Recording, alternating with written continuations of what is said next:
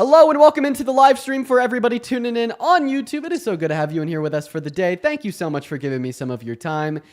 Today, we are going to be debating Trump supporters about why they support the president. And we'll be doing that for 4 hours. So the 4-hour Yap Sesh has officially commenced, everybody. Hopefully, it'll be a good day. We could only hope. We have our first Trump supporter, Mr. John on the line. John, if you would unmute your mic and tell us why you support the president, that would be awesome. We are all waiting to hear what you have to say. Take it away, man. What's up, John? What's up, Dean? Your name is John. My bad, Dean. No worries. So why do you support Trump? Honestly, man, the reason why is because when I was in college, can you hear me? Yeah, we're waiting on you to tell us why you support the president. Honestly, I feel like Democrats, when I was in college, was pushing a lot of stuff down our throats, and I didn't really like it. I played college baseball, and we weren't really allowed to speak our view or really say anything about politics and stuff like that. So when I went to school, a lot of the Democratic views were pushed on us, and I didn't really like it. And then I started to see how Trump was, and I kind of liked how he was as a president, I guess, not as a person. I understand why people don't like him as a person, but yeah, that's kind of why, I guess you could say. So that was very vague. You told us that you couldn't speak your views when you're on the baseball team. I mean, like, what views did they restrict? Like, I'm pretty sure your baseball team wouldn't let you say that it's like wrong to be gay or be racist, xenophobic, etc. I mean, like, what specifically did they restrict you from speaking? Speaking was like yeah, you're right. Honestly, politics, Well, I don't think that homophobia or racism are politics. I think that sports teams should uphold some standards for their players, and if their players are like incredibly homophobic or racist, they should get kicked off. Absolutely, I agree with you 100%. I think then what specifically could you not speak about? like we couldn't really say our views on how we looked at like the LGBTQ community. We couldn't really talk about Well, I mean, that's exactly what I just said. Like a view that it's wrong to be gay. That's a homophobic view. That's incredibly homophobic. But how would it be homophobic? Because isn't a phobia like a fear of like gayness? I'm not fearful of that. You know what I mean? No. So phobia in this sense is going to be defined as an unjust prejudice. And I believe that like individuals that think it's wrong to be gay, they hold an unjust prejudice. Okay. I wouldn't say. Right, and it's like also like I guess even like the sports team wasn't requiring you to not think that it's wrong to be gay. They were just requiring you not to like blast that out loud on the internet and post it on your socials. I think that's a very fair standard for any sports team. I would say yes and no. I feel like we should be able to speak our minds in a respectful way, just like how the other side does or doesn't. Like I feel like in that aspect that you should be able to say what you want to say, but in a respectful manner, and understand that people are going to have different viewpoints 100%, and understand that some people are just going to think differently. And like I personally, like I've seen your videos, like I see how and what you say about things, and it doesn't really offend me. It's your personal opinion, and it is what it is. Like it's not going to knock or change the way I live just because me and you think differently in a way or sense. Well, I think that acknowledging that people could have a diversity of thought and different perspectives on the same issues is fair, and having 100%. Like respectful discourse on those things is also fair. But like typically, like we exclude like certain things from that idea of like sharing our beliefs in a respectful manner, and like the things that we exclude from that are going to be like certain beliefs that lack any reason, right, to be true. They're just purely founded on prejudice, and they hurt people and restrict upon their rights and livelihoods. So that's why like you can't have a respectful conversation about why white people are superior to black people. It's because people that think that that belief is inherently disrespectful and evil, and B, there's no evidence to support that belief, and C, that belief just causes harm on other people, right? And I would categorize like the idea that like straight people are better than gay people, or that it's wrong to be gay within that same sense where there's no reason to justify that belief as being true. It's just purely based upon one's prejudice, and it directly harms others and impedes upon their livelihood and rights. Yeah, 1,000%. Like Right. for instance, like with the whole LGBTQ community, like I respect it. I just don't believe in it. But I'm not going to go in someone's face and be like, oh my God, like F you, you're gay. Like I would never do that. You know what I mean? That's just my viewpoint is I look at it through the biblically matter rather than looking at it from the worldly matter. That's kind of how I view it as my personal life.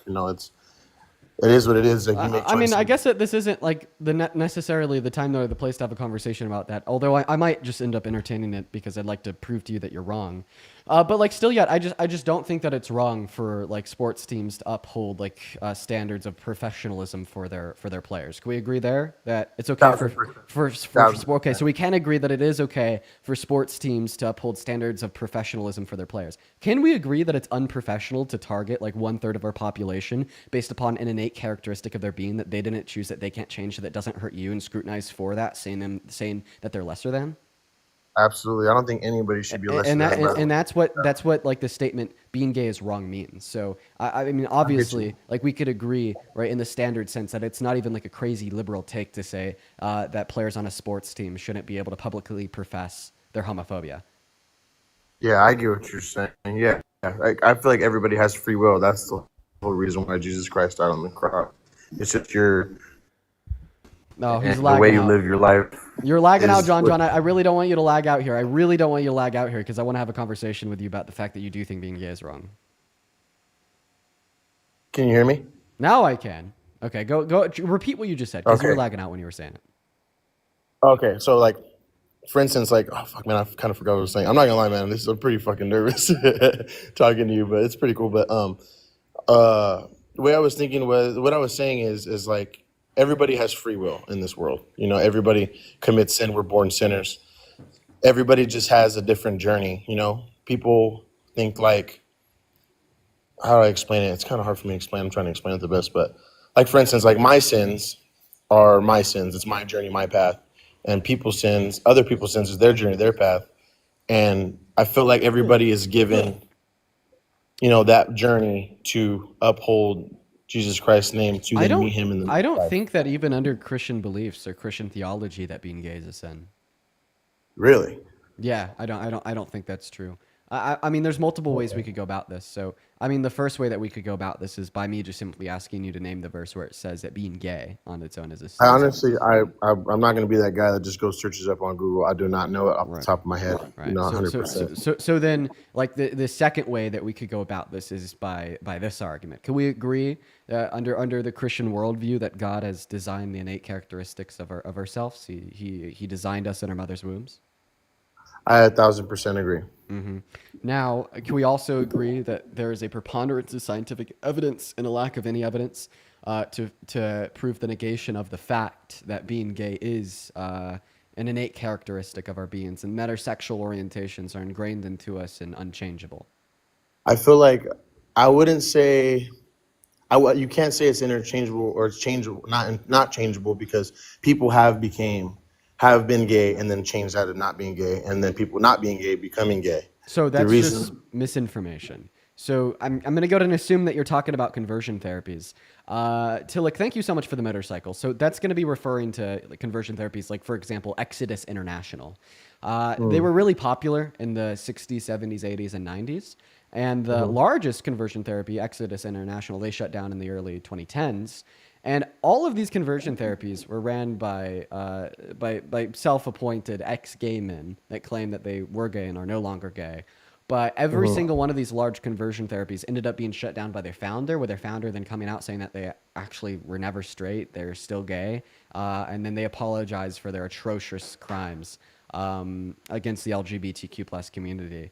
It's just simply not a choice. It's not something that we can change. The scientific evidence points towards the fact that our sexual orientations are ingrained into our neuroanatomy. For instance, in gay men compared to straight men, they have a larger anterior commissure, which is a nerve lining between the hemispheres of their brains. They also have varying different traits of the AI-NEH3 subsection of the hypothalamus in our brain, as well as there's just simply different associations along the genome, such as in the XQ23 chromosome. There was a chromosomal study done on twins with various sexual orientations. Ace, thank you so much for the well diving. And they found this association in their chromosomes in thousands and thousands and thousands of gay men. And then that same association didn't exist in straight men. So there's just unchangeable differences in our genetic code. and changeable differences in our neuroanatomy, as well as we know that it's going to be derivative from evolution and biology because it's also something that we observe in non-human animals. We see homosexuality in over 3,000 non-human species. And in the species that we haven't observed it in, it's because we haven't done the research to observe it. For instance, bonobos, who are 99.9% genetically similar to us, our closest genetic relatives on this planet, also exhibit traits of homosexuality. We see gay mooses. 10% of mooses prefer same-sex partners. We see gay penguin couples literally adopting young penguins from other parents, et cetera, et cetera, et cetera. So, I mean, yeah, and the preponderance of all the evidence that I just laid out, I think that it's abundantly false to say that being gay is anything but a biological fact derivative of our biology, neuroanatomy, and evolution. Okay, so then the reason why I think that, I kind of think the opposite, which I get it. You backed it with all the science facts and all that stuff. The sole the sole reason of my opinion and viewpoint on it is the reason why I feel like there is, like, you're not born that way, is because in the beginning in Genesis it says there was man. You know what I mean? So that's kind of what I go off of. You know what I mean? So that's when I see that and I read into Genesis. When I was in college, I was reading more into that, and I was kind of seeing like how the beginning was. Nothing was ever talked about in the beginning about man and women and women. All Right, that right. stuff, like It was Adam and Eve, it not was. Adam and Steve. Well, my first Yeah, refutation is. Oh, you're lagging again. Can you hear me all right? I hear you perfectly fine. Yeah, I'm probably the one lagging. Cool. I'm gonna put you on mute because you are lagging. So I laid out to you a plethora of scientific evidence that being gay is derivative of evolution and biology. I gave you the empirical, testable, and repeatable data. I don't think that just appealing to the Bible is sufficient reason to reject this testable, repeatable, empirical data. But I'll entertain the argument nonetheless because your argument is essentially it was Adam and Eve, not Adam and Steve. So I could agree it wasn't Adam and Steve, but I also don't think it was Adam and Eve. When we look at the story of Genesis in the Christian Bible, I'd say that the best view you could hold on to is that it's purely parabolic and it didn't actually happen. And there's a handful of reasons to believe this. Because point number one, when we take the story of Genesis as literal, well, that's where we find young Earth creationism. Because if you follow the family tree from Adam and Eve to Jesus, you'll see that there's around 4,000 years of humans. And then there's 2,000 years of humans from Jesus to us. So this means that the first humans on Earth existed 6,000 years ago. Does that line up with what we know about history and fact? Absolutely not. We have remnants of humans on this earth reaching back as far as 60,000 years ago. And our species, the Homo sapiens sapiens, in accordance with what we know about science, has been here for 180,000 years. There's also a plethora of scientific evidence to suggest that when you just have two people to start a species, that you don't have sufficient genetic diversity to allow that species to flourish. I'm pretty sure most scientists would point towards the conclusion that you need at least 32 through 64 members of a species in order for there to be sufficient genetic diversity for the species to flourish. So for these reasons, I mean, I think even you have to assume the story of Genesis is just purely parabolic. But even if we assume it as literal, well, let's see what that entails. Because Adam and Eve weren't gay, thereby being gay is a choice. Well, let's see how that logic holds up, because Adam and Eve were both fertile, meaning that neither of them were infertile. Does this mean because they weren't infertile that being infertile is a choice?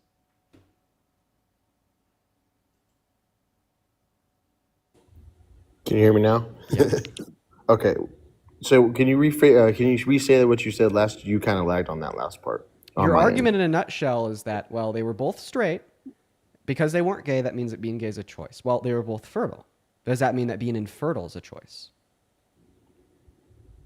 I would say I don't know about that. You probably got me on that one. I wouldn't know about that. So If just I'm being because Adam and Eve weren't X, it doesn't mean that X is a choice.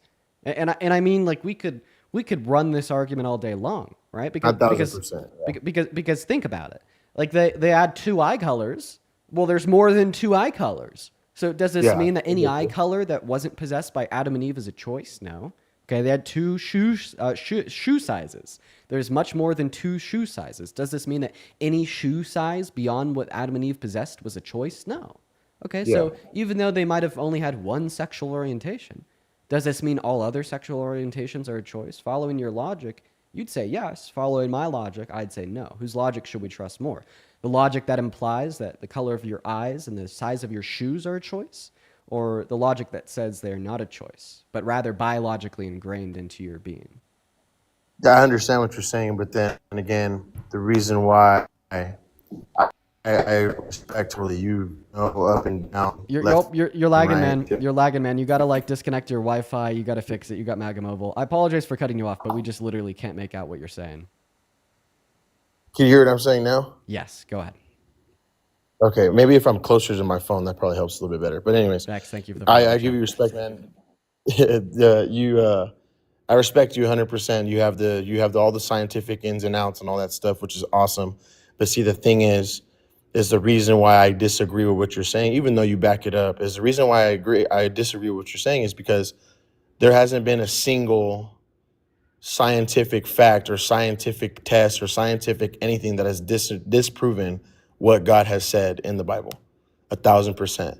I wholeheartedly believe that, and it's not even about being MAGA or anything like that. It's just 1,000% what I believe in. There hasn't been anything that disproves God Okay. Well, first and and what He foremost, says in the Bible. That's the thing. so first and foremost, all the arguments that I've given you are that assuming that the Christian God exists, being gay isn't wrong. So, I mean, what the argument that you're giving me right now is a complete red herring to the position.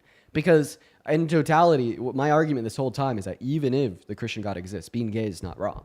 Okay, you have no scripture that says being gay is wrong, at least any scripture that you follow today. Okay, we have no reason to believe via the story of Adam and Eve that being gay is a choice. All right, and I mean, we could go on all day long. But now your argument saying that there's no scientific evidence to refute God's existence, therefore being gay is wrong. Well, point one, my whole argument has been that if the Christian God exists, then being gay is still not wrong. But point number two, all of the hard scientific evidence that we can use to refute the Christian Bible has either led to books being taken out of the Bible or the Bible just simply being interpreted differently. Like, for instance, for the longest time, all Christians and early Jewish individuals held on to a literal interpretation of Genesis. But once we had scientific evidence to refute the idea that humans were first on Earth 6,000 years ago, they then just took it as parabolic. So they changed their interpretation to fit the data from science. And then even for like the books in the Bible, that they just simply couldn't interpret differently and straight up contradicted the science, such as some books of Apocrypha like Enoch, where it says that there's four corners to the earth, implying that it's flat. Well, then they just took it out of the Bible and call it Apocrypha. So, I mean, not even your claim isn't even true. Okay. Well, I mean, agree to disagree 100%, man. So, I want to give you one last shot here. What's the argument that being gay is wrong if Christianity is true? But being gay, I mean, to me, it's kind of hard to say, man, because I respect people. I understand people are, their beliefs. I respect their beliefs 1,000%. But I just feel like that's the walk that not unfortunately, but I'll choose my words better. That's the walk that you are born with.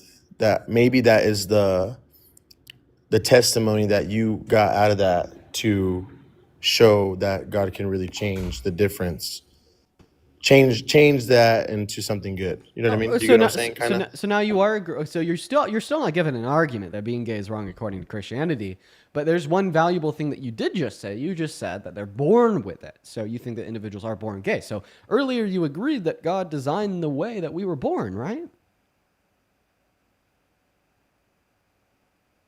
Yeah, I agreed the way that we were born. Okay. Yes, it's born. We were born. So you maybe, said that yeah. Maybe it could be that. You said that that God people- allows that.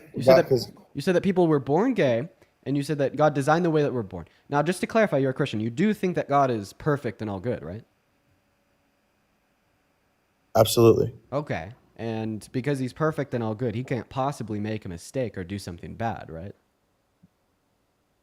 Absolutely not. Okay. So then because you accepted those prior two facts, that people are born gay and God made them gay, that just means that when God made him gay, he didn't make a mistake and he didn't do anything bad. Yeah, So exactly. this means that being gay isn't a mistake. He allowed them. Or being gay isn't bad. He allowed them to attain that journey, to possibly maybe get out of that. Not and allowed, to beat designed. Let's not change our Design, words now. Not okay. allowed design. Designed that to be a walking testimony of I was born this way, but I got out of it, and now I'm not that way anymore. Same, like that's the way I think of it. Maybe that was how Oh my sometimes God goodness gives us, because gracious. God knows everything before. You know what I mean? Like this is Okay, how well I look now how you're I look still at it. not responding to what I said. I mean, we already went over how you can't change your sexual orientation. So I mean, that claim was just abundantly false. But once again, I don't think that you hear what I'm saying. God's perfect, right? Yes, 1,000%, Okay, all right, and God's all good, right? 1,000%, So God can't make a mistake, right? 1,000%. And God can't design anything that's evil or bad, right? No, no, So if God can't make a that's of the mistake devil. or design anything that's evil and bad, and God designed people to be gay, that just means that design of being gay is an evil, bad, or a mistake. That's the only argument I need to refute that the Christian church considers being gay as a sin. It can't possibly be a sin since God designed it, and He can't make a mistake or design anything that's evil or bad. And now, if you want to start challenging the notion that being gay is not a sin or being gay is not bad, well, all of a sudden you're challenging the notion that God's ability to design and create is perfect or all good. So, in questioning the morality of being gay as a Christian, you are questioning the perfection of your Creator. And who No, I'm questions not the Christian. perfection of God in accordance with the I'm not. Christian? I'm not And who Christian. questions the perfection of God in accordance with the Christian faith? I'm definitely Sinners, not Christian. sinners, Yeah. and heretics question the perfection of God. So the moment you start questioning the wrongness of being gay is the moment you become a sinner and a heretic. Okay. So, but the thing is, though, is you're saying you're born with it, and and so in my opinion, okay, what you're saying, I get the point of view that you're coming from, which is yeah, okay. So let's say someone's born gay. It is what it is. But we also understand that when we're born sinners, and also when do you think the age When you is say that we're born sinners, you're referring to original sin, right? just born sinners? Because that's the whole reason why Jesus Christ died on the cross. But It's you're because we were saying, but what sin are we born with? in the flesh, just in the flesh, because we're not. And What do why you is mean? the flesh sinful? Because of everything that happened with Jesus Christ when He was killed on the cross. No, flesh was sinful much longer before Jesus came around. The answer would be original sin because of the free will and choice of Adam and Eve, correct? Yes, you're right. Actually, yes. Going back to Genesis, Okay. Eve ate from the fruit of life. Well, Yes. the sin in which we're born with was from the choice of Adam and Eve, not a designation of a design of God. So don't make this categorical error and cosign the design of God, which you conceded does include individual sexual orientation, such as being gay, as it linked or related to the original sin that we're born with under your theology, consequential of the choice of Adam and Eve. Original sin is different than our sexual orientations. If our sexual orientations are of the design of God, and you did agree that our sexual orientations, including being gay, is of the design of God. Yeah, I get what you're saying. Yeah, but like I don't know. Like I just feel like we're talking about God, but we're also forgetting that there's also an opposite force of God, which is the devil. So is this when you want to tell us that now gay people were designed to be gay because of the devil? Well, then all of a sudden you were just refuting the idea that we No, have the no, no, no. choice You're to not not letting me. sin. You're not letting me finish. This is my viewpoint. This is the way I think. I get what you're saying. I get what you're coming from. I get what you're saying. But like, it's kind of hard for me to explain because this is like my first time ever doing this. But like, and you're very good at what you do. So like, still trying to learn. Yeah, But no problem, man. I just want to respond to somebody in the chat. Somebody in the chat just said Dean doesn't understand the Bible and is fear mongering.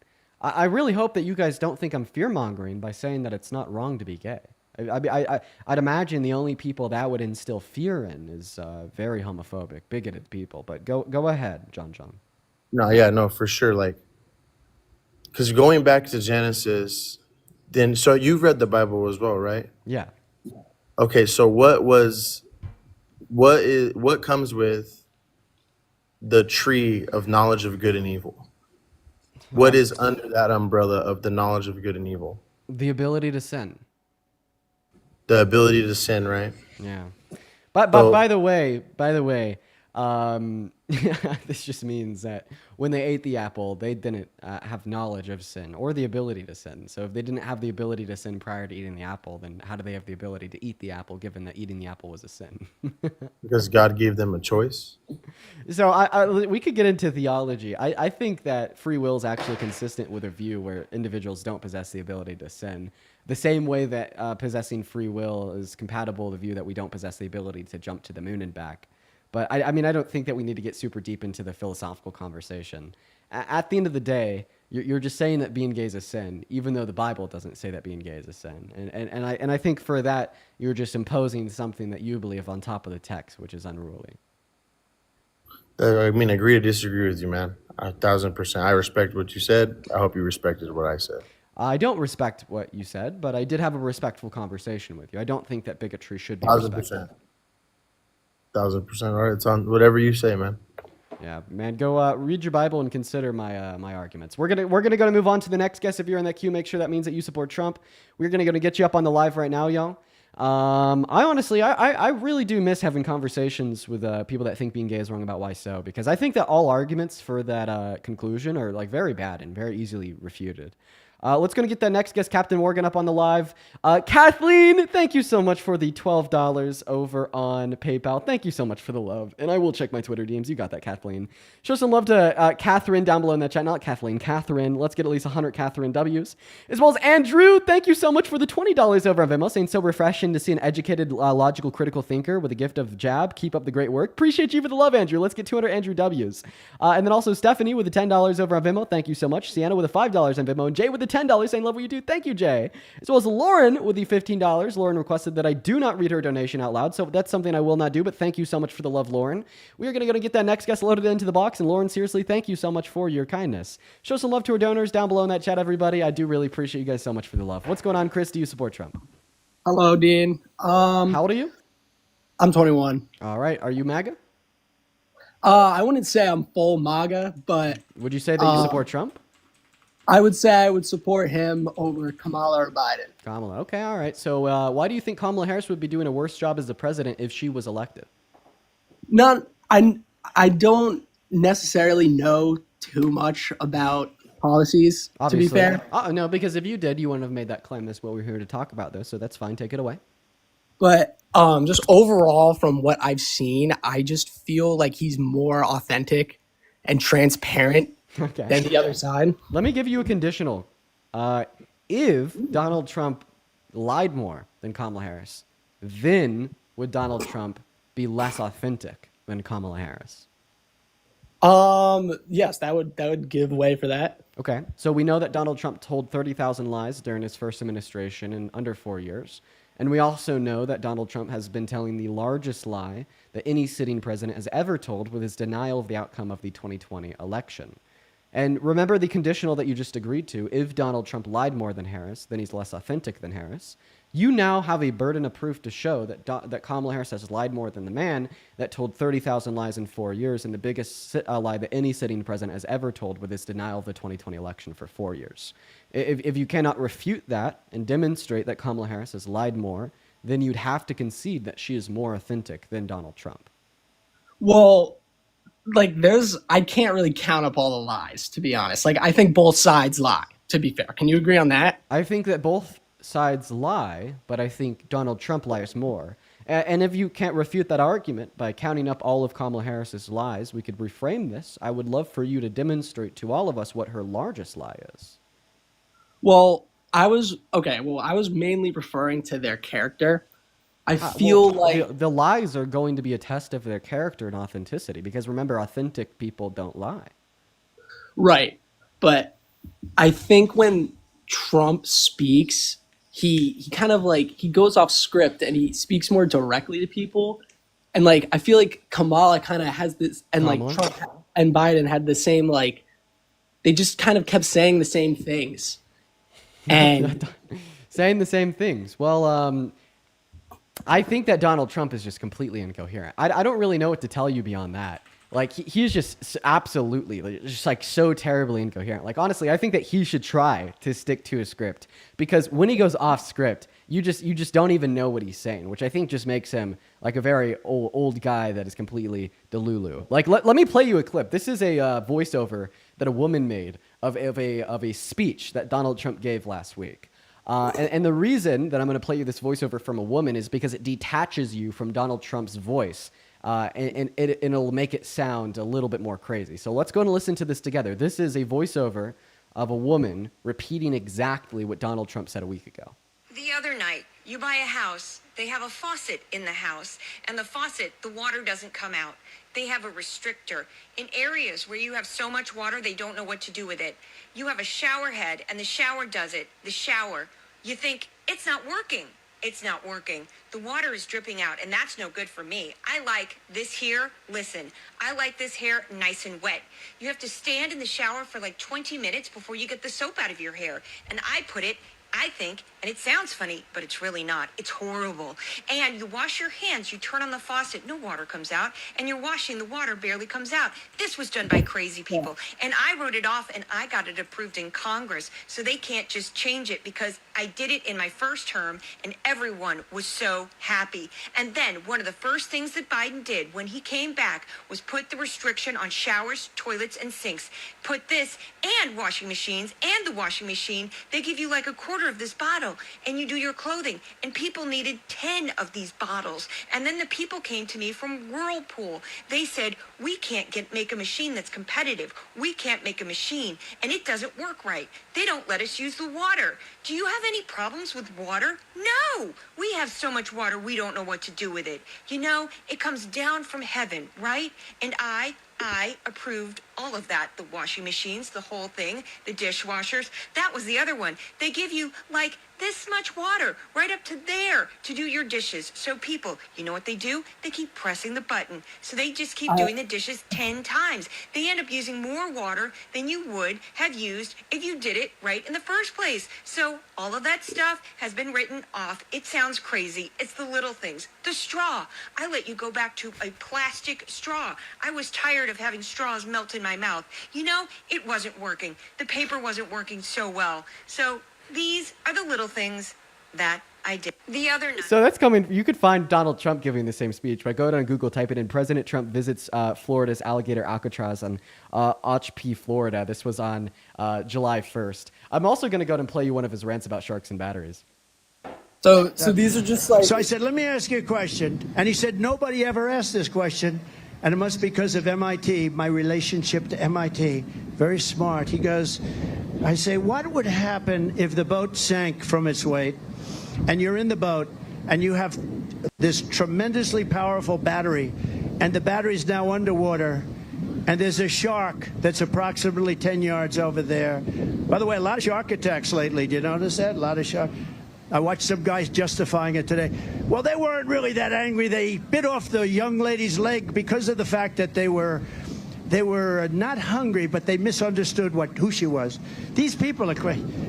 He said there's no problem with sharks. They just didn't really understand a young woman swimming now really got decimated, and other people too, a lot of shark attacks. So I said, so there's a shark 10 yards away from the boat, 10 yards, or here. Do I get electrocuted?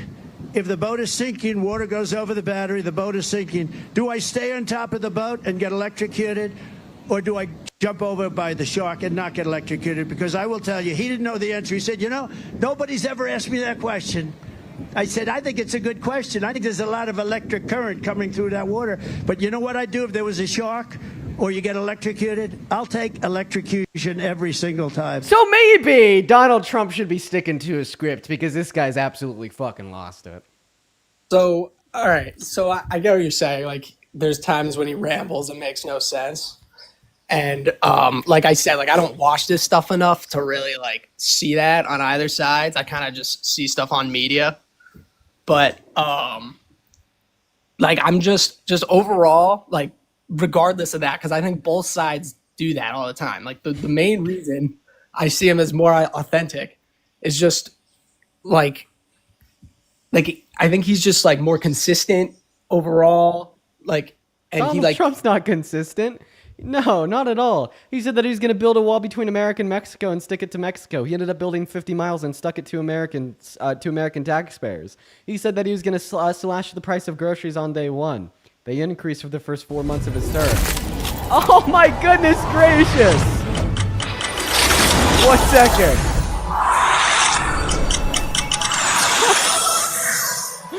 What a crazy gift! Purdy with the coolest gift I've ever seen. Yo! Birdie, thank you so much for the crazy cool light castle. That is so cool. Thank you so much for your kindness, Birdie. It is so good to see ya. Birdie, it has been months. I hope that you are doing well.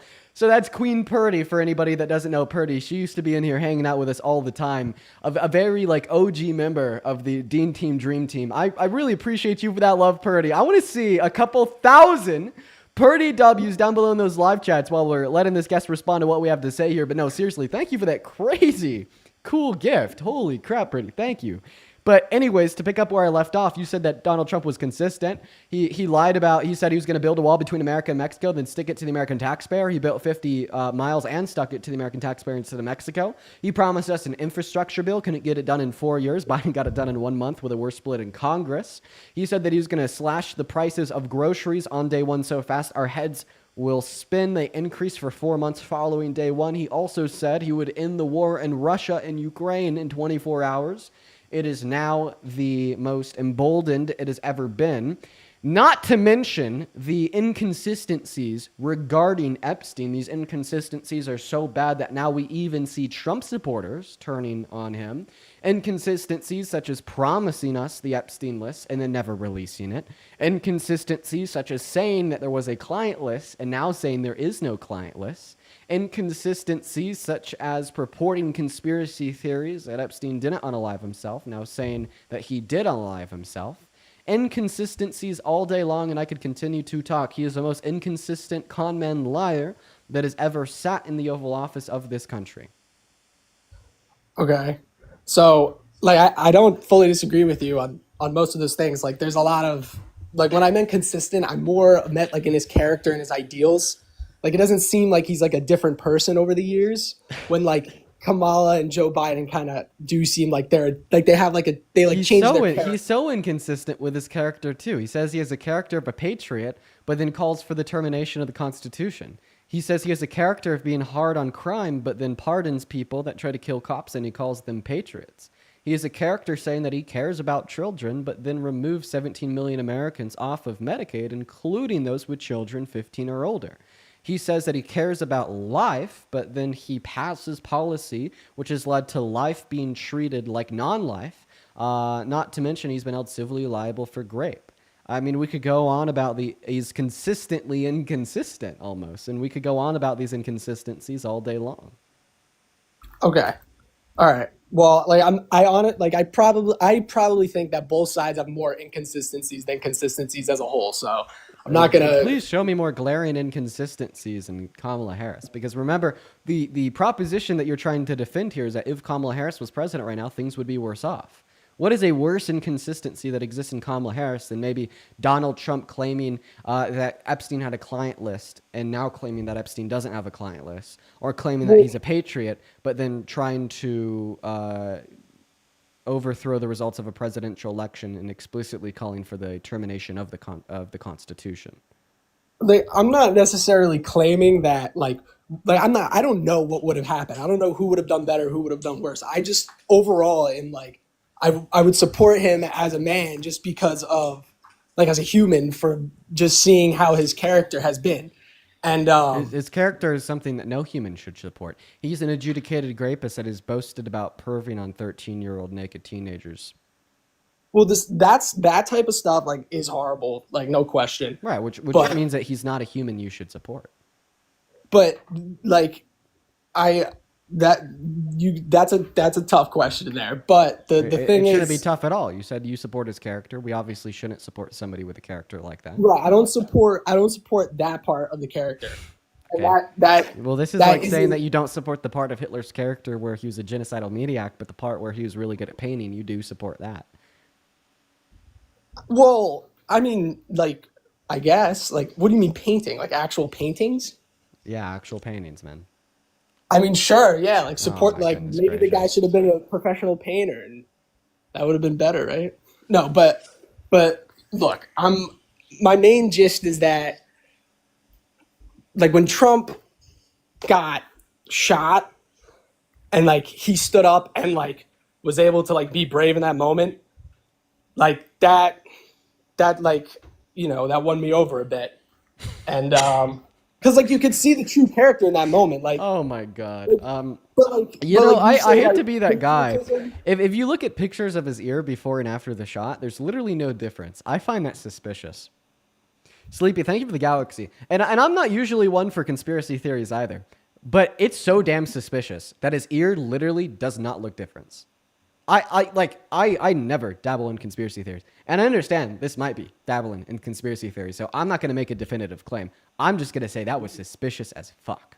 Also, we know nothing about the shooter. We know nothing about him. It's been months. We know nothing about him. I don't know, man. Just suspicious. But anyways, even in that moment, standing up and saying fight, fight, fight, I don't think that's enough to say that therefore you support him as president.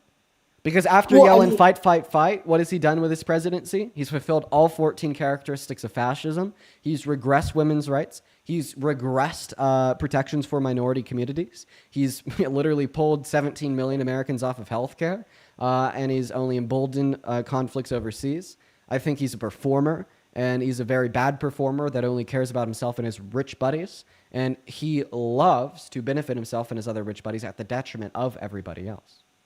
But you don't think that there's like Biden and Kamala's group has the Kamala. same interest? Wait, No, I don't think they have the same interests. Of course, they didn't have the interest of, rescinding social safety nets for low-income Americans. Kamala Harris literally ran on tax cuts for 100 million Americans in the middle class. Right. Well, like you've talked a lot about policies, and like I didn't really absorb it. Like I don't know much about it. I'm just overall saying like from what I've seen when I see Biden and Kamala talk. Kamala, bro. Kamala. When I see them like talk and when I see Trump talk, like I just get a more like this guy is being more real. Like that's just what I feel. I feel like there's people behind the scenes. But this is like the first point that we went back to. And now please make your behind the scenes point. Like I don't know, but it just doesn't seem like all these politicians are like have a full mind of their own. Like I obviously think I think that Donald Trump is the biggest sellout that we've ever had in the White House. How much money has he accepted from AI PAC? I don't know, man. $250 million he has accepted from pro-Israel interest groups and lobbies. $250 million. Okay, he's an absolute shill for Israel. Okay, I don't disagree with you there. Like I've seen that, but like overall, like I think people like obviously he has to play the game to a degree. Play the game. Well, wouldn't you like prefer the candidate that played that game to the lower degree? Kamala Harris only accepted $5 million from AIPAC. Of course, I'm saying that's bad, but compared to Trump, much better. Well, yeah, but that's like on that one specific issue. Okay, what are the other issues where she plays the game more than Trump? Like that's the thing. I want you to be very specific. This whole time you've been vague and just kind of giving me rhetoric. What is one very specific way that Kamala Harris is worse than Trump? Very specific. Very specific. Yeah. So like a specific, authentic. I just want you to give me one, like specific, concrete example of why you think Kamala Harris was worse than Trump in the election. Like I just think she kind of just would tell the side like what they wanted to hear. Like the videos, like You've seen the videos of her kind of having changing accents. It's just like code switching is worse than rape. That's your view? No. Okay, well, this obviously isn't going to be a way that she's worse than Trump. I'm not even going to give you the explanation of why code switching isn't bad. I don't feel like you'll absorb it. But I think that obviously this is going to be a scenario where she's definitely not worse than Trump. Code switching definitely isn't worse than rape. No, right. But like when you're like all the stuff that Donald Trump has been incriminated for and whatnot, I just think it's interesting how like both sides probably have bad secrets, and like the whole media has targeted Trump for like decades. Like when I was like back in 2016, when I like was in middle school and I just kind of got like media for the first time, like all I saw was like Trump hate, and just like in the back of my mind, like, oh, this Trump guy's like 2016, that was the first time he ran for president. All of his dirty laundry was getting blown out. We saw Trump hate referring to when he called for the death penalty for the exonerated Central Park Five. We saw Trump hate for his quote unquote locker room talk, as some of the right wing likes to put it, with him saying grab him by the P word. We saw Trump hate related to him boasting to Howard Stern about walking into the changing rooms of naked teenagers. Obviously, when you have this evil man run for the presidency, all of his very dirty laundry is going to be blown out on all the media, as it rightfully should be. Americans must be very well informed about who he is and what he's done. It's for a reason. The hidden Achilles heel to a democracy is a misinformed or a lack of an informed voter base / electorate. So, I mean, saying that those things shouldn't have been blasted on the media is basically equivalent to saying that we should have a misinformed electorate base and we should have a dysfunctioning democracy. Well, I wasn't saying they shouldn't be blasted on the media. I just am saying I think it's interesting how everything for him was blasted on the media, and like everything else for the other side is like covered up. Like what was covered up about Kamala Harris that was so bad? Well, not like her, but stuff with like Joe Biden. But aren't we talking about how you would prefer him to her? Well, just like in general compared to the two, both of them. Okay, so what about Kamala Harris was covered up? Specifically with her, I don't have anything off the top of my mind. But right, and then what about what has Trump done that's covered up? Elon says he's on the Epstein files. The Trump White House has now covered that up by saying that a client list doesn't even exist. Right. Like, see, like talking about this stuff as a whole is so tough because, like, I honestly think everything is so corrupt. But just like overall, like, I feel like the real people who are in charge are the people behind the scenes, and for some reason, it just seems that's like a conspiracy theory. What you just said is a conspiracy theory. Well, I mean, not really. Like, we all know that, like, it's not just who's like, actually in charge. Like the whole Congress and everyone who works in that. No, you said behind the scenes. The Congress is not behind the scenes. Or, like, I mean, I don't know exactly. I just feel like I don't follow it enough, but it just seems like awfully suspicious, and it just seems like everyone's always trying to push a certain message for some reason. And like, I don't really I don't get it all, but that's because of lobbyists in Israel and money. That none of that's behind the scenes, dude. That's all wide out in the open, right in front of your face. Right, but it's like why did and once again, if that's your big issue, you should have preferred Kamala Harris. She was much less of a shill for big corporations in Israel than Trump. Yeah. Well, so that's not actually your big issue. So I don't know why you keep on saying that's your big issue. Because if it was, you never support Trump. This dude is shilling out so hard for the ultra wealthy that, I mean, now he is like giving the top 1% hundreds of thousands of dollars in additional tax breaks per year right on the backs of low income Americans. I mean, he's such a shill for these big corporations in Israel that he literally went to war with another country just because Israel asked us to. Well, okay, but that type of stuff is like is different because we're like allied with them, so we kind of being allies with a country doesn't mean that we need to do everything that they want us to do. In fact, we should probably have conditions on that allyship, saying that we're not going to be allies with a country if they ethnically cleanse another country. We're not going to be allies with a country if they violate a ceasefire agreement that we negotiated. And if our allies requests us to go to war with another country that they started, we have no obligation to do what they want us to do. Mm-hmm. Right, unless it's like Article 5 of the NATO. But even as it relates to Article 5 of the NATO treaty, Donald Trump wants to pull us out of NATO. Also, Christina, thank you so much for the $15 over on PayPal. Let's get 100 Christina W's down below. They say it would be incredibly productive to host debates and conversation spaces for leftists to talk to you about the division between leftists and liberals.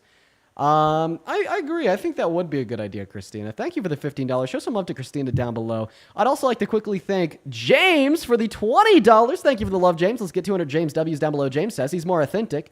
Talking about the guy that denied the outcome of the 2020 election, claimed Biden died in 2020 and was replaced by a robotic clone, and whose administration literally said there's no Epstein list yesterday. Yeah, man. And those things will go in one ear and out the other. I don't know why, man. Don't ask me. Thank you for the $20, though, James. Show some love to James. And then Miles Square with the $25 over on PayPal. Show some love to Barbara. That's who my Miles Square is down below in that chat. Let's get 200 Barbara W's. Barbara says, thank you. Watching the live stream, I can't believe I just found you. Amazing. Thank you so much for the love, Barbara. Everybody watching, show some love to Barbara down below. As well as Jacob with the 70 cents. Thank you. And Alan, dude, thank you for the $50 donation over on PayPal. Jeez, Alan. Holy crap. Alan says you're killing it, buddy. Alan, that is so incredibly kind of you. Can we show some love to Alan down below in the comment section for the $50 donation over on PayPal? Thank you so much for the love. I'm so sorry. Almost, man. Thank you for the $50, Alan. As well as James. Thank you for the $10. Just saying, let me up, Jamie. I'll look for you, Jamie. Appreciate you for the $10. Thank you so much. And then this was 22 minutes ago, but Riley, thank you so much for the $50 over on Venmo. I want to see 500 Riley W's. Riley says, from Christian Democrats who are pro-LGBTQ+, pro-choice, and pro-immigration. Thanks for all that you do. Much love. Much love back to you, Riley. You are awesome. Thank you so much, Riley. As well as Andrew with the $20 saying, so refreshing to see an educated, logical, critical thinker with the gift of a jab. Keep up the great work. Thank you so much for the love. As well as Kylie with the $5 over on Venmo. And oh my God, holy shit, Jay, thank you so much for the $150 over on YouTube Super Chat. I want to see 2,000 JWs down below in those live chats, ladies and gentlemen. Thank you so much for the love, Jay. Jay just outlined a lot of date night suggestions. Jay, you're the best. I'm going to take a screenshot of that. Thank you so much. Let's get 2,000 JWs. That is seriously so incredibly kind of you. I want to see 2,000 JWs. That is so much money, bro. I appreciate you for your kindness. As well as Jonathan, thank you so much for the 10. And Brianna with the 10 as well. Guys, thank you so much for the love. Now, Mr. Chris, is there anything else that you want to go over before we move on to the next Trump supporter? Yeah. Just right before I hop off, like, look, I know I'm way out of my league. Like, I don't know anything about this stuff. You're really educated, and I really appreciate you telling me all this stuff. But just before I go, like, I understand that you do not support Trump, right? And you're for the other side, and you told me a bunch of things for that. But is there anything at all that you could say that Trump does better, or that like any aspect of him at all, like that's positive? Actually, yeah, I can. So like the one silver lining to his corruption is the fact that he's just continually illegally extended the TikTok ban. Yeah, he's done that better. Yeah, yeah, he has. Okay. Yes, yeah, he has, buddy. Have a good rest of your day. Have a good rest of your day. No, that is one thing that he has done better. So it is actually illegal for Donald Trump to continue to extend the TikTok ban. In accordance with the legislation passed through Congress, he could only do that if a deal is about to be met. And he's just continually extended it with like no deal that's about to be met. I mean, it's been like 3 times in like 7 months now. Totally like corrupt, but I mean, let's go. Let's get some W's in the chat. Let's get some W's in the chat, right? Even some of the people in the chat said they forgot about the TikTok ban. What's going on? How old are you? It's me, Jimmy. Jamie, Jimmy. Hi, Jimmy. How you doing? I'm doing all right. I don't remember you. Have we talked before? Yeah, you. What do you mean? You had me banned because I screamed at you one time. You screamed at me? Yeah, I said Jimmy, that's awfully not nice for you to scream at me. I know, and then I apologized. You apologize for screaming at me? Okay. Yeah. I'm still not clicking in my brain. I'm sorry, Jimmy. I talked to a lot of people. How about this? Do you support Trump? Absolutely. All right, well, let's hop into why, but quickly before we do, Nicole, thank you so much for the $20 over on PayPal. Let's get 200 Nicole W's down below in that chat. Thank you so much for the love. Thank you, Nicole. You were awesome. They say, let's not forget that the president of USA stated that he hates Democrats. No other president has ever said they hated the citizens they represent, literally wants division, no unity, and oh, good to see you. Glad you've been doing well, been busy. Oh, that's pretty. Thank you for the $20. Yeah, I've seen that clip too, where it just straight up says he hates Dems. That's some wild shit, huh? But anyways, man, why do you support the worst president of your life that has openly said that he hates some of the citizens he's supposed to represent? I was on here before, and then you dropped me, and I told you my story that I was going home from a bar, and a guy, I was gonna vote for Kamala. Kamala is how you pronounce her name. Kamala, thank you. And the guy tried to run up inside of me through the back door. Remember that story? Okay, I do remember when you shared this story with me. Yes. I And remember then, this story. and Yeah, then he was you said that an undocumented immigrant tried to assault you, exactly. Yes. and that made you like have disdain towards all undocumented immigrants. Jimmy, Because that is going to be prejudice. wait up one Let's do an second. analogy. If a black person tried to assault you and then you held prejudice against all black people, would that be racist? No, man, you don't let people talk, bro. Sorry, It's a Jimmy, I'm just 2 steps ahead. it's a trauma. It's a trauma. So 2 weeks before that happened to me, the guy was trying to take out peanut butter from the back door. I was gonna vote Democrat. Okay, Jimmy, I'm gonna need you to answer my question, man. What's up? If a black person tried to assault you, and then you held prejudice against all black people in America, would that be racist? So what you want? Okay, I'm gonna answer you, but you want me to answer hypothetical I just versus want a yes the or a trauma no. that happened to me. Jimmy, The trauma that happened to me. That's not fair. dude, can I just get a yes or no, please? Yes. That I would know be what you're racist. doing. I know what you're doing, So boss. Go your ahead, answer is yeah. yes, meaning that would be racist. So You want- if an you want a undocumented gotcha immigrant, moment. if an You're undocumented working on immigrant, your gotcha moment. Go ahead. okay, so you did affirm that it would be racist if like a black individual tried to assault you, then you held prejudice / bias against all black Americans. That would be an example of racism. Thereby, if an undocumented immigrant tried to assault you, then you held prejudice or bias against all undocumented immigrants. This would be a culmination of xenophobia and racism. I don't know, man. I don't know the way you're wording it, man. You're very, you are with your words, but I don't think I would hate all blacks. I don't. Okay, No. let's call black people not black people. What do you call Let's call them? black people black people. Okay? If I was to get assaulted by Rob, I wouldn't hate black, but No, it was black people. black people. So There you go. I got guy almost ran up inside of me if I Dude. wasn't screaming. Dude, you were If I didn't streaming? scream for the cops. That's Okay. how I know. That's how he know we went to the precinct. Jimmy, is this conversation with you even worth it? And then you Like, put up. is this conversation with you even worth it? Like, Yeah. Listen, What do you mean? I've already explained to you why you shouldn't hold this prejudice against undocumented immigrants. So you play these things about Trump and his mumbling. Why don't you play the Joe Biden when he mumbles? Because Biden isn't president? But he has though, right? Yeah. He has said some crazy shit. He's just not president. He has said some Neither is he crazy the shit. person that ran against Trump in the general election. Yeah. All right. Come Well, on, thank you. that's a fair explanation. Okay. Here's one. Here's one why I support Trump, because as an American I have the right to vote whoever I want to. Okay. Right? Or no? Okay. Are you gonna debunk that too? Yeah, I don't think that's compelling reason to support him. What, not being an American and voting for who I want to vote for? Yeah, that's not compelling reason. No, that's not enough for you. No, of course that shouldn't be enough for just- anybody. What do you mean? It's my right as a citizen. Just You because lost you this have a debate. right, 1 second. Just because you have a right to do something doesn't mean that you have compelling reason to do it out of the fact that you have a right to do it. Like I'm guessing, you like Trump. I'm guessing you're an American patriot that loves the flag. You got banned. So we're gonna move on to the next guest. Everyone, just give us a minute here. Everybody, do be patient while we get that next guest loaded in. But if you're curious on what my argument would have been there, we have the legal right to burn the American flag as an act of protest. SCOTUS ruled as such in 1987. So, the counter argument there would have been, does he think that people have compelling reason to burn the flag, something that they should do simply because they have the right to do it? The obvious answer there would have been no. But we're going to move on to the next guest. Guys, going to drop a MAGA with your age down below in that chat if you'd like to come up and debate. Yo, Marnie Ann, thank you for the $20 over on YouTube Super Chat saying fighting the good fight, dude. The stream's been getting me through some tough times lately. Cheers. Thank you for the love, Marnie. I want to see 200 Marnie W's down below, as well as Libby. Thank you so much for the $50 Super Chat over on YouTube. Thank you so much for the love. Thank you so much. Libby said, oh my Jesus. Libby says, I watched a white woman kill my father by hitting the gas pump he was using and causing an explosion. That doesn't make me hate all white women. Okay, first and foremost, Libby, I'm so sorry that you had to experience that. That is a crazy experience. Jeez, Libby, wow, I feel really bad for you. That's absolutely insane.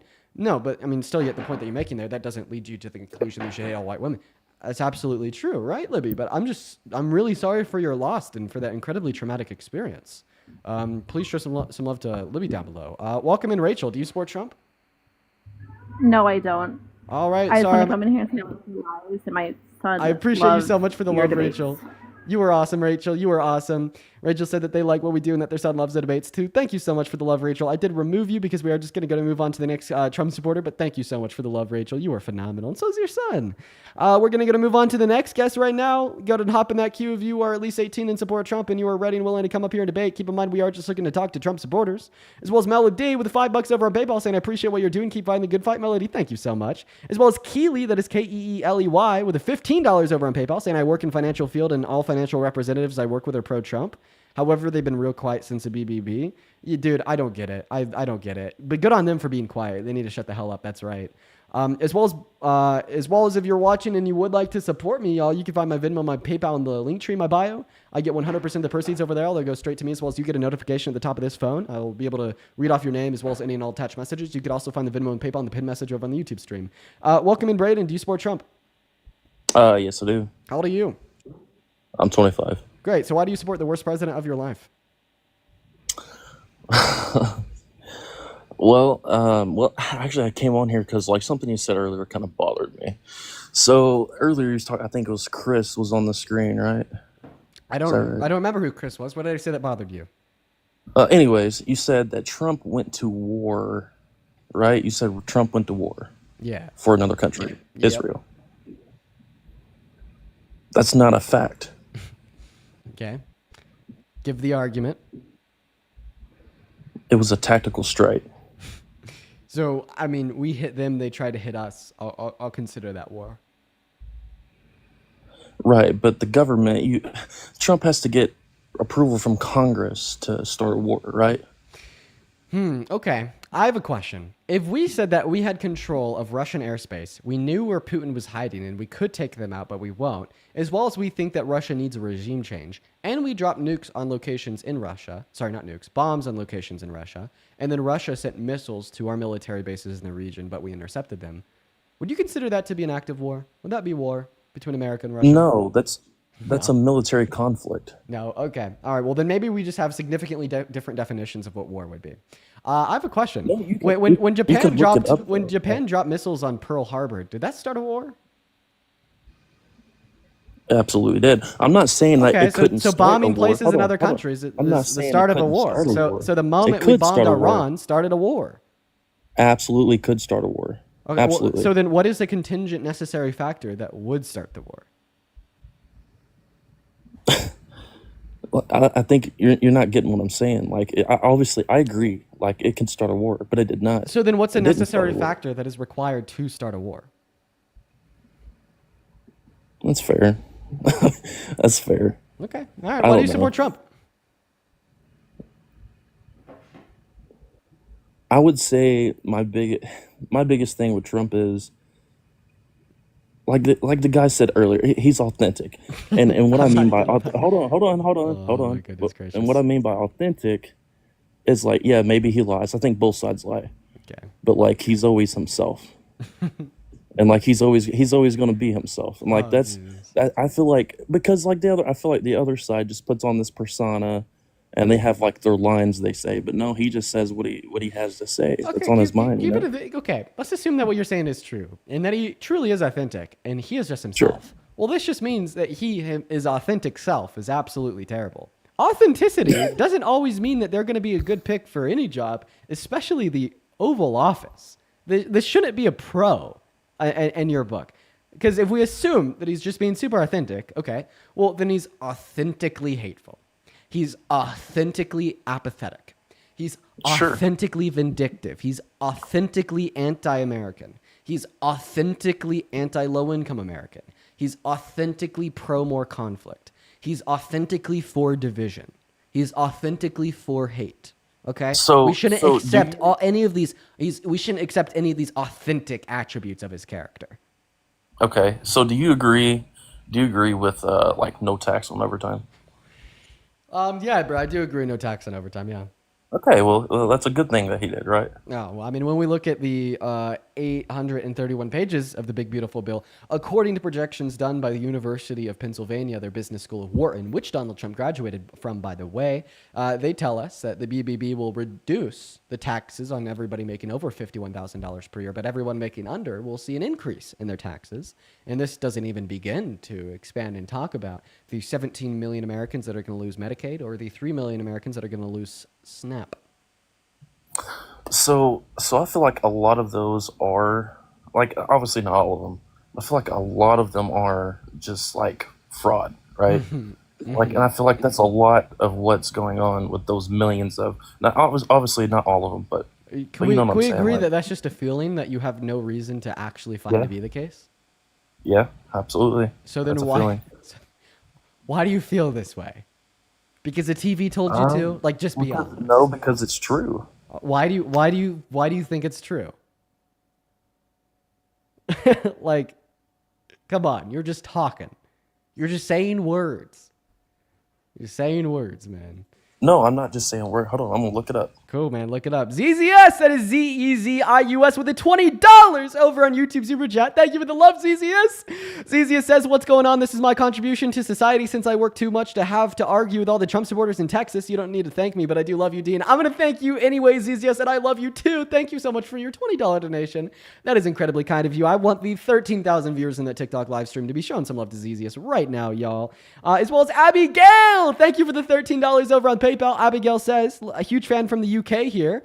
Keep it up. Well, love to the UK and love to you, Abigail. Thank you so much for your kindness. Everybody show some love to ZZS and Abigail while our guest is looking for the facts. As well as Hannah, thank you for the $2 over on Venmo. And Monica with a 5. Monica says, you're the best. Appreciate you so much for the love. You guys are fantastic. You guys are incredibly fantastic. Now, he's back with the facts. What are the facts, sir? Well, there's not like a direct answer in it, so I can't really. I know there's no direct answer on it because it's not a fact. It's a baseless assumption. Now, the reason why I say that's a baseless assumption, and don't worry, Chad, I'm going to get them for you.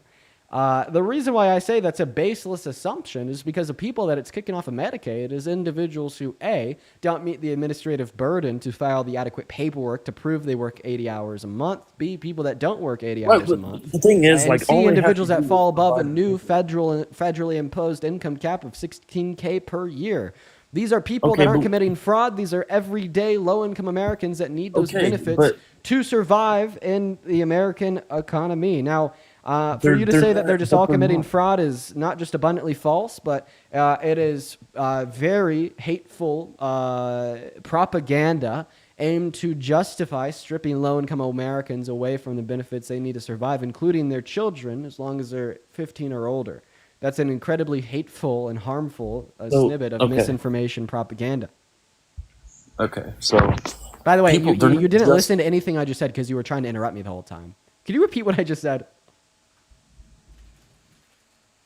I mean, come on, man. I'm just trying to make a point here. Come on, bro. You didn't listen to anything I just said. I just exposed you for why you were Yeah, wrong. it's propaganda. You could even give me I the heard it. respect of I heard it. listening. Yeah, I did. You called it propaganda and it's misinformation. Why, Good why job. did I call it propaganda? Because it's not a fact. And why did I how did I explain that it's not a fact? What do you mean, man? I listen. Can I just, bro? All right. Thank you so much for admitting you weren't listening. Go to make your point. Okay, it's people are not just like losing Medicaid. Like all they have to do is provide their paperwork. Like that's it. What paperwork? Prove that they have a job. You have to, the process of it. The process of it. What's the process of Yes. it? I don't know the specifics, but You don't know like what it's just a paperwork they have to process provide? So then how do you know that they're not just losing their it's a Medicaid? lot. Tillich, Huh? thank you for the motorcycle. Then how do you know that they're just not losing their Medicaid? Okay, I'm saying like if people on Medicaid, like if you can't prove, would you agree? Like it's just like voting. Like you have to prove who you are to vote. Like would you? You have to would prove who agree to you that? are to get Medicaid. No, you don't have to. But like, would you agree? Like that would be a good thing. You have to prove who you are in order to receive Medicaid, and you have to prove who you are in order to vote. Right.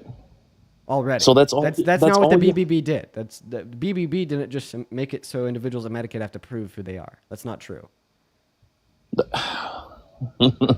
It's Proof just who like they are, this is like proof wild where they misinformation. work, their proof of income, all of that. So so Medicaid has always required proof of income. No, not until recently. That's what Trump's doing. How much money do you want to bet? I mean, I don't want to bet anything, but I I just want to know bet what money because then I'd make I money just know because what you're I've wrong. seen on actual news sources. Okay, go ahead and give me a news source that says all the BBB does is it now it's just requiring people to prove their income. Dude, Jesus Christ, man. Yeah, once again, if you're watching and you'd like to support me, Venmo and PayPal can be found in the link tree in the bio. I like reading out y'all's donations on live, especially when they're about the guest.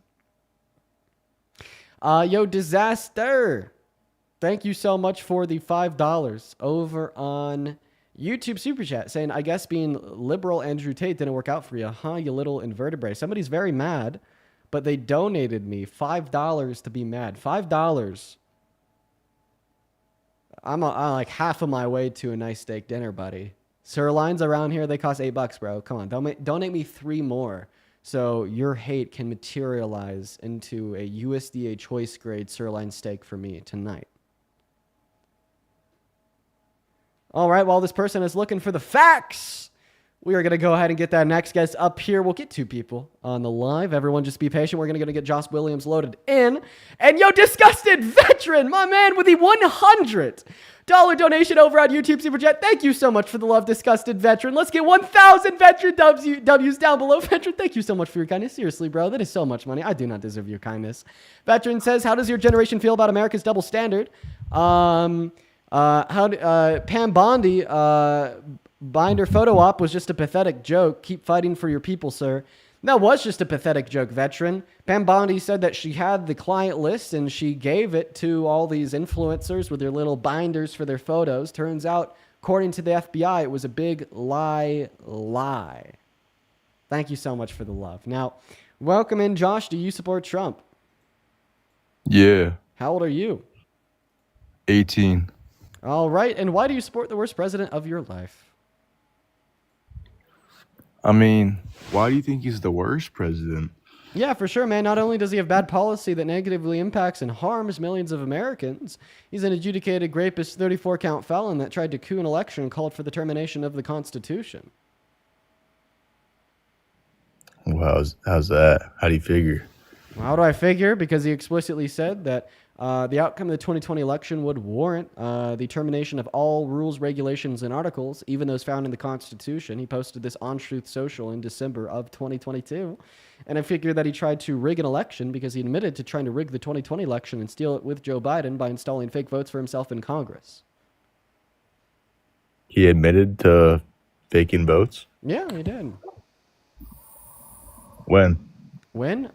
This is going to be in 2023 and 2024 and 2022 in the indictments in Congress as well as in front of the Supreme Court for an act of insurrection due to his fake electorate plot. His legal argument was that he did these things, but he shouldn't face any criminal repercussions for them since he was president when he did them and they were official act of his presidency, meaning that he should have presidential immunity.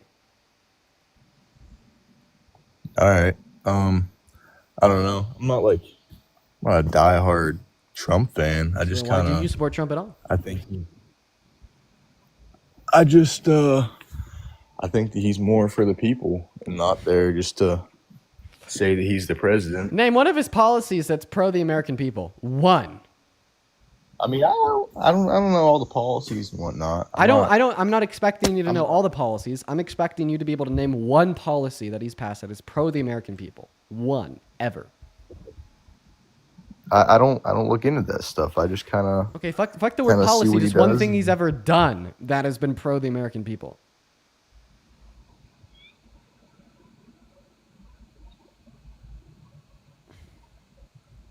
So that was just a babe rooted in a babe? Whoa, the fuck? That was just a claim rooted in vibes? Oh, he actually left. Bye. Welcome back, Braden. Oh, Braden left too! Okay, all right. We're going to get that next guest up in here. They both left. They both skedaddled. Everybody, they said, I can't handle the heat. I can't do it. I can't do it. I can't do it, everybody. I can't handle the heat. We're going to go get Manny up here. While we're loading Manny up here, Emily! Thank you so much for the $25 donation over on Venmo channel. Let's show some love to Emily down below right now. Emily says, thank you, Dean. Watching your lives gives me a break from screaming into my pillow and reminds me that the resistance is still out there. It can feel really hopeless sometimes, but we have to keep on keeping on. Emily couldn't have said it better myself. That was very well worded. Thank you so much for your message, as well as thank you for your $25 donation. Let's get at least 250 Emily W's down below in that chat. Thank you so much. Seriously, Emily, it goes a long way. And welcome in, Manny. How old are you? 21. 21. What year were you born in? 2003. Do you support Trump? Yes, I do. And what month were you born in? August. August, phenomenal. All right, we'll go and let you debate. Real quick before we do, I got to thank Elizabeth. Oh my God, Elizabeth. Elizabeth, thank you so much for the $50 donation over at Venmo. Elizabeth, that is so incredibly kind of you. I'll receive 500 Elizabeth W's down below in that chat for the $50 donation over on Venmo. Elizabeth just says, for the good fight. Elizabeth, thank you so much for your kindness and your generosity. W. Elizabeth's in that chat right now. Seriously, thank you so much. As well as Lauren, thank you so much for the $6 over on Venmo. Thank you so much for your kindness. As well as Brody with the 32 cents on PayPal, Haley with the $5, and Alice with the $5. Thank you guys so much for your kind love and support. All right. Anyways, Manny, go ahead and take it away. Why do you support Trump? Imagine debating Trump in 2025. Move on, bro. Take the L. So he's the president. Of course, I'm going to talk about the efficacy of his administration. It does not look like I'll be talking about the efficacy of his administration with that guest. So let's go ahead and move on to the next guest, Batman. Here we go, everybody. What's going on? Do you support Trump? Yeah. Age, please. I'm pooping. Okay, moving on to the next guest. Here we go, everybody. We're going to go to get that next guest up in the box right now. If you're in that queue, make sure that means you support Trump. Just going to get that next guest in the box. Let's get Pedro loaded in right now, y'all. As well as Ian, thank you for the $5 over on Venmo, saying if I had $1 for every time a Trumpy said something stupid, I'd be paying more than $5. Appreciate you for the love, Ian. As well as Ethan, thank you for the $8 over on PayPal, saying, yo, I got you. Steak on me tonight, brother. Bro, you're awesome, Ethan. Thank you for the $8. You the man, bro. You the man. Let's go ahead and load up that next guest, Sarah. Here we go, y'all. What's going on, Sarah? Do you support Trump? Yes. Age, please. I am 20. Okay. Why do you support How old Trump? are you? I'm How old are you? also 20. Okay. Why are you on here clowning Trump supporters? Because Trump is a really bad president. I want to convince more people that Trump is a really bad You president. just are on here making money clowning Trump supporters. Don't you have something better else to do? You can't go work a job?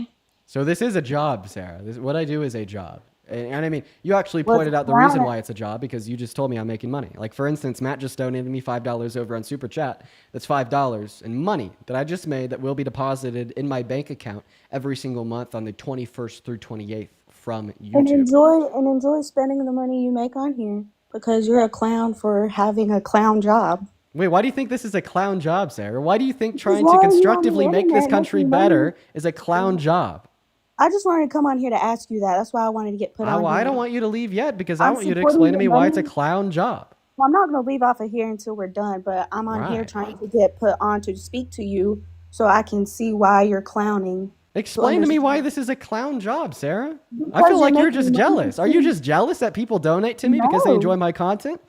It doesn't register in my brain why someone would be on the internet clowning a president, whether or not who they are, to make money. I'll tell. Well, I don't do this to make money. I just happen to make money from the fact that I do this. Now, I'll tell you, I'll be very clear. It's because our president sucks. Our president is hurting a lot of people, Americans and individuals overseas. He is actively regressing this country and imposing some of the worst legislation we've ever seen. So, of course, this deserves to be called out. And, of course, I, as well as many others, want to inspire a higher level of critical thought in the average American so we can avoid this in the future. That is exactly what I want to do here. But Ignon, thank you for the $10 over on Venmo for the clown job. Love everything. everything that you do. Thank you for the love, I don't have Igna. no One moment, hate. Phoebe. Thank you for the $10 over at Venmo as well for the clown job. Let's go, Phoebe and Igna. Show some love to Phoebe and Igna for the clown job down below, as well as Brody with the 32 cents, Ethan with the $8, and Chloe with the $5 over on PayPal for the clown job, as well as Richard with the $20 over on Super Chat saying that she's jealous. Appreciate you for the $20, Richard. And then John, thank you so much for the $20 over on Venmo saying gas for the clown car. Let's go, John. Leah with the $5 over at PayPal for the clown job. Holy shit, dude. I have the most clowniest job ever created, ever conceived of at any point in history ever. Let's go, everybody. Thank you for the money for the clown job. Can I get a W from you for all these donors? Sarah, can I get a big W donor from you after I thank Katie for the $10 over on YouTube Super Chat and Elizabeth for the $5 on YouTube Super Chat and Tillich with a Galaxy on TikTok Live? With all this money you're making, you can go buy a horn and toot your own horn. You know, clown. Toot, toot. Yeah. Yeah. So why do you think I'm a clown? Explain it to me. Because it's That's a good one. That's funny. That was funny as fuck, Sarah. I'm gonna give it to you. That was good. That was a good one. I don't have no hate towards the other party, the Democrats. Cool. They have their own opinions. Win! Thank you for the $5 over at Venmo for the clown job. Priscilla, thank you so much for the $10. Here's a tip for Clowny Trump. Thank you, Priscilla. Hi, thank you for the $10 over on YouTube Super Chat. And Lovey with the $10 over on YouTube Super Chat as well. James, thank you for the $25 donation over at PayPal with the clown emoji. Let's go, James! Oh my gosh, I'm crying. Yeah, no. Oh, thank you guys not so no little much. Girl. Wait, did you just call me a little girl? No, I'm reading the comments. Vesna! Oh my God, Vesna with the $50 donation over on PayPal. Holy shit, Vesna, as well as Vex with the $50 donation on Venmo. Vesna and Vex. Vex with the $50 says clown dollars for the clown job, and Vesna with the $50 says for clowning on the clowns who are big mad about Epstein and their feelings. Thank you for the love, Vesna and Vex, as well as Whitney. Thank you so much for the $10 to interrupt the real clown. Thank you for the love, Whitney. You are phenomenal. Holy fuck. Oh my God, yo, Chase? Wait a minute. Chase with a $100 super chat on YouTube for the clown job. Let's go. W Chase, W Vesna, W Vex, and W clown job. Thank you so much for the $100. Isn't this what this is about? No, it's just about making money. So can we continue on what we were talking about? I just had to thank all of my kind supporters and that's all donors you for the do. clown job. Oh my God, Yeah, but that's Kita, all thank you you for the do. $20 over at Venmo for being the ringleader of the circus. Thank you so much for the love, Kita. Gio with the Galaxy. Oh goodness. So gracious. we always talk about, Thank you what for the Trump $5 does that's on bad. PayPal. Let's talk about what Biden and Kamala and everybody else has done that's bad. Raviel with the $20 on super But y'all chat for the don't clown wanna job. talk Thank you, about love. that, do you? Okay, yeah. What's the worst thing that Biden or Harris ever did ever? Let's see. The war, right? The war and the immigrants is a big topic, right? Deborah, thank you for the $10 over on Venmo for the clown job. Thank you, Deborah. So I want you to be more specific than that. What is the worst thing that Biden or Harris has ever done ever? So did they not fund Iran, give them weapons and money? No, they actually kept the economic sanctions imposed by Donald Trump's administration and then reimposed new sanctions 4 times throughout their term in 2021, 2022, and 2023. Get clowned on. Yeah. It sounds like you're pulling shit out of your ass. Nah, and literally just go on Google, type in Biden sanctions on Iran. You will see that everything I just said was true as hell. He's really just cleaning up their mess.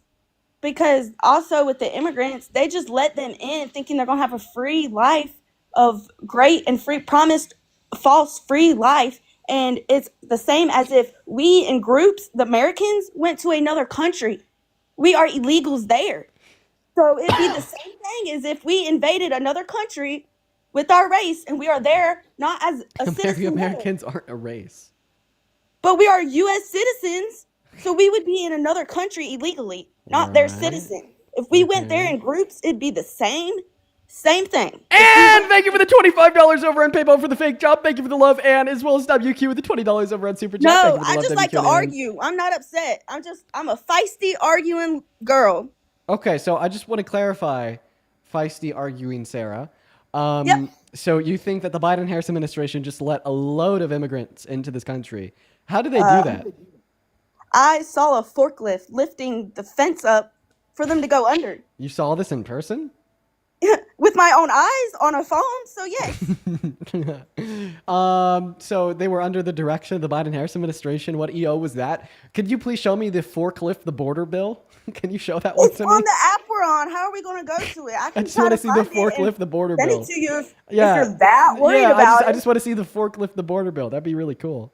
No, they Cadence use with the the $10 on forklift. Venmo for the clown No. horde, and Rebecca, thank you for Excuse another me. $5. I really Excuse appreciate you me. so much for the love. You did this to you. Excuse me. You did this to yourself, Sarah. I'm going to be Excuse thanking all the me. donors. You're the more doing they this to come in. yourself. Thank you for the Excuse love, me. Megan and Tyria. I appreciate you guys so much for the love as well as not. Thank you so much for the $20 over on YouTube Super Chat. Joanna, thank you so much for the $50 over on YouTube Super Chat as well. Joanna with the $50 says, U.S. disabled vet here. So much for the stupidity that is MAGA. I don't know how you do it. Keep up that good fight, and please know your efforts and content are appreciated. Thank you for the love. As well as Rebecca with the $20 over on Venmo for the clown job. Thank you so much, Joanna and Rebecca. You guys are fantastic. As well as Alyssa with the $2 over on Venmo as well. Thank you guys for the love. Go ahead.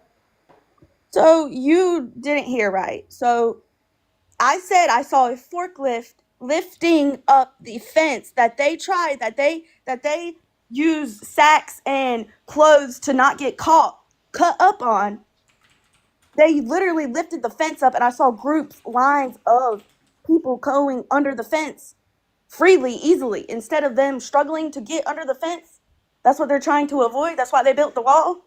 It's no different if we in groups went to another country and didn't become a Oh, okay. So citizen. it actually looks like I've been able to find what you were talking about.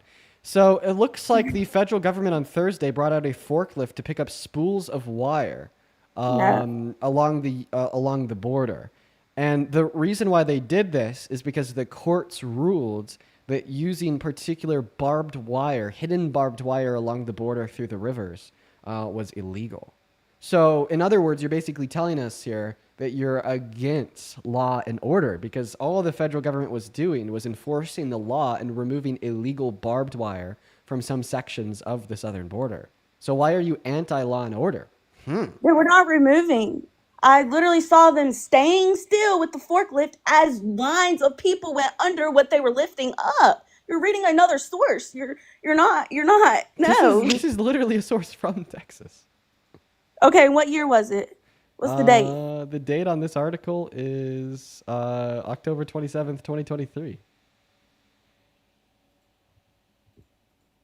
So James, thank you for the $15 over on PayPal. Let this lady know this is her show as much as she wants it to be. Thank you for the love. I appreciate you, James. Thank you so much. I'm guessing you're talking about the clown show, as well as Anna with the $25 over on PayPal for the clown job. Thank you so much. I appreciate that, ANA. Show some love to Anna down below in that comment section. Beautiful, quite frankly.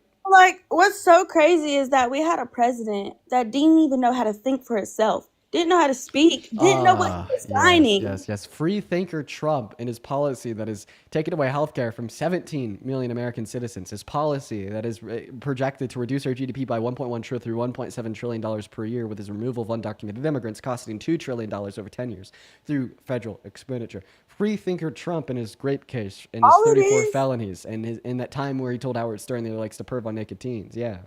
I'm not pro, oh my gosh, Trump, on my knees begging to him, you are the greatest of all. No, I'm saying that he is what this country needs right now. Why does this country need Trump?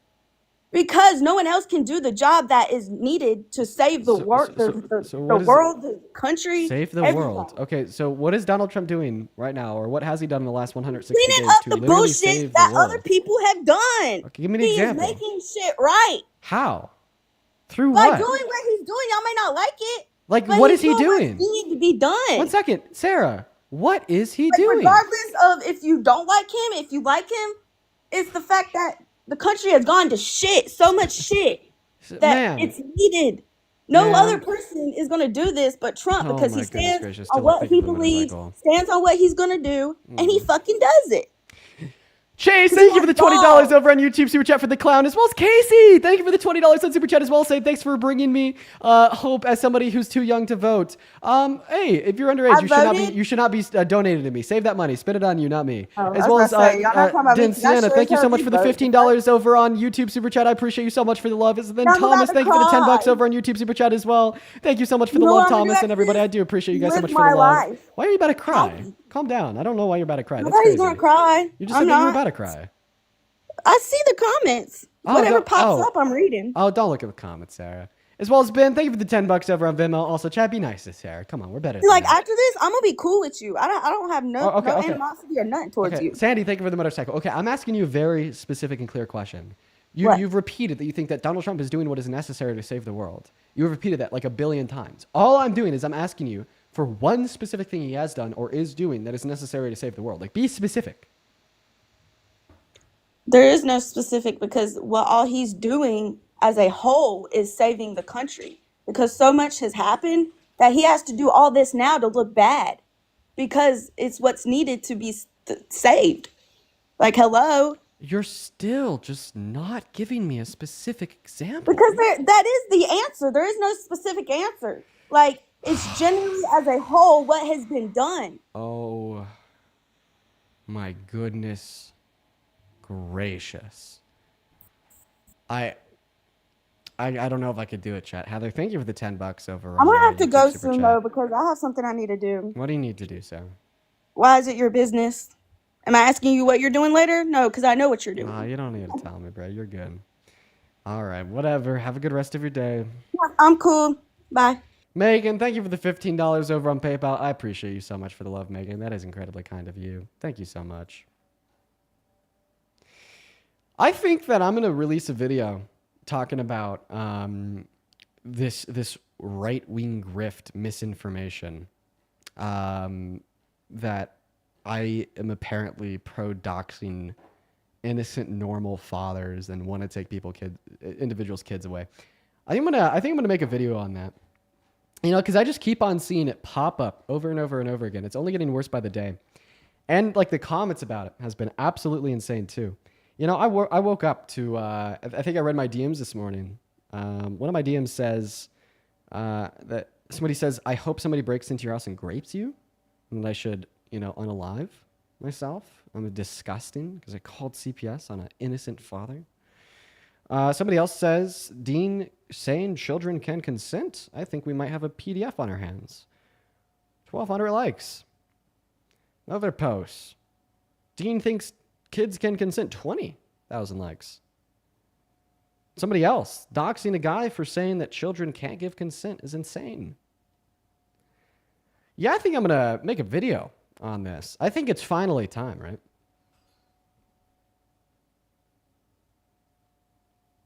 I think it is. I think that we're going to do a video on this. I think it's going to go up on the TikTok and on the YouTube because the violent misinformation is, now putting like my personal safety on the line. I've gotten multiple, like my safety is at risk now because of this. So I think it's time. I think it's time to make a video on it. Welcome in, Travis. Do you support Trump? Hey, what's up, man? I support a lot of his policies, but not all of them. Okay, overall, would you consider yourself to be a Trump supporter? Majority, yeah. I would say like 60-40. All right. Chad with the $10 saying that Hassan has experienced this as well. What about specifically, Chad? Anyways, Travis, take it away. Why do you support Trump? I would say mostly because of the government cuts that, like, for employees and stuff that aren't really needed. So you want to downsize the size of our federal government? Yeah, I do think there's a lot of open positions that certain leaders or people in our government have been in for too long and not shown any progression. So like Donald Trump is only making our government bigger. I do think that like certain people that's been in positions for 30 years or something that hasn't shown any progression in their day-to-day operations do need to get cut. So I do agree with the tax cuts. I agree with the deportation of certain things. If you don't become a citizen in this country after a certain amount of time, I do think that you should be deported just as fair as if, I went to another country. I think there should be a time limit on things like that. The Medicaid, I think that, I've seen personally friends and family abuse Medicaid and Social Security and benefits. How do you abuse Medicaid? Lying on documentations. I've had friends that say, "Hey, I'm homeless," when they're not really homeless. So like lying about their income? lying about their income, lying about their. Wouldn't the BBB only further incentivize more people to commit Medicaid or food stamp fraud because it's reducing the overall amount of people that would qualify for said benefits? Well, I think that's what Trump is trying to do. Is he's trying to make it more strict to get accepted into those benefits, Right, which is only going to incentivize more people to lie. Not if you require more documentation on it. But he's not requiring like more documentation outside of like the work documentation. But I mean, assuming like people are working and then lying about their income to qualify for these benefits, they're going to be able to prove that they're working 80 hours a month, right? Like that's not going to target people that are working, are generating income, yet are lying about their income to qualify for Medicaid. Well, do you believe that people that are willing to work should work? I mean, if there's like a disability for let's say bipolar. Why are you changing the topic of conversation? Your last claim was that this is going to reduce fraud by requiring more documents, such as proving that they work 80 hours a month. Well, the individuals that would be committing this fraud are people that would be working at least 80 hours a month and are generating an income above the cap, and then they turn around and they lie about their income. Those are the people committing the fraud. So, I mean, they would still be able to commit that fraud. Well, I mean, I'm talking about like people that say they're disabled, right? And then they say, okay, I'm disabled. What is it changing about the documentary requirements about proving one's disability? To prove the disability of getting accepted for Medicaid. So what is the BBB changing about that proof requirement? I think that it's in the process of changing. I would hope so, at least. So then what about, so be very specific. Where in the BBB does it change absolutely anything to do with the proof that is required to demonstrate a disability? Here, let's look. BBB. Gwendolyn, I'm sorry for missing your PayPal earlier. Thank you for the love. And then Amani with the $2 saying, hey, Dean, I sent you $30 on Venmo. I don't know if it went through. I'll check it right now, Amani, but thank you nonetheless. As well as Kendra with the 10 cents over on PayPal. I do appreciate you so much for the love. As well as Steph, thank you so much for the $20 over at Venmo, saying, Dean, thank you for all that you do. I appreciate you for the $20, Steph. And then Ryan with the $10 on Venmo as well, saying, thank you for everything that you do. You are one of the most intelligent people out there. Thank you, Ryan. And then Caitlin with the $10 saying, as an atheist, this guess is basically running the political equivalent to look at the tree's argument for God. I don't think we talked about God for a while. Maybe like you're on like YouTube, scroll back earlier in the live stream. Anyways, so yeah, what about the BBB requires stricter proof and requirements for demonstrating one's disability? I'm actually looking up the BBB's regulations right now. I'm not really too familiar with it. I just think that this would be more of a push towards that. So then, but you have to demonstrate that it's more of a push towards that by showing me what provisions of the big beautiful bill cause that push. Like I said, I just think that this is the push into that direction. But you have to be able to demonstrate that the claim is true. Would actually push towards less fraudulent claims. How? What regulations are going to reduce Medicaid fraud? Like you said, requiring to work. I would hope that there'd be more. But that's not going to reduce fraud. That's not going to reduce fraud because keep in mind the people there that are committing the fraud are the ones that are already working and making enough money per year so they don't qualify it. So they have to commit fraud and lie about their income in order to claim the benefits. So the work requirement of just saying you have to demonstrate that you work at least 80 hours a month, they're already going to fulfill that. Yeah, I mean... So that's not going to reduce fraud. I see your point of view, but I'm just saying I personally know people that are doing fraudulent things with that, and I don't. And do those people work more than 80 hours a week? Under the table, while claiming benefits, and that's why I said. So then they'll still be able to prove that they're working 80 hours a month. If they're working, and if they're working under the table and claiming benefits, doesn't put any income it doesn't put any income towards our society. Okay, so how much fraud is this expected to reduce? If you work under the table, you don't pay income tax. You don't pay any tax. How about this? How about this? I think that we should have policy geared towards reducing tax fraud and incentivizing people working over the table, but I don't think that policy should be healthcare policy. Right. I do agree that it is causing issues, but I think that it's in the direction of that, and I think that's what Trump is trying to do. So do you agree that like policy to incentivize like over-the-table employment should be decoupled or intertwined with policy to ensure that low-income Americans don't get hit with a $200,000 bill if they break an arm? I come from poverty. I come from Chicago area, and I have worked my way up to middle class, upper class. So I understand where it comes that poverty does happen, and I do understand where it comes to a point where it's struggling. But at the end of the day, I think that you have to get up and make those sacrifices to become better. What's the question that So I asked you? Because you're not answering the question that I asked you. you asked me if low poverty people should have to fork up $200,000 based off of No, no. neglect for Medicaid. I'll repeat my question. Do you think that policy to incentivize employment over the table should be intertwined or decoupled from healthcare policy to ensure that low-income Americans don't have to pay $200,000 per year if they break their arm? To hike a $200,000 bill if they break their arm. Should those policies be intertwined with one another or decoupled? I think that if my rebuttal was that if you get a job with employer, Well, you're not. I'm not making an argument that would require you to rebuttal. I'm asking you a question that would require you to respond. so you're asking me if the separation from the Medicaid workforce should be separated from the medical bill. I guess I'm just not understanding. I'm your asking question. you if policy geared towards providing low-income Americans health care should be intertwined or separate from policy geared towards getting more low-income Americans to work. Yes, I do believe they should be separate. Okay, well, I mean, if you think those two things should be separate, well, then you wouldn't support what the BBB does to Medicaid by requiring an individual to work 80 hours a month. That is going to be But do combining you think the that two. nobody should? Do you think they shouldn't work at all? No, I think that they should work. That's why I agree with policy aimed towards incentivizing employment. I just think that policy, as you agreed, should be separate and outside of policy to give them health care. Right. And you just agreed to that. So because you agreed that those two forms of policy should be separate from one another, you But actually I see don't it. agree I'm with the new reading work your comments requirements right that the Big now. Beautiful Bill institutes under Medicaid.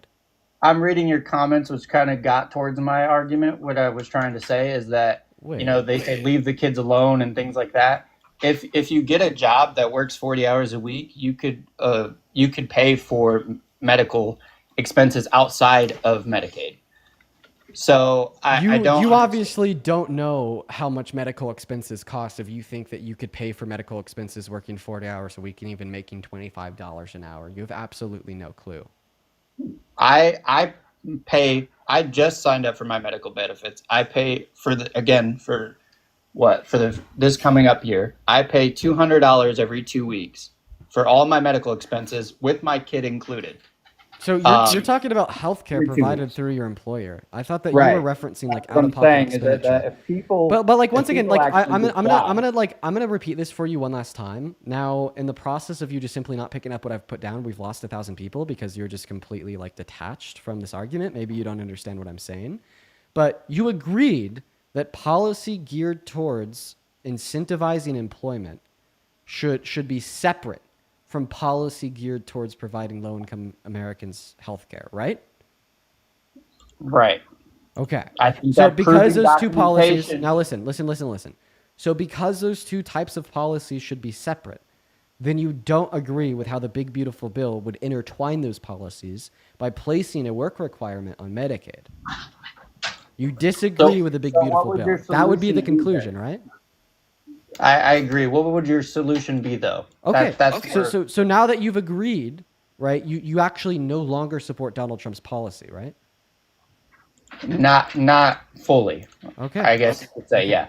Okay, so now we've ended the debate that we've been having here for the last 10 or 20 minutes because now you're disagreeing with the Big Beautiful Bill and you are arguing that you like the Big Beautiful Bill. So if you disagree with the Big Beautiful Bill, what is something else that Donald Trump is doing that would negate the harm that the Big Beautiful Bill is causing by kicking 17 million low-income Americans off of Medicaid?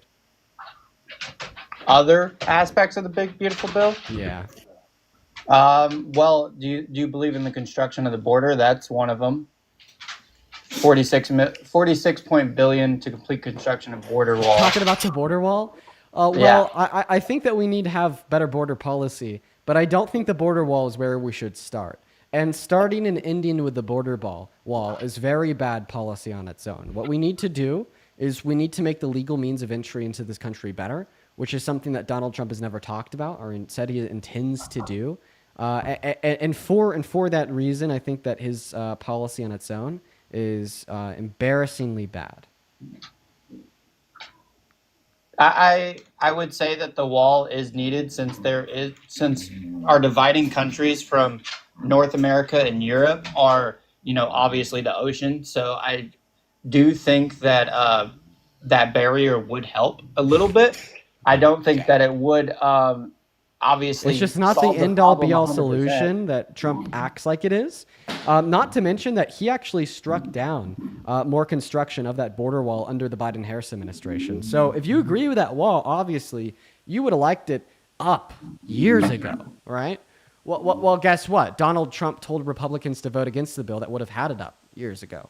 But real quick, I'm going to go and use the restroom. Travis, I'm going to leave you to debate my buddy Matt here. Matt, I appreciate you for being willing to come up here and cover me while I go pee. Of course. So for everybody watching, regardless if you're on TikTok or YouTube, I'll be back in around a minute and a half. BRB. So, Travis, I had a question because I was listening and you were talking about healthcare and everything. And I'm curious, you do realize that what you were talking about, right, was like the healthcare premium that you have to pay, not all the actual cost of your care, such as co-pays, deductibles, out-of-pockets, all those type of things, right? That $200 was also included into an HSA account. So I do put funds away for those deductibles as well. Okay. Well, I mean, that's good then, but also you do realize too that an HSA also is what's known as a high deductible plan. So if you were to have a case where you needed like something like surgery or something that is high deductible, it's possible that HSA would not actually be able to cover all your bills. That's one of the reasons why young people typically have HSAs, but as you get older, you actually don't have those anymore, right? Well, I mean, if you start it young, and I think that America does fall short when it comes to actually teaching financial responsibility. And I feel like that's more of a issue for school systems, like education and high school and things like that we need to be more advanced with teaching our younger youth how to manage money. But I think that, if you do start an HSA by 20 years old, you will have the funds to be able to take care of yourself when you're older. An HSA can only be done if you're not paying in to like a regular plan. You can't have both. So, like for example, I have a state-sponsored plan through my employer, right? And so mine is type where I pay a flat premium, and then but then I also pay co-pays, deductibles, etc. But I don't actually have an HSA because I can't actually like add that on, right? Because I have a low deductible plan, you have a high deductible plan. I get what you're saying, yeah. But at the same time, wouldn't you agree that since you don't have that HSA, you could probably put something into a high yield savings account? I could, except the fact that I'm very few. Why are we talking about high yield savings accounts? What the fuck are we doing? He has one, and he brought it up because I made the point that like he would bring up like how much he pays for like a premium, not the overall cost of his healthcare, which showed me that like he hasn't actually used his healthcare very much. And he brought up the HSA, but that's separate from actually paying your premium. Like that's a separate thing entirely. That's why I was like, right. Why are you bringing that up too? When the cost of care is not actually debatable whether or not you have an HSA or you have a premium. Fair like point. they're very different things. Fair point. My argument was that Travis, we don't teach young Americans in high school. What? Why do you support Trump? Why do I support Trump? I think that, like I said, he's doing good when it comes to aspects of being more strict with certain advantages that American people do take at a young age. Are you talking about the work requirement that he imposed on Medicaid? I'm talking about the work requirement. I'm talking about the border. All right. For that reason, I'm going to go ahead and kick you because you explicitly conceded that you disagree with the work requirement 5 minutes ago. But now 5 minutes later, you've forgotten that fact, and you are re-arguing that you support it. Not going to do that here. Hey, Matt, I appreciate you for coming up and covering me while I use the restroom. Yep. Thank you so much Yep. Thank you so much for coming up, man. Yep. Bye-bye. Bye, Matt. Everybody show some love to Matt down below in that chat while we get the next guest Corky up in here. Faith, thank you for the $5 over on PayPal saying your lives keep me sane. Thank you so much for the love, Faith. As well as Abby with the $5 over on Venmo. Thank you so much for the love, Abby. As well as Paul. Thank you so much for the for the $50 donation over on Venmo, Paul. Thank you so much for the love. Paul says, holding it down here in LA, and the value of your work is so greatly appreciated, especially now. Thank you so much for the love, Paul. Can we please get 500 Paul W's down below in that comment section? Thank you so much for your kindness. As well as Melanie, thank you for the $7 over on Venmo. I appreciate you so much for the love, Melanie. And then Steph with the $20 over on Venmo saying, Dean, thank you for all that you do. Thank you so much, Steph. So show some love to Steph down below. And then also Ryan with the $10 on Venmo, D with the $5, Ben with the $10, and Caitlin with the $10 as well. I appreciate every single one of y'all for your kindness. Thank you so much for your love over on that Venmo. Show some love to all the donors down below in that chat, as well as Future with the $10 over on PayPal. Here's some money for the Uncrustable Fund. Yeah, man, we've been downing Uncrustables like it's nobody's business recently. Absolutely. Hell yes. Thank you for the love. We are going to move on to the next guest. We got Lauren loading up in the box. Y'all, go ahead and drop a MAGA with your age down below in that chat if you'd like to join and debate. What's up, Lauren? You support Trump? Lauren is not here, so we're going to kick Lauren and move on to the next guest. Jack, here we go, everybody, while I take another bite of the Uncrustable. Hey, you support Trump? What the hell's going on today, dude? All these NPCs in the queue. Let me eat my Uncrustable in peace. God damn it. Okay, we got Too Spooky loading up in the box. Here we go, y'all. Too Spooky. It's loading up right now. What's going on? Oh, that's not Too Spooky. It's Sheila. I guess Sheila's in the box. Hey, Sheila, do you support Trump? I do not, but I do want to say one thing about that guy that was dissing on Medicaid. Screw him. My husband has cancer. He is a vet, and it took us 4 years to get him disability. So I just want to say that people need to wake up to the fact that it is not an easy process, and Trump is only making it harder. Rock on, young man. Rock on. You're doing a great job. Thank you so much for everything. And for my brother, who's a Trump supporter, go to hell. What an icon. I'm really sorry to hear about your husband. And make sure you tell your husband that I thank him for his service. But what an icon. Now, I will please ask all other icons to stay out of the queue. I'll ask all the other icons to stay out of the queue, y'all. We're just looking for the Trump supporters, no icons. What's going on, Too Spooky? Do you support Trump? Oh my goodness gracious, they're also not here. Okay, how about this? We're gonna start pulling from the chat compared to the compared to the guest request. So if you're watching and you support Trump, all you gotta do is drop a MAGA down below with your age. We'll get you pulled up. Another bite of the Uncrustable down. Owned. What's up? You support Trump, Jack? Bro, dude, I literally just want to be able to chew my Uncrustable in peace while a Trump supporter tells us why they support Trump. Come on, guys. What the hell are we doing? Okay. Moving on to the next guest. Here we go, everybody. Put a MAGA in that chat with your age. I'll invite you up. Let's go to get that next guest loaded into the box. We got Jimmy loaded in. Sorry, not Jake. Jimmy. Jake. Sorry, not Jimmy. What's up, Jake? You support Trump? Hey, how you doing, Dean? It's good to hear from you. How old are you? I've been trying to get up on here for the past live, but yeah, I would say I'm a right leaning. How old are you? But I'm open minded. How old are you? 19. What year were you born in? 2006. I promise. I actually have a 19 born 06. Can't be. Can you? 04, 2020, 21, 21, 05, 19, 20, 20, 06, 18, 20, 19. Yeah, you can be 19. Sorry, Jake. My math was faulty. Hop back in that queue, Mr. Jake.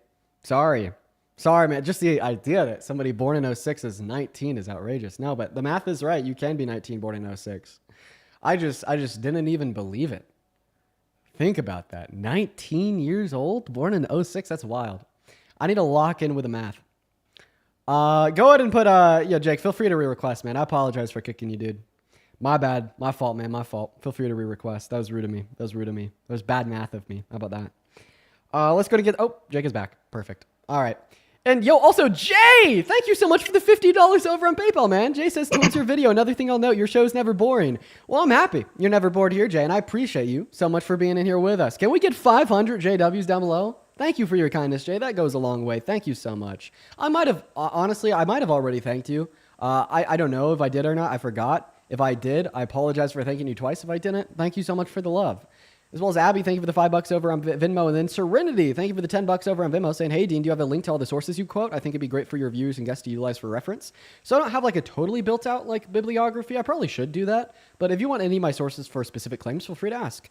Welcome back, Jake. So my What's apologies. going on? My apologies for Appreciate taking you it. bringing me back. Thanks. Of course. So why do you support Trump? I would say purely for the fact of my line of work. I'm in the service, so usually you think that right wing is gonna be more supportive towards military members, but I wanted to, I guess, hear what's some of the left wing ideologies, or because I'm not really looking into politics probably as much as I should be. Okay. And I want to see what left wing policies or ideologies can help. Okay. Real quick before I answer that, I want to read off this PayPal message real quick. This is coming from Christina. Christina, thank you for the $10 on PayPal. Christina says, I work for CPS in Massachusetts, and I wanted to let you know that what that sicko said is absolutely grounds for a report and CPS investigation.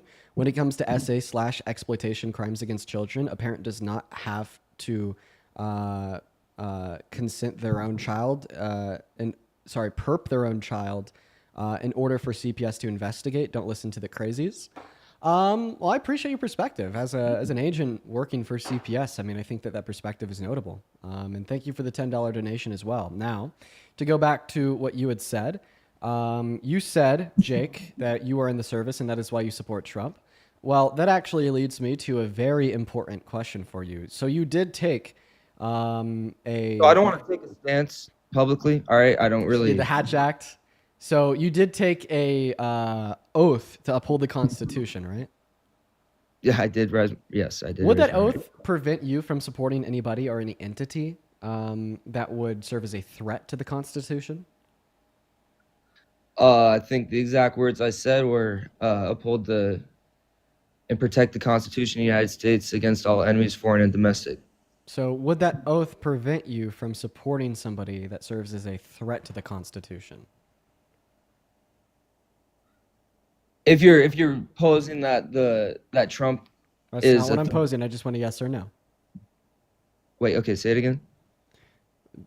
Because that oath that you took, does that prevent you from supporting anything or anybody that serves as a threat to the Constitution? Yeah. Okay. Would you say that a president or an ex-president calling for the termination of the Constitution is a serviceable threat to the Constitution? Sure. Okay. So in other words, that oath that you took would prevent you from supporting Trump if Donald Trump explicitly called for the termination of all rules, regulations, and articles, even those found in the Constitution, yes or no? So it kind of gets dodgy there, because that's your boss, No, literally just listen to the logic that you just laid out. We're going to re-listen to the last couple minutes of the conversation. The logical implication here would be that, yes, this would mean that you would not support Trump. That perspective is notable. And thank you for the $10 donation as well. That question for you. So you did take So I don't want to take a stance publicly. All right, I don't really. The Hatch Act. So you did take a oath to uphold the Constitution, right? Yeah, I did. Yes, I did. Would that oath prevent you from supporting anybody or any entity that would serve as a threat to the Constitution? I think the exact words I said were uphold and protect the Constitution of the United States against all enemies, foreign and domestic. So would that oath prevent you from supporting somebody that serves as a threat to the Constitution? If you're posing that Trump That's not what I'm posing. I just want a yes or no. Wait, okay, say it again. Because that oath that you took, does that prevent you from supporting anything or anybody that serves as a threat to the Constitution? Yeah. Okay. So you affirmed that you can't support anybody that's a threat to the Constitution if you're observing your oath. What's next? Would you say that a president or an ex-president calling for the termination of the Constitution is a serviceable threat to the Constitution? I stand on that. So in other words, but I also can I finish playing this? So at least let me finish playing this clip. So the first thing that you did is you did agree that you would be violating the Constitution that you took to uphold the Constitution if you supported somebody that served as a threat to the Constitution. Now let's continue to play this clip to the Constitution. Yeah. Okay. Would you say that a president or an ex-president calling for the termination of the Constitution is a serviceable threat to the Constitution? Sure. Okay. Okay. So A, you say that oath would prevent you from supporting anything that is a threat to the Constitution. And then you move on to saying that if an ex-president called for the termination of the Constitution, you would classify them as a threat to the Constitution. The implication here would be that you would not support a president or an ex-president that explicitly called for the termination of the Constitution because they would be a threat to the Constitution, and the oath you took would prevent you from supporting a threat to the Constitution. Correct or incorrect? Correct, Dean, but you got to understand this is like I can't go against certain things while I'm in. Yeah, as a member of the military, you could say that you don't support Trump. Like, you have a right to vote for whoever you want in general elections. And then you have a right to either support or not support the president. Absolutely. Okay, so that's all we need to know. Then what we're debating about is your support for Trump, okay? So you said correct. If Donald Trump had called for the termination of the Constitution, you would not support Trump. So Donald Trump has called for the termination of the Constitution. He did so explicitly in December of 2022, posted on Truth Social saying, and I quote, all rules, regulations, and articles, even those found in the Constitution, should be abolished. So, yeah. Yeah, no, I mean, like, I'm not, like I said, I lean right. I'll be, I would say growing up, I always have kind of been in that kind of a household, and those kind of ideologies, but absolutely I'm not all the way. And I've got plenty of, views on both sides. But this argument is like sufficient for you just to not be MAGA because he serves as a threat to the Constitution. Yeah, but it's also not sufficient for me if that's who I'm taking. That's the top of my chain of command. Dude, do you think that you automatically must support the top of the chain of command? No, you don't have to automatically support the president. What? We're not. We're Okay. very Wait. So told that we are not supposed to publicly go against it. Why at did all. you request to join this live? Because, well, I was trying to say, I want to hear from you, who's, would you say you're probably left leaning? Yeah, I'm gonna kick you though because No, you no, just no. basically told me that you can't debate me. Okay, that's fine. Whatever. If you don't want to debate me, that's whatever. Like I don't expect like every single Trump supporter to want to come up here and debate me. But if you don't want to come up here and debate me, then don't come up here to debate me. We're gonna move on to the next guest. Everyone, just give us a minute to get that next Trump supporter loaded in the live. Here we go, everybody. Go ahead and drop a MAGA with your age down below in that chat if you'd like to come up and have a conversation with me. Also, if you'd like to support me, you can find my Venmo, my PayPal, and the link tree in my bio. I get 100% of the proceeds, as well as you'll get a notification at the top of my phone screen where I can see your name, the amount, and any and all attached messages, and I will read them off on live. And as well as Theta, thank you for the $20 over on YouTube Super Chat. I really appreciate you so much for the love. That is incredibly kind of you guys. Let's show some love to Theta down below. That is THETA. Let's get 200 Theta W's. While we're working on loading that next Trump supporter up into the live, y'all. We got Watson loading in. As we speak right now, everybody, we got Watson loading in as we speak right now. It's going to get that next guest connected. It doesn't look like Watson is loading in, so we're going to move on from Watson or Peter and see who's next. Who is next, everybody? What about Miles? I have a feeling that Miles will be underage. Jesse, thank you for the $10 over at Venmo. Saying try empanadas, either pumpkin or sweet potato, much better than an Uncrustable. I'll have to try them, Jesse. Also, it's good to see you. I feel like it's been a while. Thank you so much for the love. What's up, Miles? Are you 14? Yeah, I am. All right, guys. Got to be at least 18 to be in that queue, y'all. Got to be a Trump supporter, and you got to be at least 18. Let's go get that next guest up in that box. Jared, thank you for the $8 over on PayPal. Thank you so much for the love, Jared. Shout out to Jared. All right, we're going to load up that next guest. Everyone looking for that next debater to come up and join the stream to have a conversation with me. Right now, if that's you, let me know in that chat by dropping a MAGA with your age. We'll get you pulled up, everybody. We'll get you pulled up. Allie with $1 says, you keep on missing my messages. Please read. Well, I read it. I'm guessing you mean like another message. I apologize if I missed it. I think I've been reading off everything. I don't know. But thank you so much for the $1, Allie. Let's get that next Trump supporter up in here as well as Emily. Thank you so much for the $10 over on Venmo saying, did you catch it? They were told not to go against Trump. I mean, I think that he's just confusing saying that he has to take lawful orders from the president as like being synonymous to the idea that he must support president as the Trump as president. What's up, Gavin? Do you support Trump? I do. How old are you? 24. And why do you How old are support? How old am I? I'm 24 and a half, older than you. Haha. Just kidding. Oh man, you got me beat out. Just kidding. I'm 20. So why do you support Trump? Yeah, so just before we get into it, I just had a few questions for you before we get into the debate and everything like that. Like, is your chat, I know you got like 11,500 people in here. Are they even open to changing their mind or anything like that?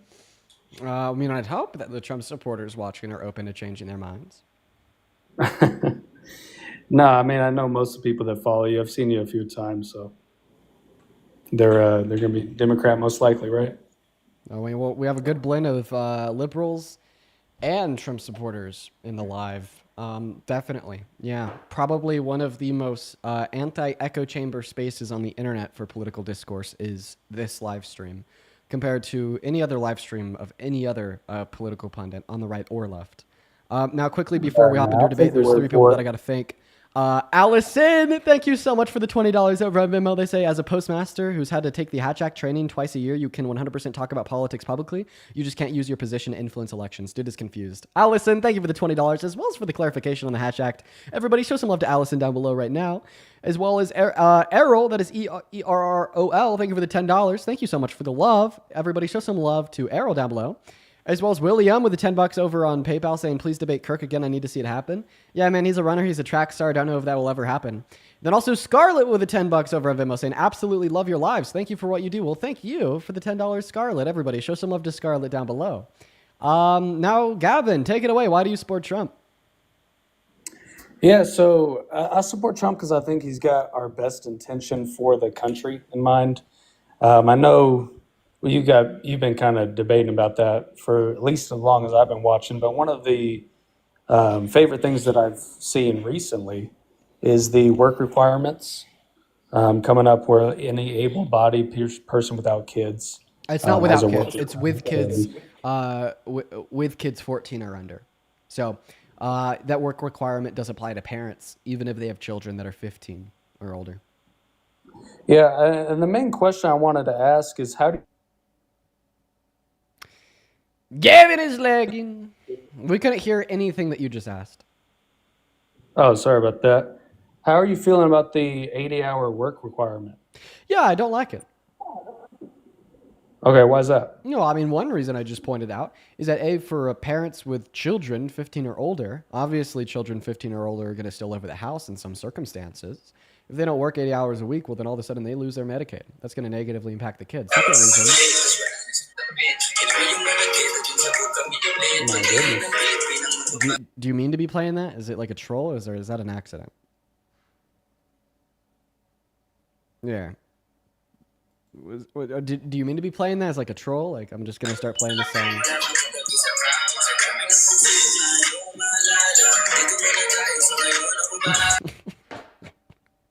Dude. What was that one for? Dean is critiquing my reasoning. Thereby, I must start playing music. What, bro? Oh, my goodness gracious. We're going to go to get the next guest, Daniel, loaded into the live. Here we go, y'all. Here we go, everybody. We're going to go to get Daniel loaded into the live. As well as Inca, thank you for the $20 over at Venmo, saying for the political prowess. Thank you so much for the love, Inca. That is INCA. Thank you for the $20. Everybody, show some love to Inca. Down below in that box for the $20 donation. Seriously, thank you so much, Inca. Everybody, please show some love down below right now. Quite frankly, while we are working on getting that very next Trump supporter up in the box, we're going to go to get that next guest loaded in very, very simply, everyone. All right. Let's go ahead and see what the next guest, Bubba, has to say. Everybody just do be patient while we get Bubba loaded into the stream. What's up, Bubba? Do you support Trump? Yeah. How old are you? 22. 22. What year were you born in? March 28, 2003. All right, Bubba. Why do you support Trump? I have a few reasons. One, Second Amendment. Are you trolling or is this real? No, it's real. 100% real. Okay, Second Amendment. I have a question about point number one. Hold on, wait. Okay. Before y'all critique me on my voice, I got some things going on in my throat. I got to see my throat got Thursday. All right, so you can go ahead now. Okay. I got a question about number one. Okay. My question about number one is very simple. If you like the Second Amendment, out of the last two administrations, the Biden-Harris administration and the Trump administration, what is the only administration to pass unconstitutional gun reform that literally did infringe upon your Second Amendment rights? All right, I understand. Trump, right? Trump, So- right. And then out of the last two administrations, who's the only president that has just straight up called for the termination of the Constitution? But that's not what I'm getting at right now. We are his second term. We're not talking about past. We're talking about present day now. Well, the past should influence the present. Like, these are things that are valuable. These are things that matter, right? And if you're pro 2A, right, obviously you shouldn't support Trump because he literally passed policy that violated your Second Amendment, as well as he's just anti-Constitution as a whole. And then, now he's working on fixing it. He's working on changing some rules in the not Second Amendment, but what is it called? Damn, I forget the name of it. But yeah, he's working on the ATF taxes and all that stuff. The $200 tax stamp. Yeah, we're removing just making silencers more affordable. So you voted for silencers to be more affordable. Silencers being more affordable is more important than healthcare for low-income Americans or preventing a fascist regime from running the country. Come on. I value my ears when I'm shooting. I'm not trying to be deaf. I value my ears. So then wear ear protection. No, that don't really work as well. It does. No, silencers, if you're shooting like sonic rounds, it's still going to be incredibly loud. It's not as loud. And some of them have like a lighter snap. Like ear protection is going to significantly reduce like the sound of that like a lot. Not to mention that ear protection doesn't pose the risk of being able to be bought by people to prevent the direction or place of where a bullet is being fired from. So it's not as easy to identify who like an active shooter would be in public. Mm-hmm. Right? Ear protection doesn't do that, but silencers do. So maybe you should just endorse ear protection compared to endorsing more affordable silencers.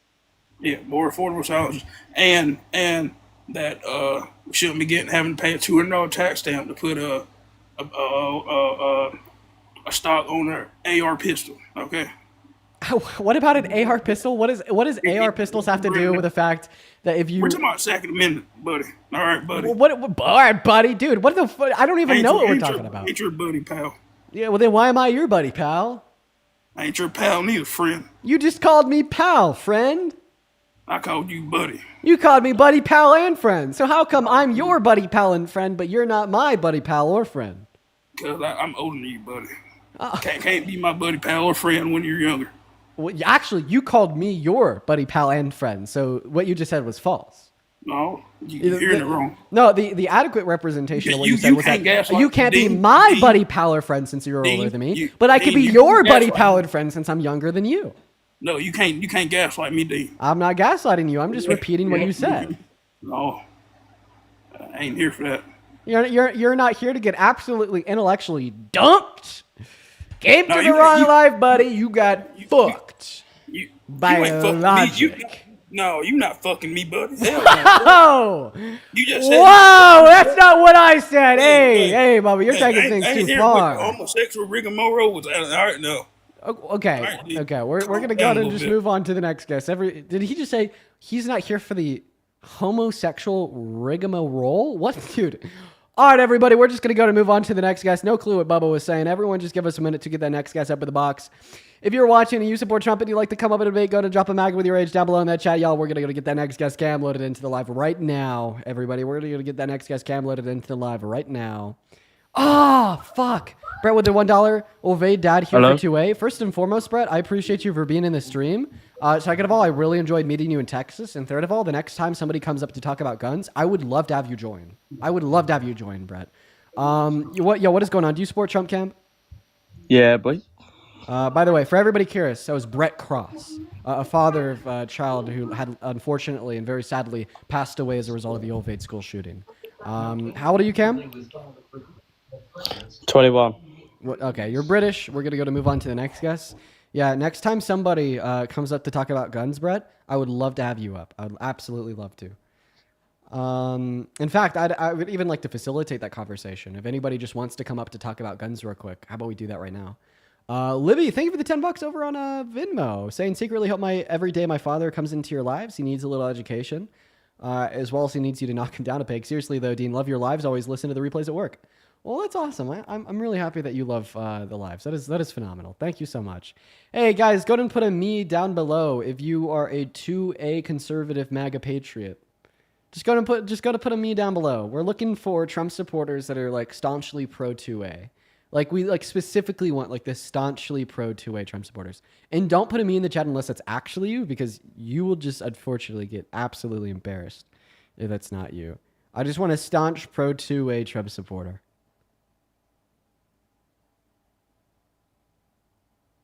A lot of me's down below. A lot of me's, everybody. We're going to try to find one.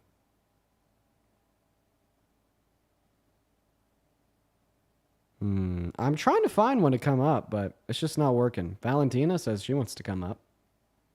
Valentina, You're so fine. You're so fine. Oh my God, you're. Stop it now. Moving on. Go ahead and put a MAGA me if you're in that chat and you are a staunch 2A conservative. Put a MAGA me down below in that chat. We'll get you pulled up here. This guy Colin wants to come up. Hello, Colin. Oh, how's it going, dude? It's going all right. Are you a pro 2A Trump supporter?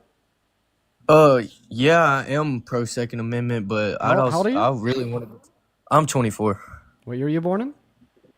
2001, Okay. May 17th. I was on here yesterday, and we lost connection or something like right when you let me in. Well, I want But to allow an opportunity for Brett Cross to come up and talk to you about 2A. That's fine. Hey, I appreciate it, Dean. Of course, man. I honestly, I want to listen to what you have to say, man. I appreciate it. So, dude, you said that you were pro 2A, right? You got to unmute to answer. Oh yeah, me. I thought you were talking to Dean. I'm sorry, brother. No, I know where he stands. You're pro 2A? Oh yeah, I'm pro Second Amendment. Okay, awesome. There's 27 words in the Second Amendment. What are they? I got up here wanting to talk about other things. I literally said that we were specifically looking for somebody to come up here to debate about the Oh yeah, I Second can talk about the Second Amendment and why I support it. So then answer Brett's question.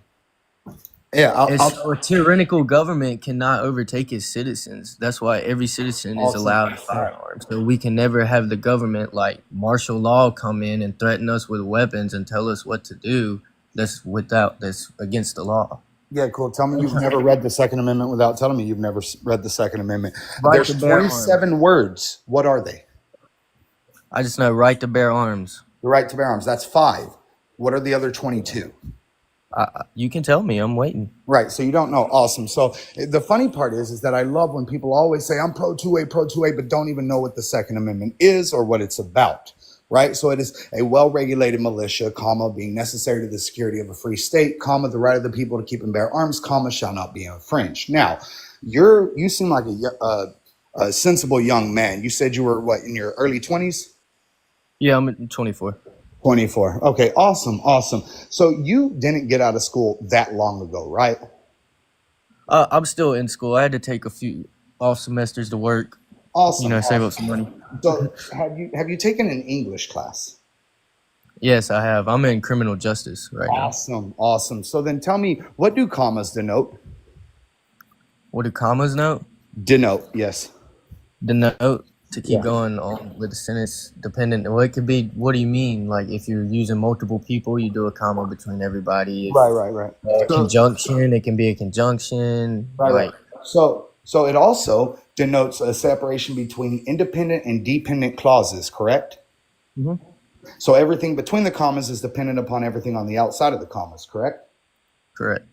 So therefore, it would mean that the Second Amendment is a well-regulated militia shall not be infringed. It would read the exact same because those are the 2 independent clauses, correct? Correct. Awesome. I'm glad we agree there. Do you see where I'm going with this? Because what you just said earlier, to bring it back to what you said it was to fight a tyrannical government and everything like that. Where in the Constitution? That's not the only reason. That's just that's just one of the reasons, But it's not. Where in the Constitution does it say the word tyrannical? I didn't say it said that. That's just what I was saying. I didn't say the Constitution said tyrannical. Right. So then you're just saying that you believe in the Second Amendment, you're pro Second Amendment because just for shits and giggles? Not really shits and giggles. I mean, if the right to bear arms, like, for protection. When this world's crazy now, and you need protection. There's crazy people robbing people, killing Here's people the every thing. day. This world is crazy, and I know it better than most people will ever. But the problem is that it's individuals like yourself that don't know what the Second Amendment is about and keep yelling, "I'm pro 2A, it's to fight a tyrannical government," when that's not the case. And in those times, or I in these wasn't yelling times, that. the problem is that it's individuals like yourself that keep flouting these bullshit NRA talking points that leaves children dead. You see my problem here? I mean, I'm all for a ban on assault rifles. I never said anything about that. I don't own an assault rifle. I have no need to own an Dude, assault you're rifle. for the ban on ARs. Okay, here's a problem. I like. Bump stocks, really. What did I ask you for? What did I ask you? So when I was telling somebody to request to join the live, Colin, what did I specifically request? Well, I was trying to get with you to talk. You're not when we got answering kicked my out question. yesterday, you told me something. Colin, answer my question. What did I specifically request? What's the question? Pro 2A, and I am pro 2A, but that's not the only thing I should have to talk I asked about. for I'm a trying to staunchly debate. pro 2A MAGA patriot to come up here and have a conversation with Brett. So you, me, and everybody else listening can have a better understanding of the Second Amendment. The Well, that reason was why before Brett got in here. I was in here before Brett got in here. I'm sorry I about that. literally said I want somebody to come up to have a conversation with Brett. I don't know, Brett. I must have misheard you. Okay, I'm gonna go to kick you, Colin. I want to try to find one of those like staunch pro 2As, no restrictions on our guns, Trump supporters to come up here. Brett, I'm gonna invest maybe another couple minutes here into finding somebody, because I want to learn from you, man. By the way, I really do want to learn from you. I appreciate that, man. And by the way, for everybody listening, I want to clarify, I'm pretty sure, Brett, you're not anti-2A. You just are, pro for the correct interpretation of 2A as it would relate to adequate regulation to reduce the deaths of children, right? Absolutely. I myself am even a gun owner. Right. The problem is that it's individuals that are like, no regulations to fight a tyrannical government that, like I said earlier, continues to leave these children slaughtered, especially in their schools. Right. Because we know that the number one unaliver of children is firearms. Yeah. Yeah. No, man, I want to see you have this conversation with somebody. I think it could be really meaningful. So let me see if I could try. If anybody wants to come up and debate Brett, go ahead and drop a MAGA down below in that comment section. Only drop a MAGA right now if you want to come up and debate Brett. I really want to see somebody have a conversation with him. I'm gonna try one last time here, Brett, because I'd really love to see that conversation work out. Also, make sure that if you are coming up, that you're an American adult that is at least 18 years old. Everybody, make sure that you're an American adult that is at least 18 years old. What's going on, Sarah? Sarge, how old are you? I am 18. What year were you born in? 208. Okay, get out of here. That's a kid. Mac, are you MAGA? I'm not MAGA, but I am 2A. No restrictions on 2A? I think that we need to be responsible, and I think that I don't want to see ARs, AKs get banned, but I want to see them. Sorry, Mac. I'm looking for somebody that's MAGA. All right, Brett, I'm gonna do this one last time here to try to find somebody that's MAGA. If I can't find anybody, I do apologize that all these people were breaking the rules and whatnot. No worries, man. And if that's the case, man, I can drop down for a little bit too and just sit and listen in case somebody does. Yeah, for sure. I have no problem with that. I want to try just because I want to see this conversation. It teach me a lot. What's up, T Greasy? Are you pro 2A, no restrictions? Yeah, pro 2A, no restrictions. Take it away, Brett. Yeah. So why are you against any sort of restrictions? Because it's our right as Americans that we get to bear arms against tyranny. Yeah. So anywhere does it say anything about fighting a tyrannical government?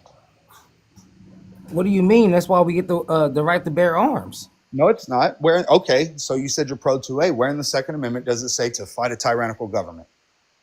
Well, actually, I'll even help you here. Let's expand it to the whole Constitution. Where in the whole Constitution?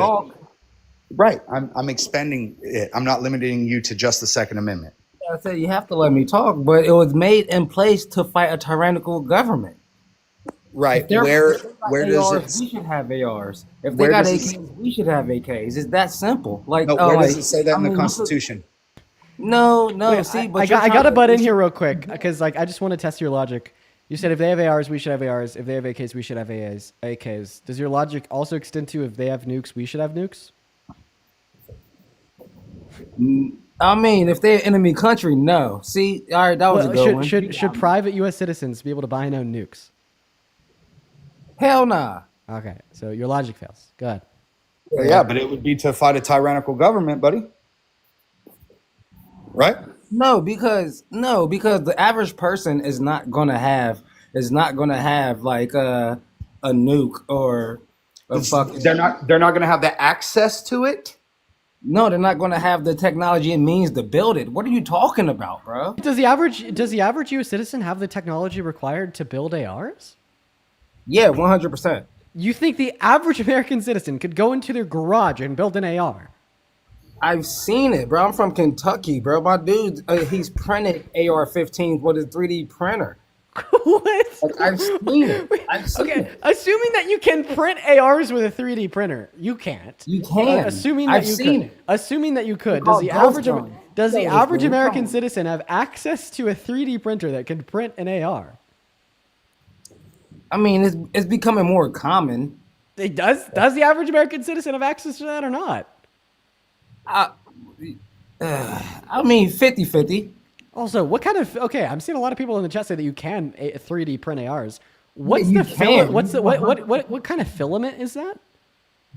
But I don't print them, so I don't know. But I know that you can because I've seen it happen. That's all I'm saying. That's crazy. Okay, so the average American does not have the technology required to make an AR. So thereby you'd support an AR ban for the same reasons you'd support nuke bans. No, but wait. I just think that it's like the Simpsons episode is like if we take all the guns, only the criminals are going to have the guns. Yeah, And except we see that doesn't happen. And hear me out. It's like I believe like we hunt and shit, and you can't have guns like that to hunt because they're not for hunt. They're made for war, and I like understand that. But if it's times of war, I'd rather have the gun ready for war. Oh, I'm sorry. So you think that you and Billy Bob Joe Jack George down the street are gonna cosplay with ARs and take on the U.S. military? By the way, I want to let you in on something. Hold on, let me finish. You're painting a narrative. Like no one ever said that, brother. Like my no guy, one I'll let you talk. Hold on. like literally pointing. You're painting a narrative like you and Billy Bob Joe and blah blah. It's like that's crazy, bro. Hey, buddy, it's okay. I just wanted to finish my sentence. Okay, right. So, do you know that is actually a felony to even for advocating for the overthrow of a government, tyrannical or not? U.S. Code 2385. I never said anything about overthrowing a government. What are you talking about? You're painting a narrative. If you're gonna fight a tyrannical government, what are you gonna fight them for? Shits and giggles? No, if they're tyrannical, obviously, hence the word tyrannical, bro. Dean, get him off here, bro. This dude trying to be like you. He ain't you. No, listen, my guy. Here's the thing. You said it was to fight. Come on, shut up, bro. No, I'm not. I'm old enough to be Dean's dad. Yeah, put some respect on Brett, man. No. It's not that Brett's not Dean. It's that Dean's not Brett, bro. Dean didn't have a kid that was killed in a school shooting. Dean doesn't have, 40, 50, 55 years of life experience under his belt. You put some fucking respect on Brett. 38 years old, but I respect that. You put some fucking respect on Brett. Chill. I put respect on Brett. I didn't know that that was the story, and I'm sorry for that, bro, because that shit's uncalled for. That shit's unnecessary, and that should never happen. Like, and I'm from the bottom of my heart, I'm sorry. I appreciate that. Do you know what could have prevented that? Do you know what could have made it to where my son was still alive? Assault What's weapon, up, bro? Educate me. universal background checks, red flag laws, safe storage laws, just to name a few. And we see. I agree. You agree with an assault weapons ban, a universal background check, red flag laws, and safe storage laws? I mean, there should be universal background checks. Like, we can't. Like, I'm 38 years old, bro. Like, I remember when I was like about 10 years old, they start shutting down all the mental facilities and shit around us because the government cut them. And like now we got more crazy people in the world doing shit like that. So I understand what you're saying, bro. I'm like not disagreeing with you, but I think that everybody should be able to arm themselves the way that they feel necessary with the proper paperwork and the proper background check. Okay, so awesome. So you agree with universal background checks. What about but not an assault weapons ban? Well, I feel like that's 50-50 because I feel like, I mean, it's like there's no really under any circumstance you should have an assault weapon unless you're trying to assault somebody, and that's in times of war. But like, because you can't hunt with an AR, it shreds the meat. You can't even eat the shit. Like, Yeah, you should see what it does to a 10-year-old's body. yes, yeah, man. See, I can't argue with you, bro. Like, you got this one, man. I can't even argue with you, bro. Well, I appreciate that. But for an assault weapon, right? Do you know what an assault weapons ban is, right? Do you know what it does? No, sir. Educate me. So it's a pipeline free. So what it does is it halts the manufacturing. So those that are made are out there and they will eventually erode and go decrepit and all of that and everything. But we've seen an assault weapons ban work prior. From 1994 to 2004, we had an assault weapons ban. During that time, there was a 70% decrease in mass shootings. 70% decrease. Then when the bill sunset in 2004, there was an uptick of over 180%. So Yeah. you're proud to be an American, right? Yes, sir. Awesome. So America is great in a lot of ways, right? Yeah. So why Greatest is country in it? the world. Is it? Because I don't see other first world countries having the same issues that we do with children dying via Well, guns. they don't have the option to. Like, they're like police. I'm not saying it's a bad thing. Like, well, it's a bad thing, but I'm like, it's like that argument is kind of defunct because, like, well, and they don't do this and this. It's like, bro, these motherfuckers can't wear shoes on Sunday. Like, what do you mean? Like, it's a whole different culture. It's a whole different In system. Australia, in the UK, in Denmark, where are you talking about? In the UK, they stab each other. We have more. I don't want to get away from the conversation, but we have a higher stabbing rate per capita than the UK does. For real? Yes. I ain't know that. See? Yeah, educate. Yeah, you're educating me, bro. And on top of that, we have all the gun deaths as well. Yeah, for sure. So if the UK can do it, if Australia can do it, if all of these other countries can do it, but we can't, does that make those countries better than the US? Nah, it just makes us more violent. It sounds like. Yeah, it means that our politicians care more about the money and the guns than they do about the children's lives. Oh yeah, 100%, 100%. I've been waiting to jump on here, but I'm not like a Trump supporter, but I support like Second Amendment or amendments because I feel like we're Americans. Like, my dad was in the military, my brother was in the military, my grandpa was in the military. We moved up here to Fort Knox, Kentucky because we was a military family. So I'm like, I support America 100%, but I'm not. I can admit the faults in it. Like, I can admit the faulties. Right. So then here's the thing though. So you said that you don't support Trump? No, I'm no, sir. But there's a lot of people that don't support Trump that are like, pretty pro but I respect Trump because I was raised, like I said, like we're third generation, fourth generation military family, right? And it's our president, so that's what we were raised. Right. So let me ask you, like, do you lean right? With everything. Do you lean right? Do you lean left? I guess I would go to the left because I feel like it's our duty. I'm 38 years old. I got kids. I got a family. And I want our country to thrive. Like, I'm not into all the rich hoard the money and like all that shit. We don't have to worry about it when our kids are being slaughtered in their schools, my guy.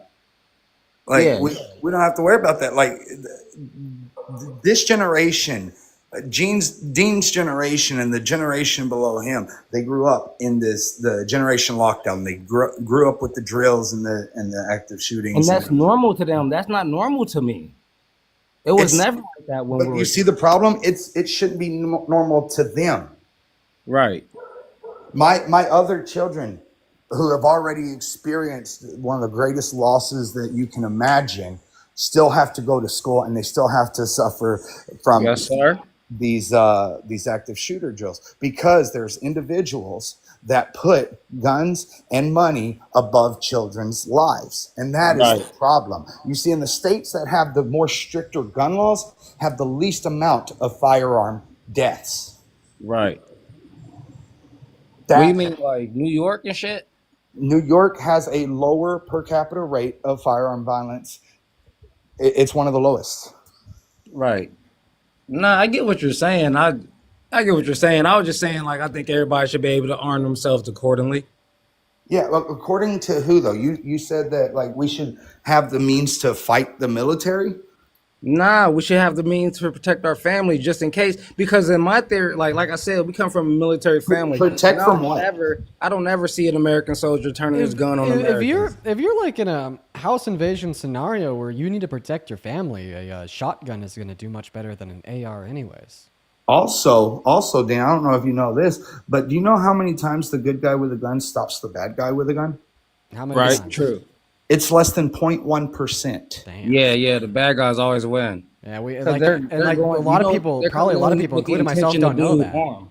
Like a lot of Yeah. people don't know that. Like, see, like my takeaway is I'm going to be like the guy in the movie and take the gun and take down the bad guy. But in reality, you're saying it happens 0.1% of In the a time. perfect reality, you could do that, but in real life, it don't happen like that. Yeah, it happens less than 0.1% of the time. In fact, the best way to protect yourself, especially in like a home invasion situation, it would be a fire extinguisher for numerous reasons. One, you ever had a fire extinguisher blown in your face, it blinds you. Secondly, what does a fire extinguisher do? It cuts the oxygen out of the air, so it makes it to where they can't breathe, and then you have a blunt object in your hand. That guy's getting shot, bro. Come on now. That guy's getting shot. I'm holding a gun and he's coming at me with a fire extinguisher? Do you know how far fire extinguisher? First of all, like here's the thing. This is that Rambo effect, right? And we don't need to have that. It's the Rambo effect. Who knows your house better than you? Me, I know my house. Exactly. So if you have a fire extinguisher and someone's in your house, do you think that you would be able to fire that fire extinguisher at them before they hit you, or vice versa? True, but I've used fire extinguishers before. You got to pull the pin, you got to aim, you spray, and you hear the and then it's like that is when the happens, beesh, that happens, and that's instantaneous, and I'm gone, bro. Come on now. Yeah, except if you're blind and you can't breathe. Have you ever not been able to breathe? What do humans do as soon as you can't breathe? Where do your hands go? You reach out for air. It's not there. You reach for your throat. Yeah. Nah, you go for air. Shotguns and fire extinguishers, y'all. That's what you need to protect your house. Well, pepper spray works as well. More people protect themselves with like bear spray, pepper spray, and also if you want to feel like a badass. If you want to feel like a badass and have a gun and everything, there are these things called the burners. They are they shoot these like gas pellets that when they hit, they explode, and then there's gas that will alleviate the situation. Hey, Brett, he left. I appreciate you for coming up. That was an interesting conversation to listen into. I've honestly been wanting to listen into that for a while because I've been agnostic on like an AR ban. And I think a lot of the knowledge that you just brought up there was like incredibly meaningful. You know, the fact when we did do an AR ban, we had a 70% reduction in mass shootings, and then they spiked by 180% following its sunset. And now we have like a higher per capita stabbing rate in America compared to the UK. That's really meaningful information, Brad. That's why I wanted you to come up here. Sorry, not Brad, Brett. My apologies. Brett. Thank you so much for your time, man, and thank you so much for the facts. You're truly an educator, bro. In fact, before I remove Brett and move on to the next guest here, y'all, if you would drop a follow to Brett. I know that you do your own lives, right? Yeah, I've been in between. Tonight's actually going to be my first night back. I've been trying to move. I've been in the process of moving out of Uvalde because that community has just been terrible. Since the situation. But that's a whole crazy long story that I won't get into. But yeah, I'll be back on tonight. Cool, man. Well, I dropped you a follow too. Thank you so much for coming up. And once again, it was nice meeting you down in Texas. Yes, sir. Appreciate you. Take care, Brett. We're gonna go to move on to the next guest. That was a very educational conversation. I didn't butt in at all. Honestly, I just wanted to listen alongside you guys to, what Brett was saying and the information he was sharing.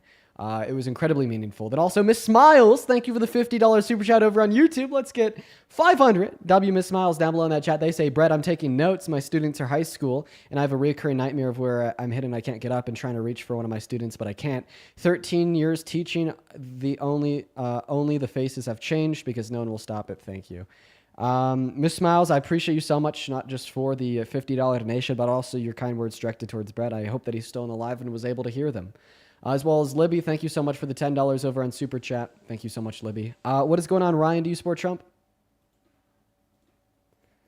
Okay, we're going to give Ryan around 5 seconds here to say a word. It doesn't look like he is, so let's going to move on to the next guest. We're going to get Shane Illis up in the box. Here we go, everybody. We're going to get Shane Illis up in the box.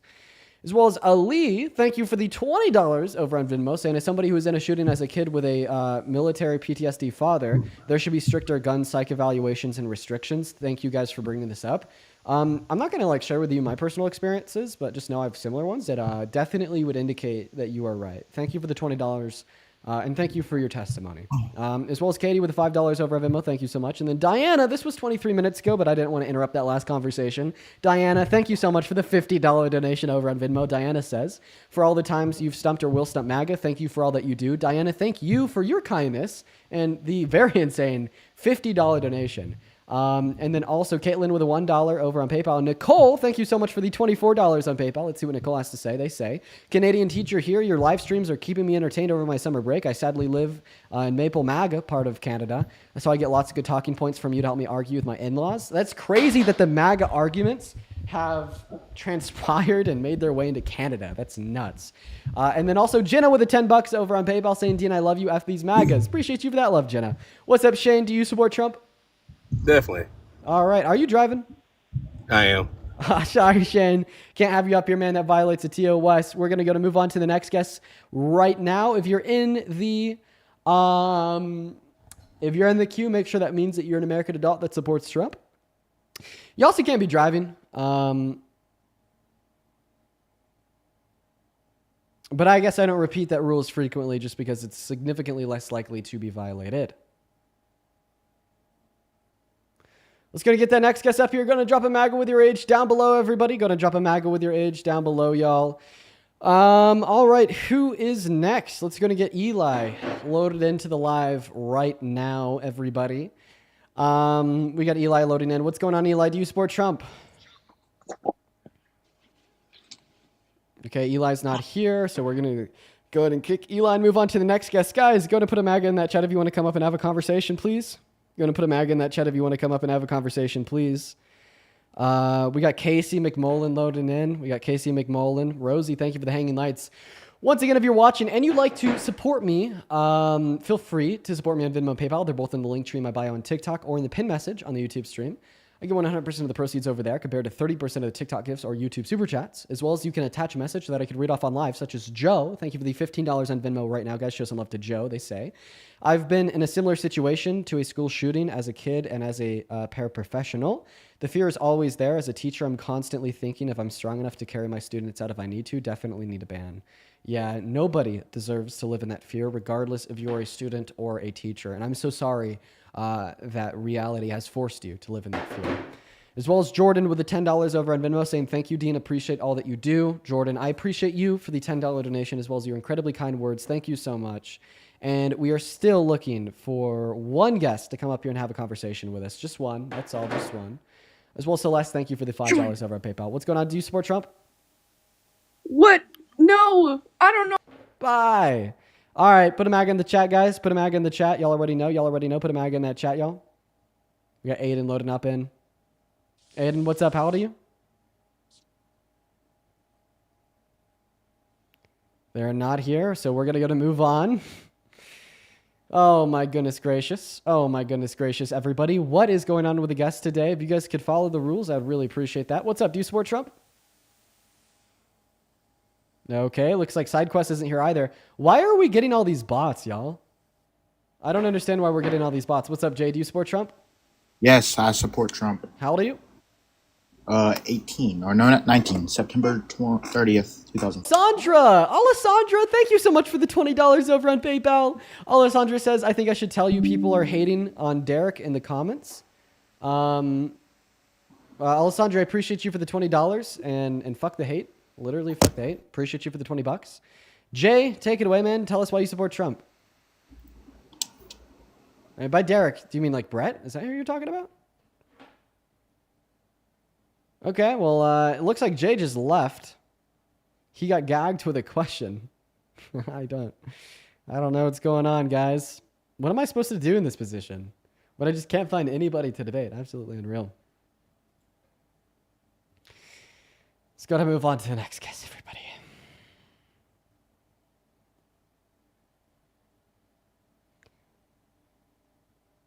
Santana, sure. Feel free to help add people up. Appreciate that from you, man. What's going on? Onyx Information. Do you support Trump? Yes, I do. I'm 20. Have we already debated? No, sir. We've never talked before?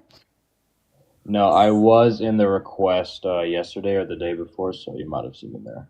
Okay, and you said that you're 20. Why do you support Trump? Let me just clarify what I don't support. Is that fine? Well, you don't support about Trump? I mean, what I don't support, what he does. I'd prefer you start with saying what you do support. All right. So immigration policy, not everything about it. I'd rather keep out, just normal civilians, but I really strongly want criminals out of here. When you say criminals, what do you mean? Just criminals. Okay. Well, you wanted a criminal in the Oval Office, so I don't know if that inclination was that strong. Can you give me evidence why he's a criminal? Yeah, he was convicted and sentenced for 34 felony counts, making him a felony criminal. When was that? I don't know the sentencing date. I think that it was sometime in last July. All right. Can you just give me some article? That's all I want. Just any more evidence. Trump 34 felonies. Sure. Here's an article from NPR saying here's what all of Donald Trump's 34 felony counts are for.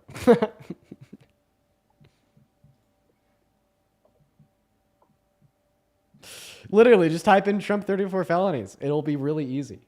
Really easy. I got you. The easiest thing you've ever done. Guys, I don't know if I have the willpower to go for 4 hours today. I've been really exhausted recently. I think a lot of the calculated hate and misinformation has been getting to me and tiring me out. I'm not gonna lie, man. You guys gotta see some of these DMs, bro. I just got another DM on Twitter that says, "You are a effing weird pedo." K to the other letter to the S. Ugh, dude. Someone said that to you? Yeah, man, you'd be surprised. It's been a lot of people. I think I've had, just from what I've seen after reading the DMs, I think that I've had like 40 or so people DM me today telling me to self-unalive. What, man? What'd you do? Well, what I did was I exposed a husband and a wife for thinking that they had the ability to consent for their children to be literally exploited. And apparently a lot of MAGA's takeaway is that thereby, because I don't think that parents can consent to the exploitation of their children, that the children can consent to the exploitation of themselves. I mean, I don't know why this disingenuous takeaway is ringing true for so many people. I also think that there's been a lot of people misrepresenting it, just willfully. Honestly, if I wanted to do a class action defamation suit, I think right now I could. I'd say that there's a good 10 or 20 creators that I could definitely sue for defamation or slander right now. But I assume you won't. Yeah, I don't know, man. It's a lot of effort. Anyways, so did you look up and find the fact that he's a 34-count convicted felon criminal? Yep, I'm surprised I never heard about this. I'm being completely serious. I'm surprised you've never heard about that either, man. And I'd say that his felonies aren't even the worst thing he's done. He was also held civilly liable for rape. I think that the civil court that held him liable for rape is just infinitely worse than his 34 felonies. You're being serious with that? Yeah, so this was Trump v. E. Jean Carroll. The court held him civilly liable for sexual abuse.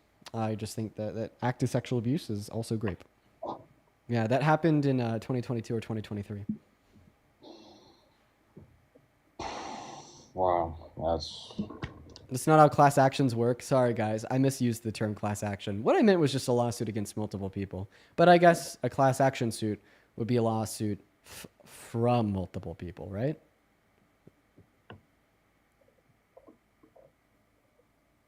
That's horrible. Yeah. Misuse So of class action. yeah, I'm at a loss for words. You know, I concede on, but I'm still what This is how a normal person is supposed to respond right here. This is how a normal person is supposed to respond. I appreciate that. You're supposed to be Do a people loss. not You're respond like supposed this? to be at a loss of words when you figure out that the president is a rapist. Perfect reaction, bro. All right. Well, I mean, I don't have much more to talk about, but honestly, thank you for informing me. I hope I didn't waste your time at all. So. No, bro, this was probably the most productive conversation since I started this stream. Thank you for reacting to that information like a normal, sensible, rational person, and I hope that you have a great rest of your day. Literally the most productive conversation since I've started this stream. You weren't wasting anybody's time. Let's go to move on to the next guest. Everybody, if you're in that queue, make sure that you support Trump. Yeah, then about lawyers. They're like awfully expensive. And I'd assume it'd be pretty pricey to go after multiple people. And I don't even know like what the gain would be, like what the end goal would be. But it'd have to happen at some point. You know, like I think that, you know, just like spreading such like violent misinformation is like incredibly harmful and like should be checked. It'd just be a lot of money and also like a lot of time, attention, and effort. I feel like that's also the part that isn't factored in is time, attention, and effort. So I'm more likely than not just going to make a video. What's going on, E-Dog? Do you support Trump? I didn't even think he was gonna pick me for real, but I voted for him, but I'm not gonna lie. I've been sitting here watching this probably for about 2 hours now. You changed a lot of opinions for me. Dude, that's why I do this. Any opinions left that have gone unchanged? I honestly think he's a fucking horrible person and all, but I did vote for him simply because of my line of work. What do you do for work? I am a welder, and I get lots of overtime and shit like that. And I seen shit about interest rates and stuff, and I just thought it'd be easier to start a family then. So interest rates, he's actually been worse for the interest rates than Kamala Harris would have been because he likes to spend a lot of money. Also, his tariffs are inflationary. Even like the Fed announced that they were going to slow the rate at which they're cutting the interest rates because of Trump's policy. Now about like no tax on overtime. Well, like the average American is still going to see an increase in their taxes at the end of the day. That's according to the University of Pennsylvania, particularly their business school of Wharton. Not to mention that the bill comes alongside with a lot of negatives. As well as there is a cap. So no tax on overtime. You're only going to be able to like claim a deduction on overtime up to $25,000, as well as it expires literally in 2 years from now. So I mean, at most, the most amount of money that anybody could save is like what, like maybe around $10,000, if even, right? But that's for the most part accounted for the average American, and they'll still be paying more taxes at the end of the day because of other sections of the BBB, and that's just according to the University of Pennsylvania. And that same bill is also kicking off 17 million people off of healthcare, and 3 million people off of food stamps. It's defunding science and research. It's doing a lot of bad. Yeah, I know. I was reading into it for real, and I was educating some of the guys at work. I'm like, honestly, it's basically a lie, basically. It's not a lie because like you are getting to deduct that income. It's just incredibly misleading because you think because you'll be able to deduct that income, you'll end up saving a bunch of money. Yeah, it was like I was reading into it. It was like you can only claim the taxes at the end of the year or something. You can't claim the standard deduction. So in reality, wait, you can't claim the standard deduction? Yeah, that's what it was saying. It was like you can't claim the standard $15,000 deduction. So then, wow. Okay. So then in other words, there's like a total of like $10,000 per year that you might be able to get additionally not taxed. If you're right about not being able to claim the standard deduction, if you claim the $25,000 deduction on overtime. But yeah, man, I appreciate you for coming up, E-Dog, and I hope you have a good rest of your day. Thank you, man. Yeah, of course. We're going to move on to the next guest. Everyone just give us a minute. We're going to get that next Trump supporter loaded into the box right now. Everybody just give us a minute. Let's also see here. Hannah, thank you for the $5 over on Venmo saying, don't worry about the people against you online. They're trying to get you any way they can. You were correct in your stance. Yeah, man. Honestly, the more I think about it, the more I think that was warranted. At least from like, not like like asking my community angle, but more so like the fact that they should be investigated. I definitely shouldn't have asked my community, but like people are like now like blowing that up. And I mean, we'll talk about it at some point in the stream. Ashton with the $10 over on Venmo saying, has the hate from the husband and the wife calmed down? No, there's actually a couple updates I'd like to give you guys. As well as Hannah with the $5 as well. And then Ashley with the $5. Thank you so much. Oh, shit. Then also Alessandra, thank you so much for the $20 over on PayPal once again. Thank you so much for the love, Alessandra. Guys, show some love to Alessandra down below. Then Kylie, thank you for the $5 over on PayPal. Welcome in, Adam. Do you support Trump? I do. How old are you? I'm 21 years old. And why do you support who I would consider the worst president of your life? Well, I have a question for you. Why do you think he's the worst president of my life? Because I think that his policy is baloney, but obviously we've seen a lot of presidents with baloney policy. I think what makes him special is human rights violations, like the 66 million American women and girls that have lost access to elective lethal abortions because of him, or the 60 pregnant rape victims that are denied access to abortion every day like clockwork as a result of him overturning Roe v. Wade, or him playing judge, jury, and executioner as it relates to basically sentencing Abrego Garcia to be beaten, tortured, and CGOT for 3 weeks. Then even after SCOTUS ruled that his removus was illegal, Trump administration said we don't care, he's never coming back, even though he's being beaten, tortured illegally there. And then maybe propping up things like Alligator Alcatraz, where, these detainees, these undocumented immigrants, literally are undergoing worse treatment than inmates in maximum security facilities, getting one meal a day, living in tight quarters with lights on 24/7, not having access to water to bathe in 4 days, and some of the mills are having maggots in them. It was built in 8 days to withstand a Category 2 hurricane, even though we've had 3 Category 3 or above hurricanes strike that area of Florida in the last 5 years. And then also the fact that he called for the termination of the Constitution, supports no core American values, and tried to rig and steal a federal election in 2020. That's what solidifies him as the worst president of either of our lifetimes. So it's funny to me that you bring up the detention camps when Obama deported, I think, roughly 3 million more immigrants than Trump did in his first term, yet that's never brought up. Wait, does this mean that Donald Trump deported 0 undocumented immigrants in his first term? Because No, Obama that's deported not exactly 3 million undocumented immigrants. Okay, apologies. 2 million more than Trump. So, okay. Trump Yeah, did, so I he think, 900 deported I 2 think million Trump- more in 8 years than he did in 4. Yeah. Notice how, a point that I didn't No. bring up there was his number of deportations. I didn't know. So I this said is a red Obama herring to first. the argument I specifically gave you. But if you want to talk about Obama, I'll give you my thoughts. Okay. Donald Trump is focusing on the deportation of all undocumented immigrants, and he's been violating their constitutional rights and sentencing them to be beat and tortured. Obama didn't violate their constitutional rights, didn't sentence them to be beat and tortured, and specifically focused on deporting undocumented immigrants with prior criminal offenses outside of unlawful entry. My evidence for this would be the fact that it's not just something that he said, but it's something that he acted on by instituting work programs for nonviolent undocumented immigrants such as DACA. Illegal immigrants. Does the Constitution apply to illegal immigrants? Yeah, that is a good point. Does the Constitution apply to illegals who came here legally? It does. Do you think it doesn't? No, I mean, it was a genuine question. I don't think it does or doesn't. It But I does. think It the applies Constitution- to all people in the country.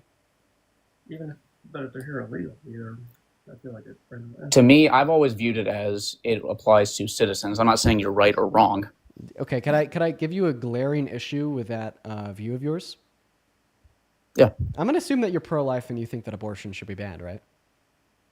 Yes, I think the only case that abortion shouldn't be banned is in rape and incest. Well, those two views contradict one another, because if your belief is that only citizens have constitutional protections, well, what is something that you have to have in order to be a citizen? A social security number, right? Yeah. And when do we get our social security numbers? At conception or birth? Excuse me. When do we At get birth. it at birth? So this means before birth, we're not citizens because we don't have SSNs. Okay. Well, the issue here is then fetuses That is not- don't that have is any the- constitutional hold or on, legal hold on. protections, meaning that you would be pro-choice all 9 months for any means whatsoever in all 50 states. I'm pro-choice, yes. You just told us that you were pro-life. No, I did not. Dude. How did in what way did I tell you I'm pro-life? We're going to roll back the clip. Jesus. Just give us a minute. Let's also see here. Hannah, thank you for the $5 over in Venmo saying don't worry about the not people letting getting me. online. They're trying. 1 second. It's acting weird. It's lagging bad. It's lagging Yes. bad. I'm about to clip your ass, but it's just lagging bad. It's I am lagging so bad. You're right. I'm sorry. I heard you wrong. Yes, I am pro-life. I do believe that in cases of rape and incest, that there should be an option. But I think that's also a very small percentage. Oh, great. Yeah, so then what I said was true because you said that constitutional protection should only apply to citizens, meaning that they wouldn't apply to fetuses since fetuses don't have an SS and thereby aren't citizens, meaning that they don't have constitutional protections, meaning they don't have any legal protections, meaning that you'd have to say that you'd be pro-choice all 9 months for any reason or no reason at all in all 50 states, given that you think the Constitution only applies to citizens. I think that Boom. Boom what? Boom, your argument is defeated. Either you're pro-choice all 9 months in all 50 states, or you think that the Constitution applies to everything, buddy person in this country, not just citizens. How does being pro-choice and a citizen having rights in the Constitution have anything to do with each other? Because under your view that the that the Constitution only applies to citizens, the Constitution would not apply to fetuses. And if the Constitution doesn't apply to fetuses, then fetuses have no legal protections. So there'd be no legal protections to stop a mother from killing it, meaning that you'd be pro-choice all 9 months in all 50 states. Okay. I do see your point of view. I don't necessarily agree, but I get what you're trying to say. So what's the problem with the argument here? Because I think it's apples and oranges. I don't think. Dude, I don't think the fetuses want to be citizens, and you think that the Constitution only protects citizens, right? Well, I actually asked you if the Constitution does protect citizens or everybody. And I said it protects everybody, and then you responded by saying, well, I don't know, I think it only protects citizens. So I just gave you one really glaring reason why you shouldn't believe that, especially if you're pro-life. Okay. Well, I'm not saying you're wrong or right. You should probably say I'm right. No, I think I should probably have my own opinion. Well, what's wrong with my opinion? Can you critique it? Well, I think the problem is I bring up an argument and then you try to bring up something else. You try to confuse me and get me knocked off my words. When in reality, I was talking about illegals and you were talking about abortion.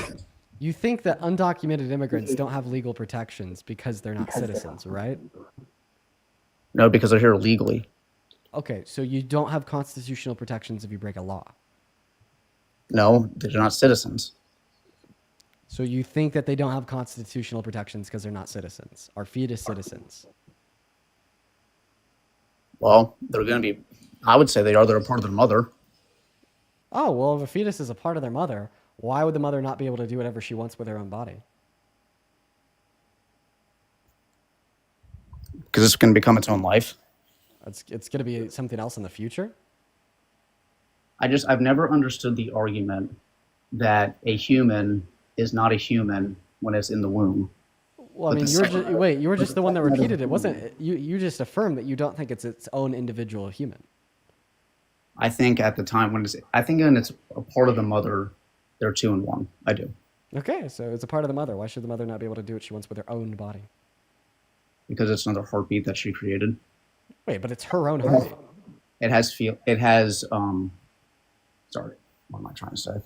It's her own heartbeat. Why can't she consent to a practice? Why can't she consent to abortion when she's consenting to something that has to do with her own body? Because when you have sex, you know that there is a risk of getting pregnant, and that's the risk you're taking. I'm sorry, but it's true. So if you take the risk, you run the gamble, and you get unlucky and you get pregnant, you should have to accept that pregnancy and deal with it because you took the risk to begin with? Yes. Okay. It's your fault. So if I smoke cigarettes, taking the risk of lung cancer, and I do get lung cancer, I should have to deal with that lung cancer and suck it up? I shouldn't be able to go to the doctor's office and get chemotherapy to kill it? That's not remotely the same thing, and it's still your fault. Actually, under your view, that would be the identical thing. Those lung cancer cells would be a part of my body, just like you said that a fetus is a part of the woman's body. They're one and the same, both scenarios. So you're under the view that a fetus is a parasite or a disease.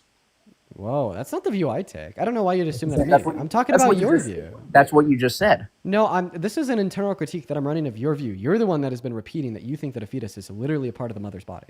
That's been what you've been repeating. So, sorry, stumbled over my words. I'm going to ask you again. So, do you think cancer and a baby are pretty much the same, or a fetus are the same thing? Under your view, absolutely. Under my view, yeah, because they're just both a part of the woman's body.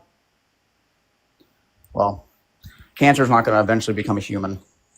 Oh, it's going to eventually become a human in the future. Sperm and an egg are eventually going to become a human in the future. Is it murder to kill sperms and eggs? Yes, it's murder to kill a fetus, to abort a fetus. I didn't ask you if it's murder to abort a fetus. I asked you if it's murder to kill sperms and eggs because they might be a human in the future. What's the difference?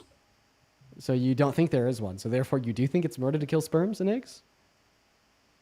Do I think it's murder to kill sperms and eggs? Because they might be a human in the future? I think if it develops into a fetus, yeah, I think that's murder. So, okay, so then ejaculation is genocide. Got it, buddy. You're really good at twisting words and trying to make something into your own. It's my expertise. Yeah.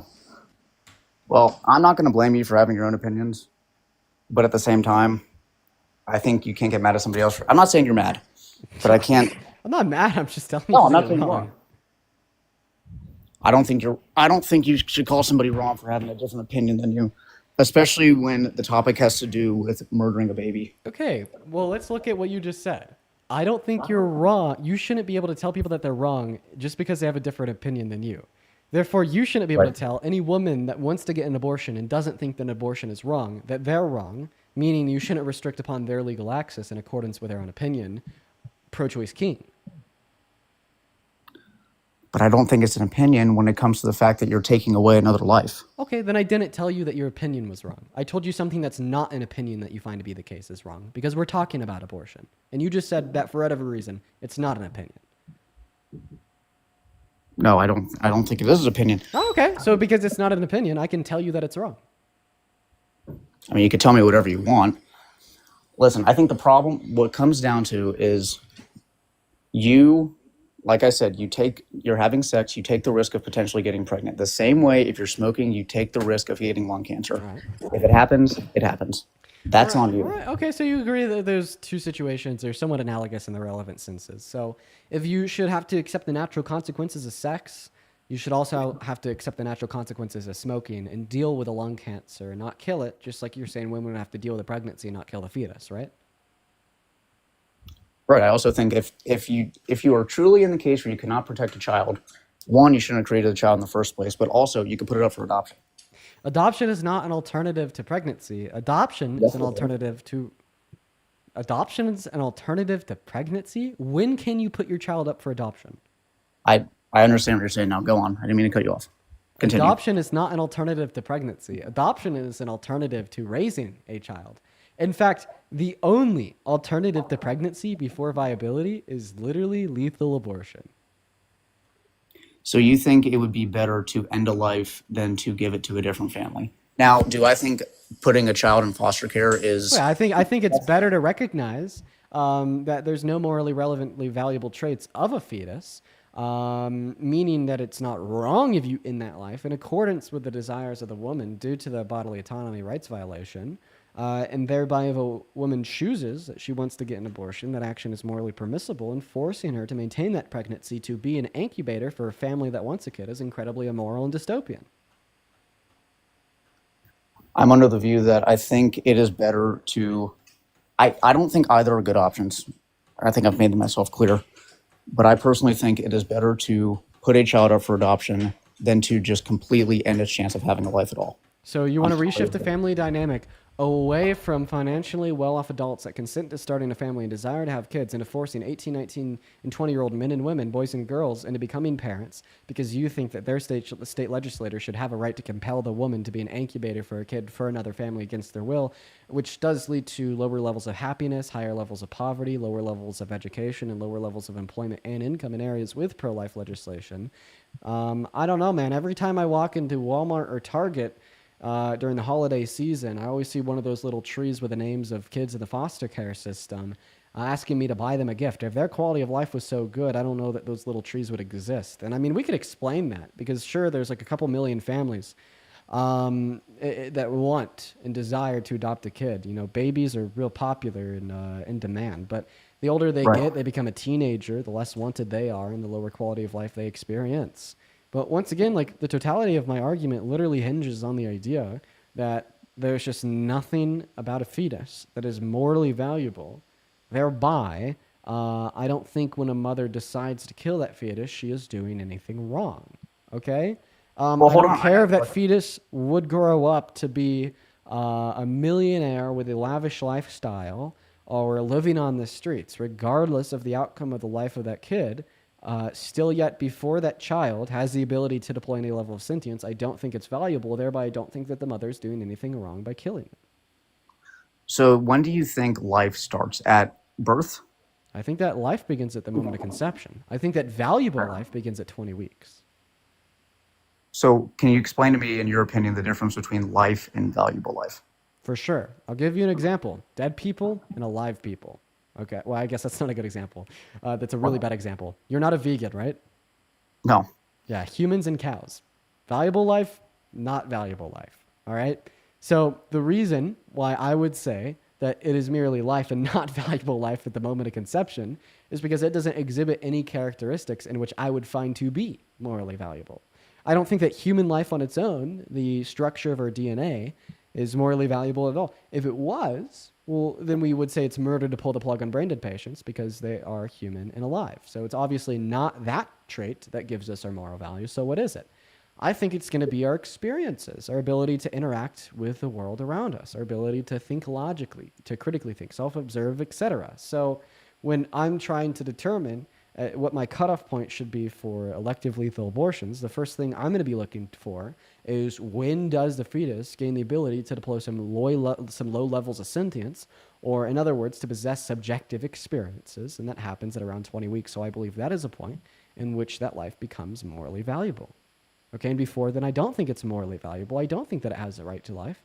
Thereby, I think that a woman is well within her rights to get an abortion for literally any reason, whenever, for whatever. For any reason. Whenever before 20 weeks? Elective lethal abortions, yeah. Okay. And then you think after 20 weeks would be for medical reasons? Yeah. I'm just trying to... Yeah, for medical reasons. And at that point, I still think that it should be in between the woman and her doctor, because I think when we give the state the ability to legislate, they do so very poor.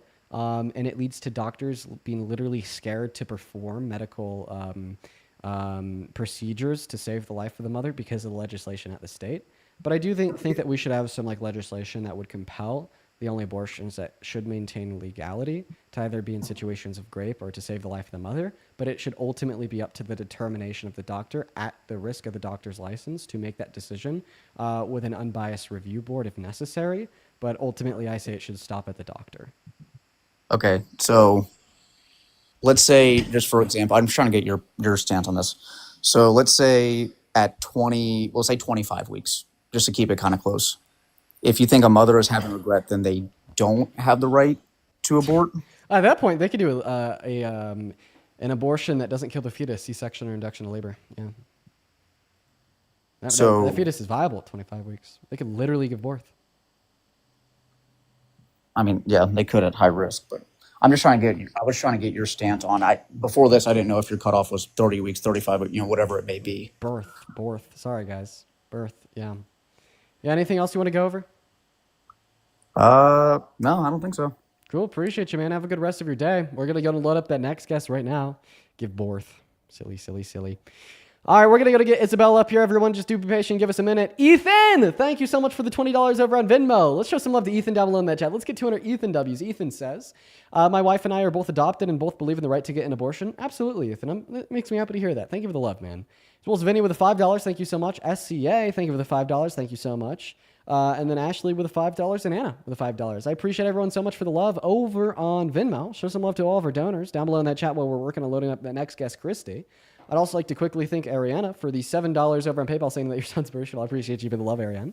As well as Kylie with the $5. Thank you so much. And yeah, once again, if you're watching and you're like, hey, this Dean guy is cool and you want to support me and my work, what we do here on our live streams for 4 hours a day, every single day, you can find my Venmo, my PayPal, and the link tree in my bio, y'all. I get 100% of the proceeds over there, as well as you'll get a notification at the top of my phone where I could see your name and any and all attached messages and shout you out. But welcome in, Christy. Do you support Trump? I'm actually Australian, so I don't know anything. But Sorry, Christy. I haven't repeated the rules in a while, so I'm not going to fault you for it. But in order to request, you got to be at least 18 years old. You have to be from America, and you have to support Trump. Let's go to get that next guest, Junebug, up here, y'all. Make sure that we're following those rules. I haven't repeated them in a while, though, so all is good. All right, let's go to see what the next guest has to say. Hey, Junebug, do you support Trump? I did that by accident, I think. However, No worries. Oh man, I didn't catch the however part. I'm sorry, I didn't catch the however part. Dean! What's up, Dean? That would be a child. Skedaddle. Moving on to Aiden. Uh-oh, did I miss Rachel's donation on PayPal? Let me check, Rachel. I'm sorry if I did. Oh, I did. Rachel, thank you for the $2. I'm sorry for missing that. What's up, Aiden? You support Trump? I'm not really, no, but Guys, follow the rules. Please, please, please, please. Please, please, please, please. Please, please, please, please. Follow the rules. All right, moving on to the next guest. Here we go, y'all. We got Kraken Fan 77 loading up in that box right now. Hello, Kraken Fan. Are you MAGA? So yes and no, if that makes any sense. That actually doesn't make sense because that is an explicit contradiction. Okay. I just want to, I talked to Chris the other day. I went on his live and I just kind of wanted your opinion. So some views I do agree with Trump, but there's now lately been a lot of views that I disagree with Trump. One being the, I think it's called the alligator Alcatraz that he just put down in Florida. All right, very bad, very bad. It is. And I saw your video that you did post on that, and I'm 110% agree with your views on it. I'm hearing that the food's horrible. The question I asked Chris and kind of wanted to get your opinion, does this resemble more of like a concentration camp? Yeah, I do. Okay. I mean, what's the definition? I'm pretty sure it like fits the definition of a concentration camp. Let's see. Because I mean, through history, if you go back into history and everything like that, like during World War One, what's that?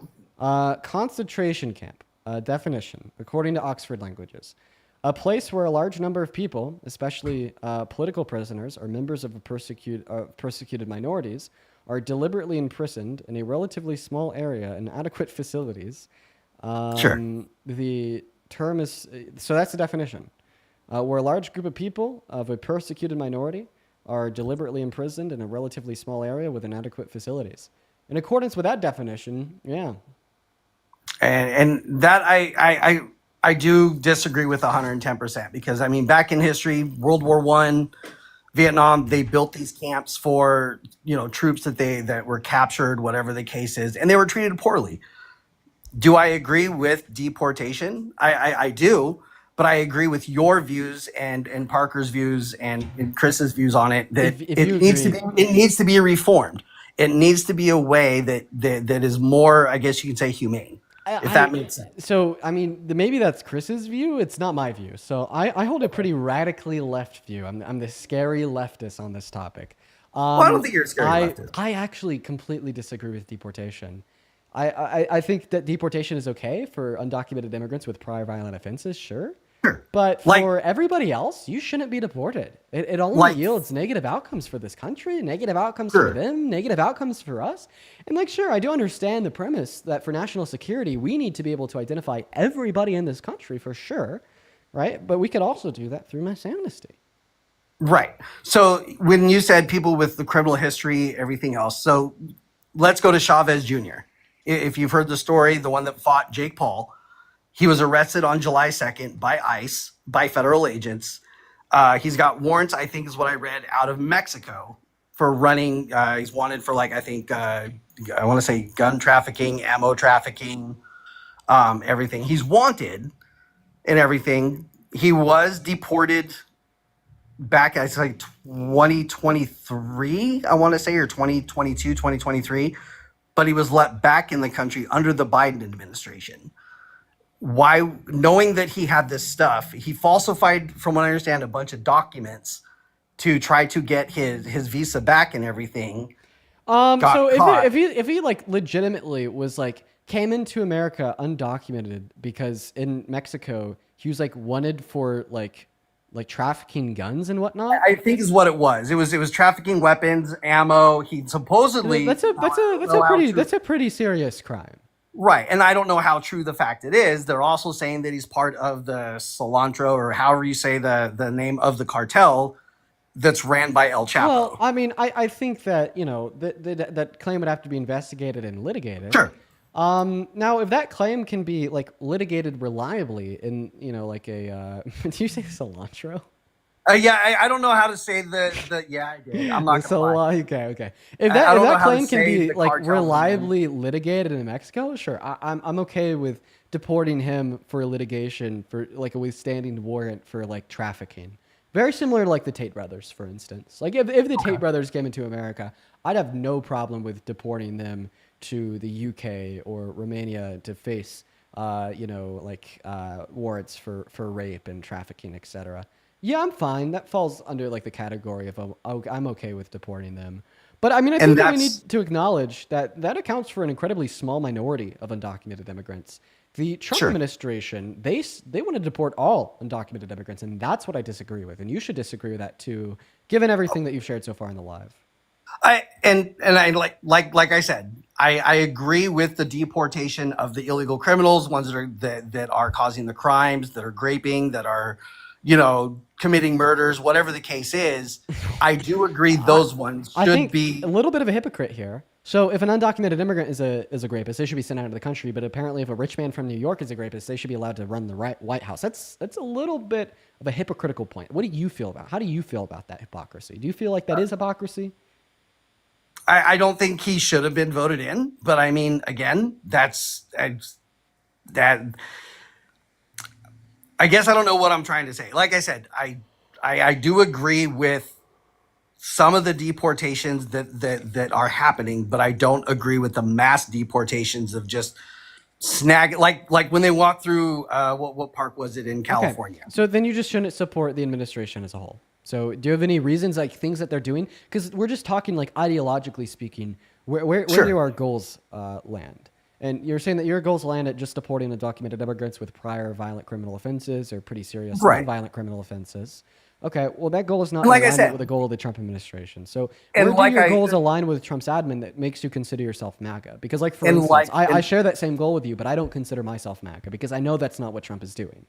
Right. And like I told Chris, with what's been happening over I'd say the last month and a half has completely swayed my decision to what I voted for. Because that's not what I voted for. I didn't vote for that. Like everybody else is saying, I might have believed into the lies thinking, okay, well, you're going to actually do this. You're not going to. And now he's not doing it. Now he's kind of avoiding all of the consequences that's going to go with that. Does that make sense? Can you repeat what you just said? I'm not going to lie. I tuned you out, but the whole chat is spamming. Yes, he did. What is the chat saying that you did, that you are saying that you didn't do? I have no idea. Okay, what did you just say? Just repeat your last sentence. Oh, I just said that the last month or so, it swayed me the other direction to kind of not. Like you're saying that you didn't vote for this? I didn't vote for the way he's handling the country. I voted for hoping he would do it the right way, but apparently I'm not gonna lie. I'd say he did run on deporting all undocumented immigrants. In fact, his rhetoric was like stronger before the election because there's less pushback against it. Like he was straight up saying like undocumented immigrants are like poisoning the blood of this country and we need to round them all up and deport every single one of them. Like his rhetoric about mass deportation was significantly stronger before like published backlash occurred because the operation actually started. He ran on cruelty. He absolutely did. Sure. All right. Well, is there anything else you want to talk about? No, that was definitely it. I definitely love watching your videos, and thank you for having me, sir. Yeah, man. I mean, it sounds like you're like a lot of other Trump supporters, maybe like set in your ways because they're comfortable and you know them. But I mean, I guess I appreciate you for challenging your beliefs more than others. So have a good rest of your day. You too. We're gonna move on to the next guest. Go ahead and drop a maggot down below in that chat if you'd like to come up and join. We got Shay loaded in right now, y'all. As well as Jack, thank you for the $10 over in Venmo, saying thank you for sanity in fearful times. Jack, I really appreciate you so much for the love. Everybody, show some love to Jack down below. As well as Anonymous with the $5 over on Venmo. Thank you so much for the love, Anonymous. Thank you, guys. Thank you, everybody. Thank you, everybody, for your kindness with your donations. Hey, welcome in, Shay. Do you support Trump? No, I do not. I'm a leftist, but I just wanted to ask for like some advice. So I have family members who are very, how old are you? I'm 21. Okay. If you want to just ask like a quick question, that's fine. Yeah, so a lot of my family members, they're very against deportations, and I just wanted to like ask how I can argue against the fact that a lot of them are mainly against them for working, and I say in quotation marks, illegally. They just want them to stay here to work illegally? No, like they're against that. Oh, they're against them illegally working? Yes. Oh yeah, you should be too. Everybody Oh, should be against that. So the reason why everybody should be against that is because when they work without documentation, they get paid lower wages as they have less bargaining power. But like the solution to that problem that we should be against is mass amnesty, because then they'll be able to work legally, garner higher wages, and have more bargaining power to hold against their employer. That won't just have positive outcomes for them; that'll also have positive outcomes for the economy as a whole. how can I argue against them? Because they're like against them working illegally because it's illegal, just like that. Oh, because it's illegal? Yeah, It's not because illegal for that's undocumented immigrants to work. because they're like their whole argument is like, oh well, they don't pay taxes and they work illegally, but like how can I personally counter that? Oh yeah, you could counter that by telling them that they do pay taxes. Undocumented immigrants pay $100 billion per year in taxes on the local, state, and federal level through ITINs. You could counter that by just simply bringing up the facts. Okay, thank you so much. Of course, Shay, appreciate you for joining. Good questions. I really like questions about immigration. I think that out of all political topics like ever in America right now, immigration is probably where I'm the best versed, you know? Like I'm not going to lie, like maybe I'm just like cocky within this sense, but I truly don't think that there's like a single like right-winger that can defeat my argument for mass amnesty. I think that it is like the easiest, most common sense argument that anybody could ever make. I'm like very bold and confident about my arguments for immigration. Welcome in, Jake. Do you support Trump? Hey, how you doing, Dean? Yeah, I do. And I'll tell you my reasons why in a second here. Okay. How old are you, man? I'm 42. Everybody laughing in the background tells me that's a lie, Jake. That's not nobody. Yeah? What year were you born in, bud? My cat. Your cat was the year that you were born in? Obviously. Duh. Why didn't I know that? Yes, your cat was the year that you were born in, Jake. Spot fucking on, bro. What's up, Harper? You support Trump? Harper's not even here. Go ahead and drop a MAGA down below in that comment section if you want to come up here and have a conversation with me, y'all. Honestly, I got to use the restroom again, and we've been live for 3.5 hours. I may just end soon so I could go pee. Maybe. We'll see. But everybody make sure that we're double tapping on that phone screen. Welcome in, Kevin. Do you support Trump? Kevin is not here. Goodbye, Kevin.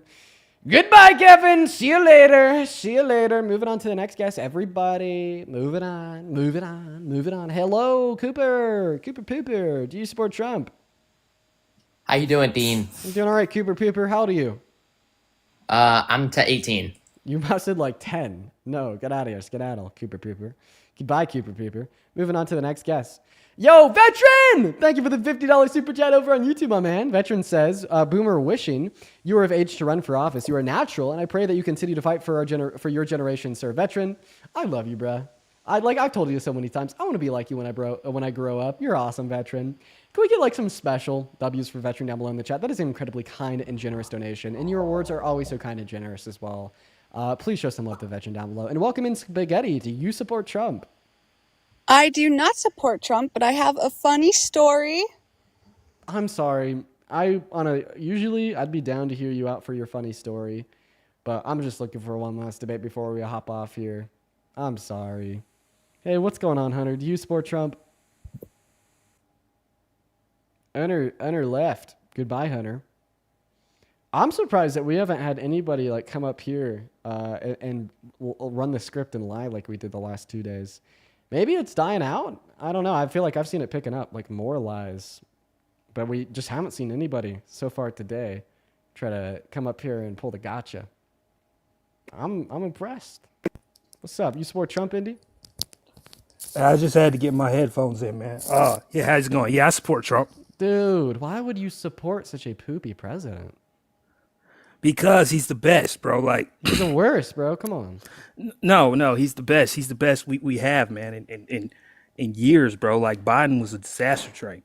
Really? Okay. Name one bad policy Biden passed. Name one good policy Trump has passed. Policy. I mean, I like Trump's critical minerals policies. Critical minerals policies. I've never heard of critical minerals policies. What is that? Yeah, like Executive Order 1488. I don't know the exact number, but that was during his first administration, and that is policy. And it was groundbreaking. So, Executive Order 1488 repealed authorization for use of military forces against Iraq. Yeah, I said I don't know the exact executive order number. I thought it was 14. So then what does the policy do?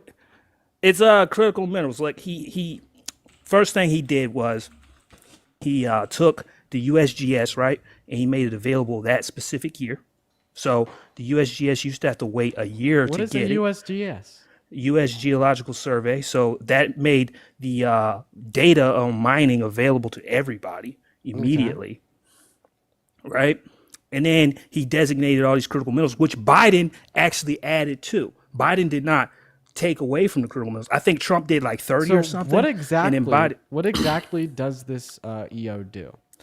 This EO gives us the firepower. I mean, all this stuff goes into chips and munitions and things like that. And this we were dependent on China. So you're still not giving me like a very clear description of what this EO does. You're reading the EO. You know I'm giving you like the EO is incredibly lengthy, so I will continue to read it, but I want you to give me a clear description of what the EO does. Yeah, I just gave you a clear description. What was the clear description? It boosted. Oh, come on, Dean. Why you being like this, man? I'm just trying to. I mean, does anybody watching think that I'm being unruly here, or does it kind of just sound like I'm trying to learn more about the executive order that he's parroting here? Parroting? I'm not reading it. I'm going off memory. Okay, so what does this EO do? I just told you. I said it declassified the USGS, and then it added all these lists, these critical minerals that it gave us a list of critical minerals. Declassified right? USGS. So what do you mean? What is USGS? I just told you the U.S. Geological Survey. So what is the U.S. Geological Survey? The map. It's got like a map, and it's got all the critical minerals in it. All the minerals that are mined in the United States. Like where minerals are in America. Something like that. I've been to the website, and that's what it has. And they declassified that?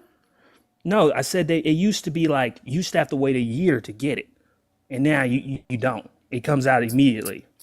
So if you want to mine minerals, the government will now just give you a map to show you where the minerals are to mine? No, not just a map to show you where the data for everybody. What data? Never heard of what data is it? Hold on. You ever heard of? I'm trying to follow you cobalt, here. What data? Cobalt. Okay, look, they got maps and stuff, relief summaries, right? And maps also of what?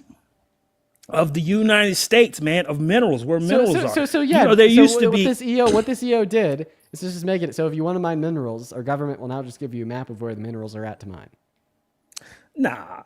It's not okay. So then, no. I'm giving you a layman's term. Like I'm not a freaking mineral expert, man. Okay. Well, then we probably should talk. If you cannot provide a clear description of the goal of this you gave order, me no. We probably shouldn't talk about it. Dean, hold on. Let's be fair now. Hold on. Give me a second. I feel like you're just upset that I'm asking you to clarify on what you're saying. I feel like most people in my shoes right now wouldn't know what to say because they don't know what this EO does. But what I'm doing is I'm just asking you what the EO does. I gave you a clear description. I think I gave you. You gave me a contradictory description because your description wasn't. Yes, it was. You a contradictory description. Yeah, the contradictory description that you gave me was to say that it declassified the USGA. I asked you what the USGA was. USGS. The USGS was like a U.S. Geological Survey. Then I asked you what the U.S. Geological Survey was. Then you said it was a map of minerals. So I said it's more than a map of minerals, and then you're like, no, just made it so they didn't have to wait a year to get it. So then I was like, okay, what is a map of minerals? Like where minerals are at in America? You're like, no. Then I was like, so now if you want to mine minerals, the government will just give you a map of where they're at. You're like, no. So I mean, you've just denied every interpretation of that I was trying to make of your claim there when you said it declassified the USDA, which is apparently a map of minerals. Like, what do you mean it declassified a map of minerals? No, look. First off, right? And you just said it was made it data. People no, it's a lot of data. What data? It's a lot of data. What data? It's like mining data. What mining data? I'm not trolling. Yeah, it's a lot of mining data. You're trolling. Mining data is stuff. You're trolling. How about trolling? You're trolling. Bro, come on. You're trolling. Dean. And then look, I'm did so not close your to boy kicking you for trolling. did not your boy Biden add to the executive order? Yeah, Did he not do his? You can't add to executive orders, so we know that he's trolling. We're gonna kick him. That was a pretty funny troll. Oh, and apparently, according to Matt, it's not even called the UGS. It's called the USGS, and that data is already open and has been open forever. And it's like the point of the USGS. Dear God. Sid, thank you so much for the $50 over on YouTube Super Chat. Sid says, been thinking a lot about you in the last few days. Sorry people are so cruel. Please prioritize your mental health over anything else. A social media break is always an option. We all appreciate you. Sid, I really appreciate you for the message and the $50. Show some love to Sid down below. I'm not gonna lie. I feel like being on these streams helps my mental health because it just reminds me that there's people that are there that aren't just like utterly insane. You know, it's like I turn the stream off. Like, what do I see in these echo chambers of like right-wing bad faith pundits? Like, I just see insanity, right? But like on here, it's like I have a community of like 13,000 people right now that at least have the IQ of like a goldfish and can connect the dots and see that I'm not some crazy man. So I mean, it usually helps my mental health. It does. It helps my mental health. I appreciate you guys. You guys help my mental health. And thank you for being fact oriented. That is what you guys are doing. Is help my mental health. Claiborne, welcome in. Do you support Trump? I sure do. You sure do? Why is that, bud? Because he's the right man for the job. Why is he the right man for the job?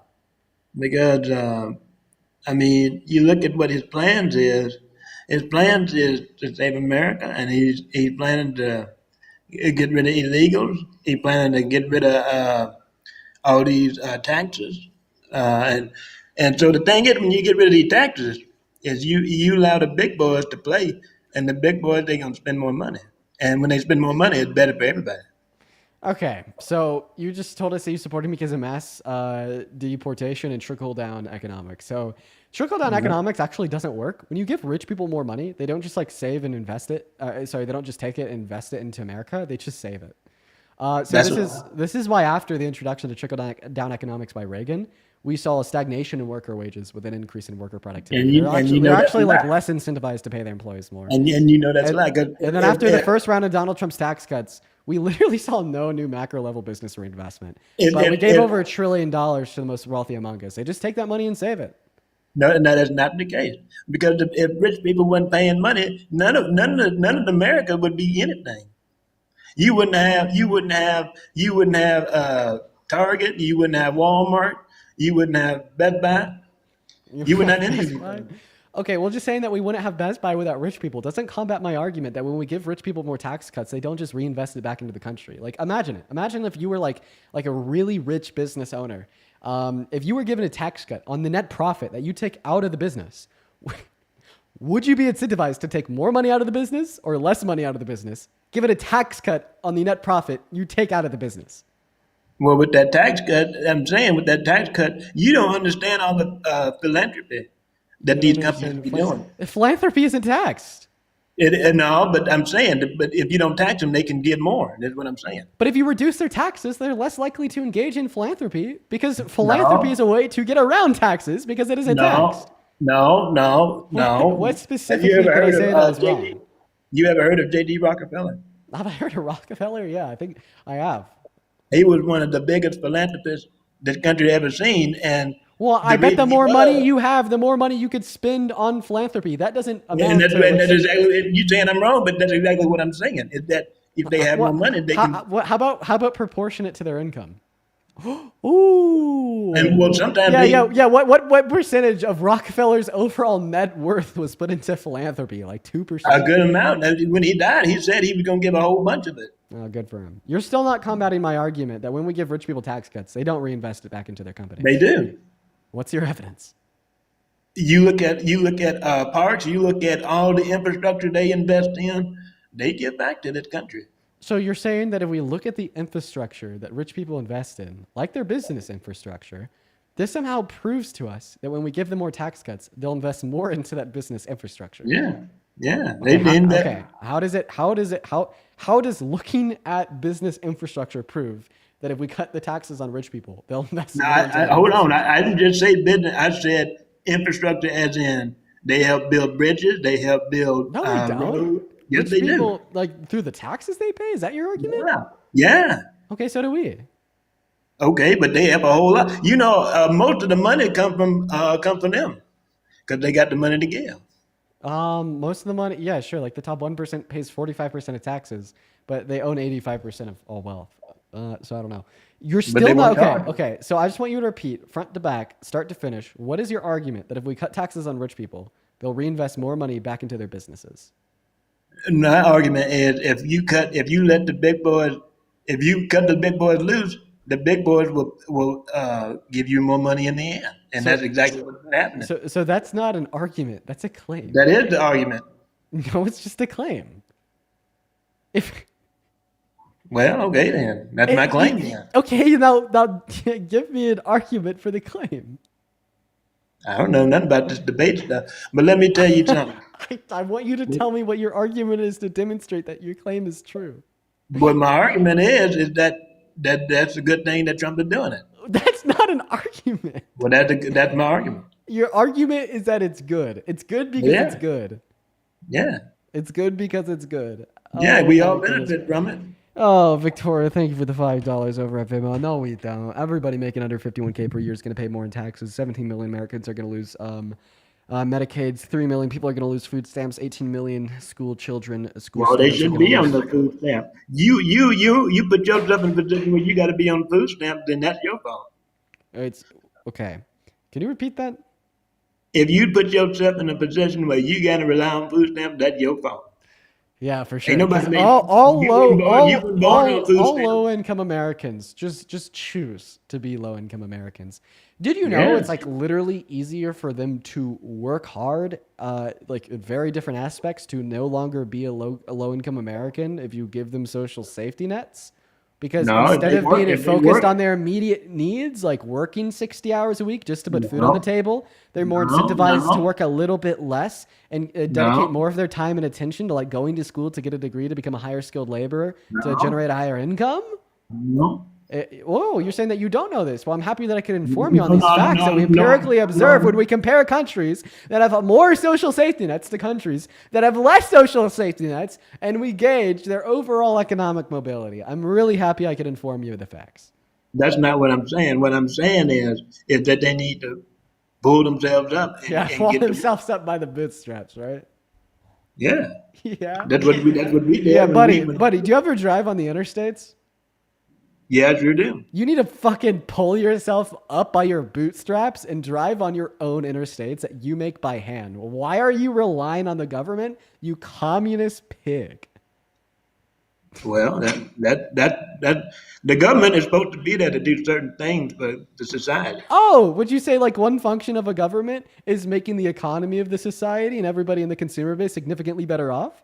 No. No, That's so a role of the universal- government that's isn't to make universal the economy responsibility. better. Wait, That's if a role of the government is not to make the economy better, okay, then why did you tell me that you voted for Trump to make the economy better as the president within our government? You silly fucking goose.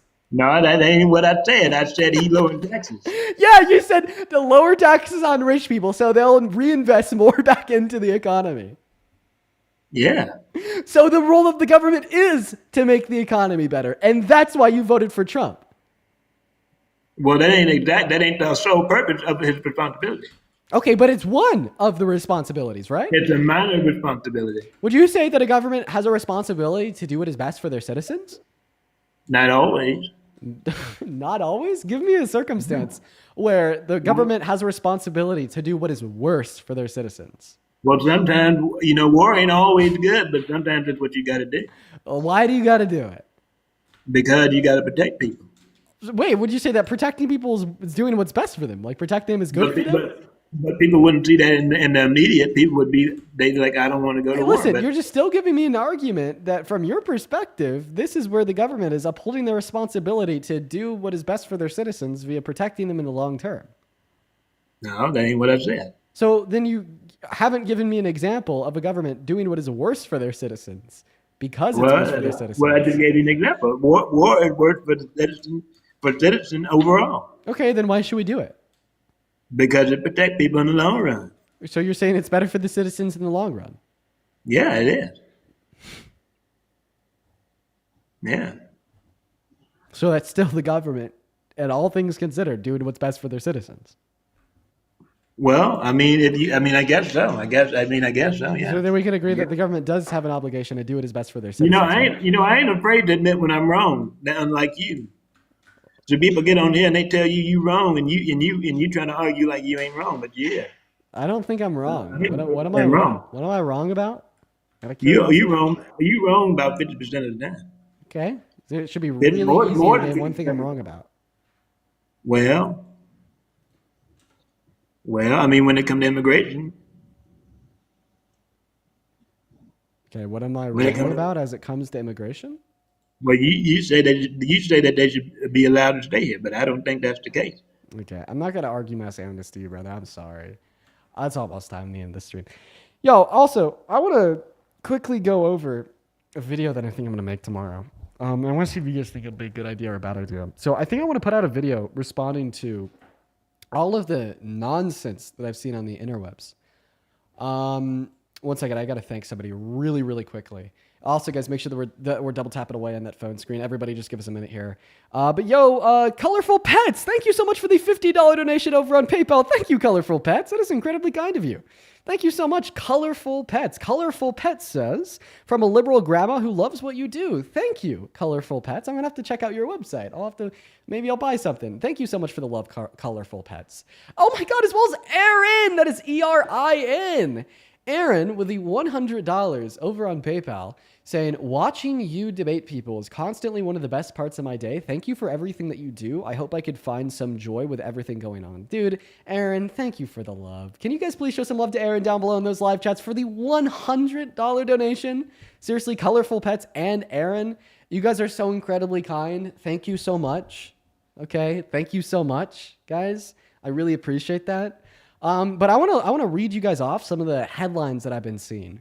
So one of the headlines reads, how Dean feels after doxing an innocent father for saying that children can't consent. It's some video of like some basketball player dunking.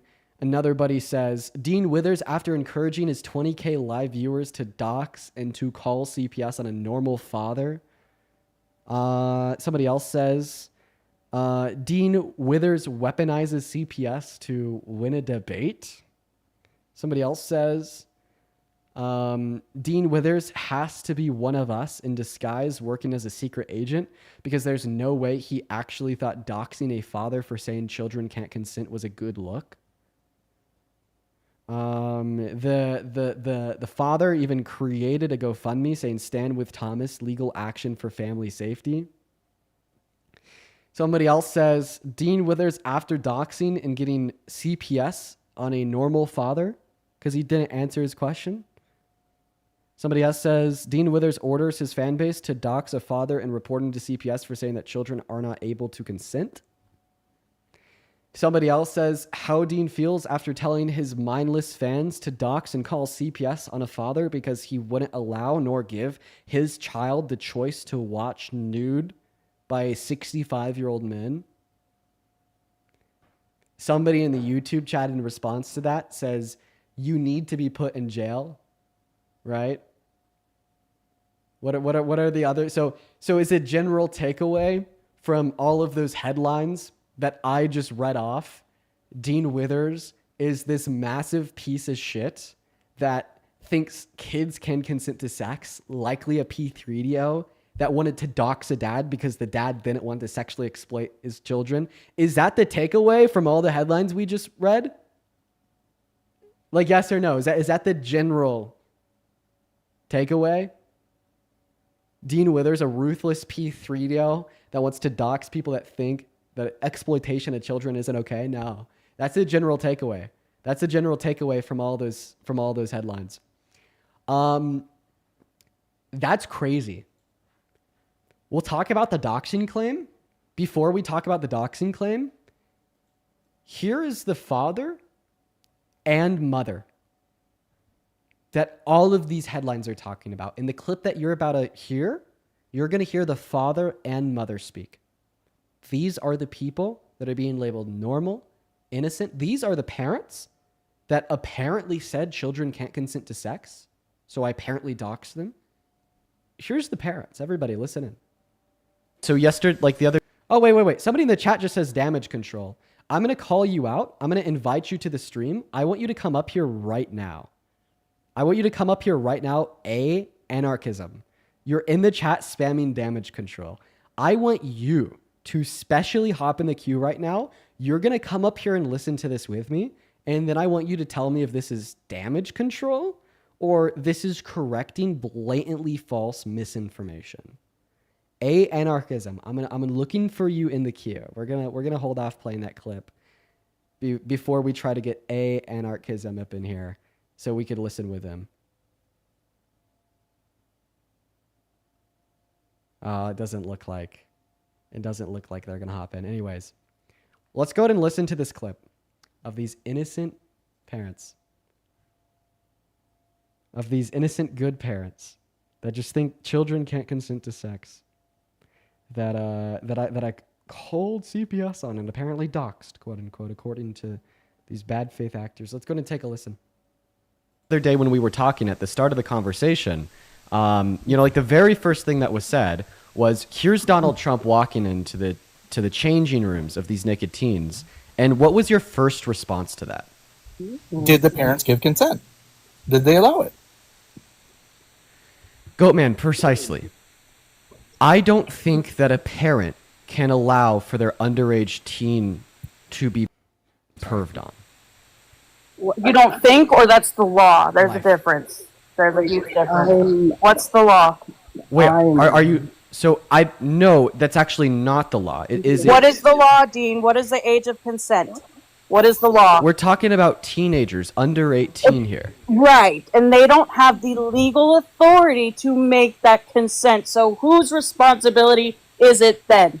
Who is it? Is it God? It's not God. Who is it? So the child can't consent to sex, and the parent can't consent to the child having sex.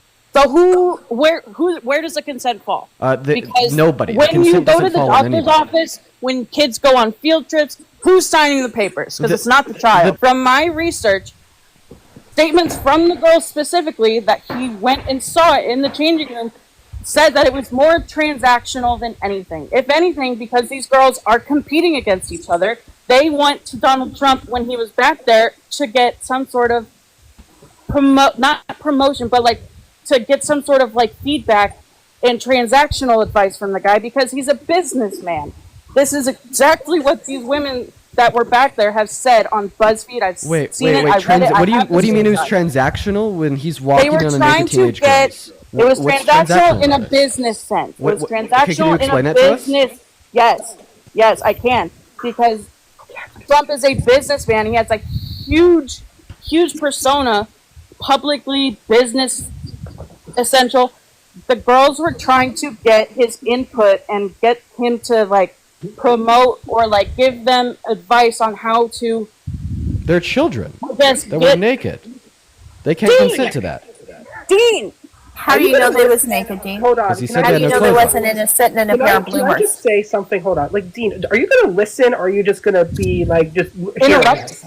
Like, are you going to listen to us, Dean? Like, be honest, because I'm like, what, my age? No, listen. I mean, he's talking about some like business Having transaction. no clothes looking on. at naked children. That doesn't mean undergarments, dude. Article with those exact words. I'm not making it up. That is the exact words. I have the clip. It's But the children can't. The children. But you. I wanna throw Child's this on bodies in are not real transactional. fast. Well, I mean, I think that both you and your wife had made a handful of things clear in this conversation. You have now redefended Trump 3 times, walking into a changing room with naked teenage girls by saying that the parents consented. You even then agreed to this for a 4th time as it related to the question that Jerry just asked you, once again reaffirming that they are within their rights and abilities to consent on behalf of the children for exploitation from other adults. As well as your wife, Shania, I mean, she even repeated that she believes that it was a transactional occurrence. Both parties were reaping some benefit. In other words, she is saying that the bodies, the naked bodies of children are transactional. Dean, answer the question. By law, is that exploitation? I think that the husband is now challenging that treating the naked bodies of naked teens is exploitation. Let's roll back 5 seconds. By Bodies law, of is that children are exploitation? transactional. Believes that it was a transactional occurrence. That both parties were reaping some benefit. In By other law, words, is she that is saying exploitation? that the bodies, the naked By bodies law, of is that children are exploitation? transactional. Dean, answer the question. By law, is that exploitation? I think that is exploitation. Yeah. Do you think Brooke Shields was Dean, did those words come out of my mouth? Do Dean, you think Dean, Brooke did those Shields words come out of my was mouth? exploited when she It gets even crazier, guys. Listen to this part. posed on a Calvin Klein poster underage, holding her breast without a shirt on? Who did that? And Because yeah, that's everybody in wrong. the They shouldn't have world done looked at that. it? That's wrong. Bad. Don't do that. Was she exploited? Yes. What by what law? What? Now we're talking about She was some on like posters actual and naked. She was on Times Square. Yeah, we're talking about some underage naked teenager with her boobs out in Times Square. Exploitation. She's exploited. And do you think that law? Do you guys disagree?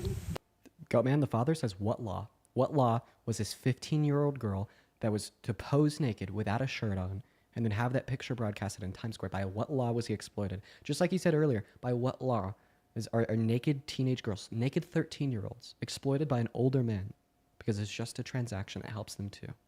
Like, naked gets even crazier, though. Naked teenager with the boobs out on Times Square, was she exploited?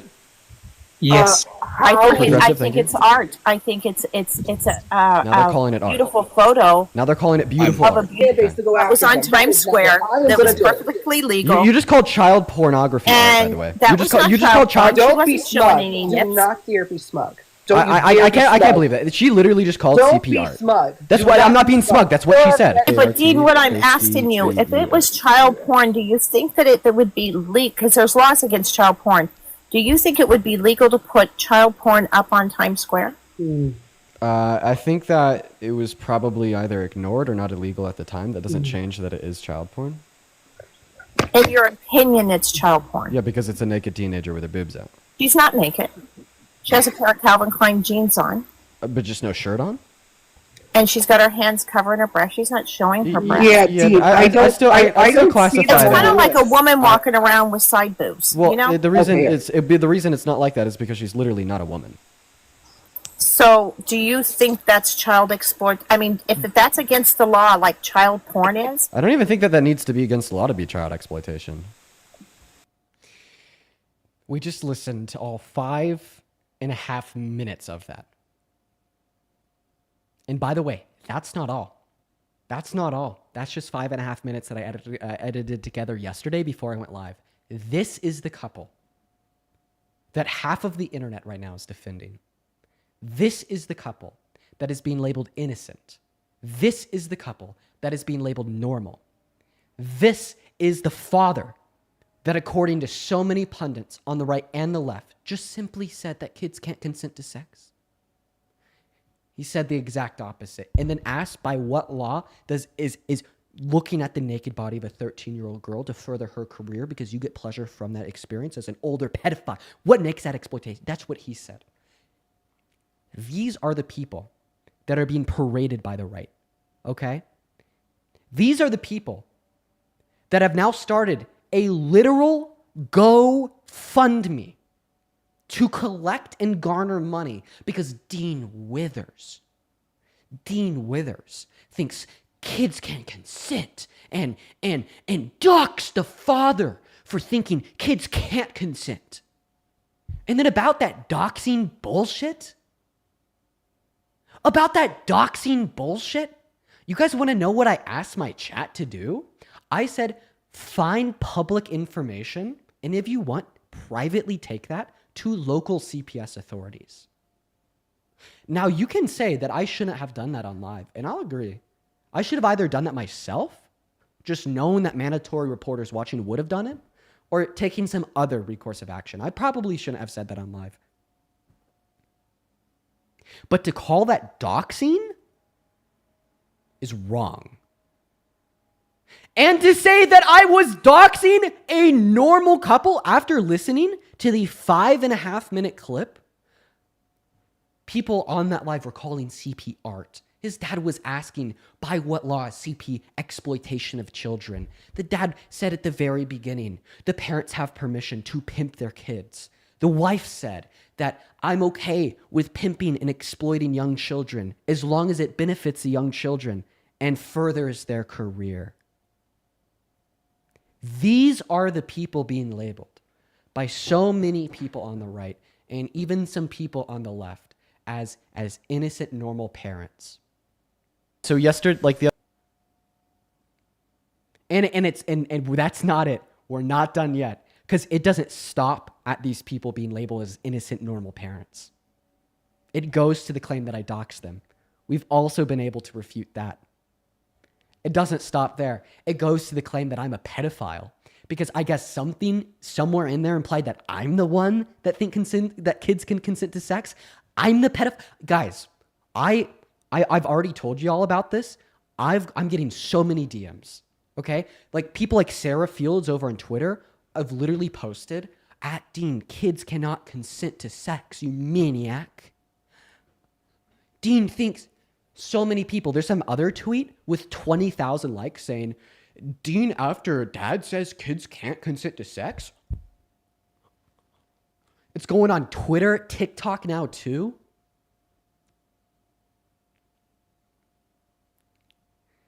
Jesus Christ.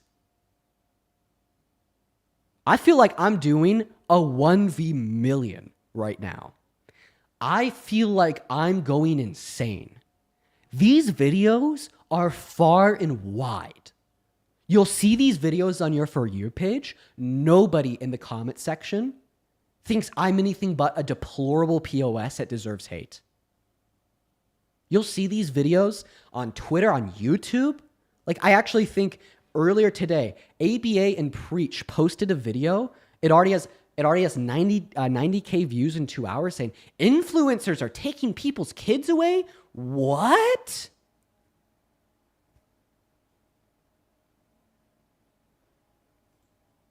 Am I going insane? Let me read off some of the DMs I've received. Trigger warning. Hey, you disgusting F-slur. Calling CPS on somebody after doxing them? After you twisted their words? You disgusting POS? Quote unquote, take your own fill in the blank, TikTok TOS. You effing loser. Nobody will ever love you. I hope somebody breaks into your home and grapes you.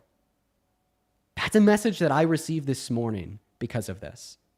Looking at the comment sections on these videos, on like the video that says, how Dean feels after doxing a father for saying that kids can't consent. Top comment, Dean saying children can consent? I think we might have a pedophile on our hands. And for everybody in the comment section spamming Sue, Sue who? Like thousands of people? Sue thousands of people? Like, this is unreal.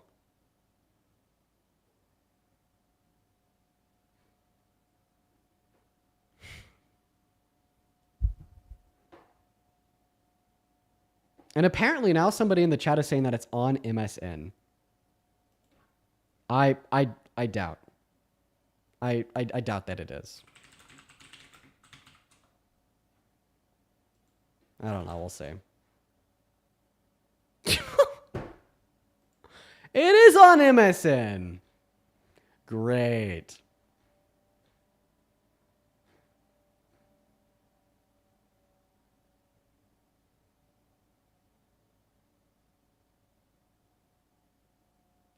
Wait, why is this article lying?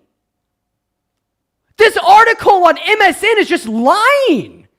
Okay, I'm going to read you guys a part of the article from MSN. This is on MSN. Oh, fuck. Oh, no. Oh, my God. Oh, I have a super large lawsuit on my hands.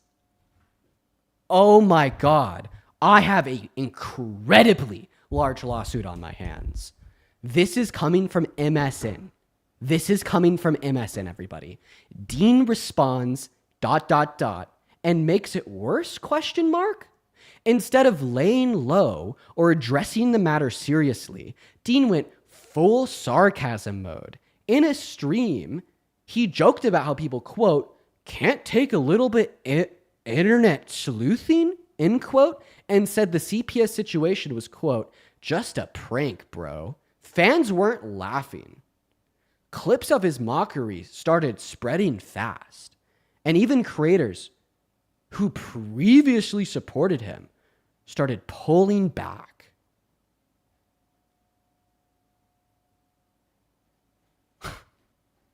That's just a lie! What am I, dude? Oh my God!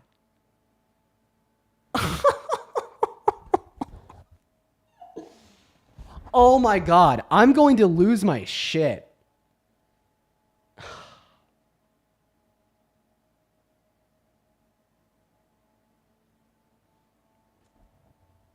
I gotta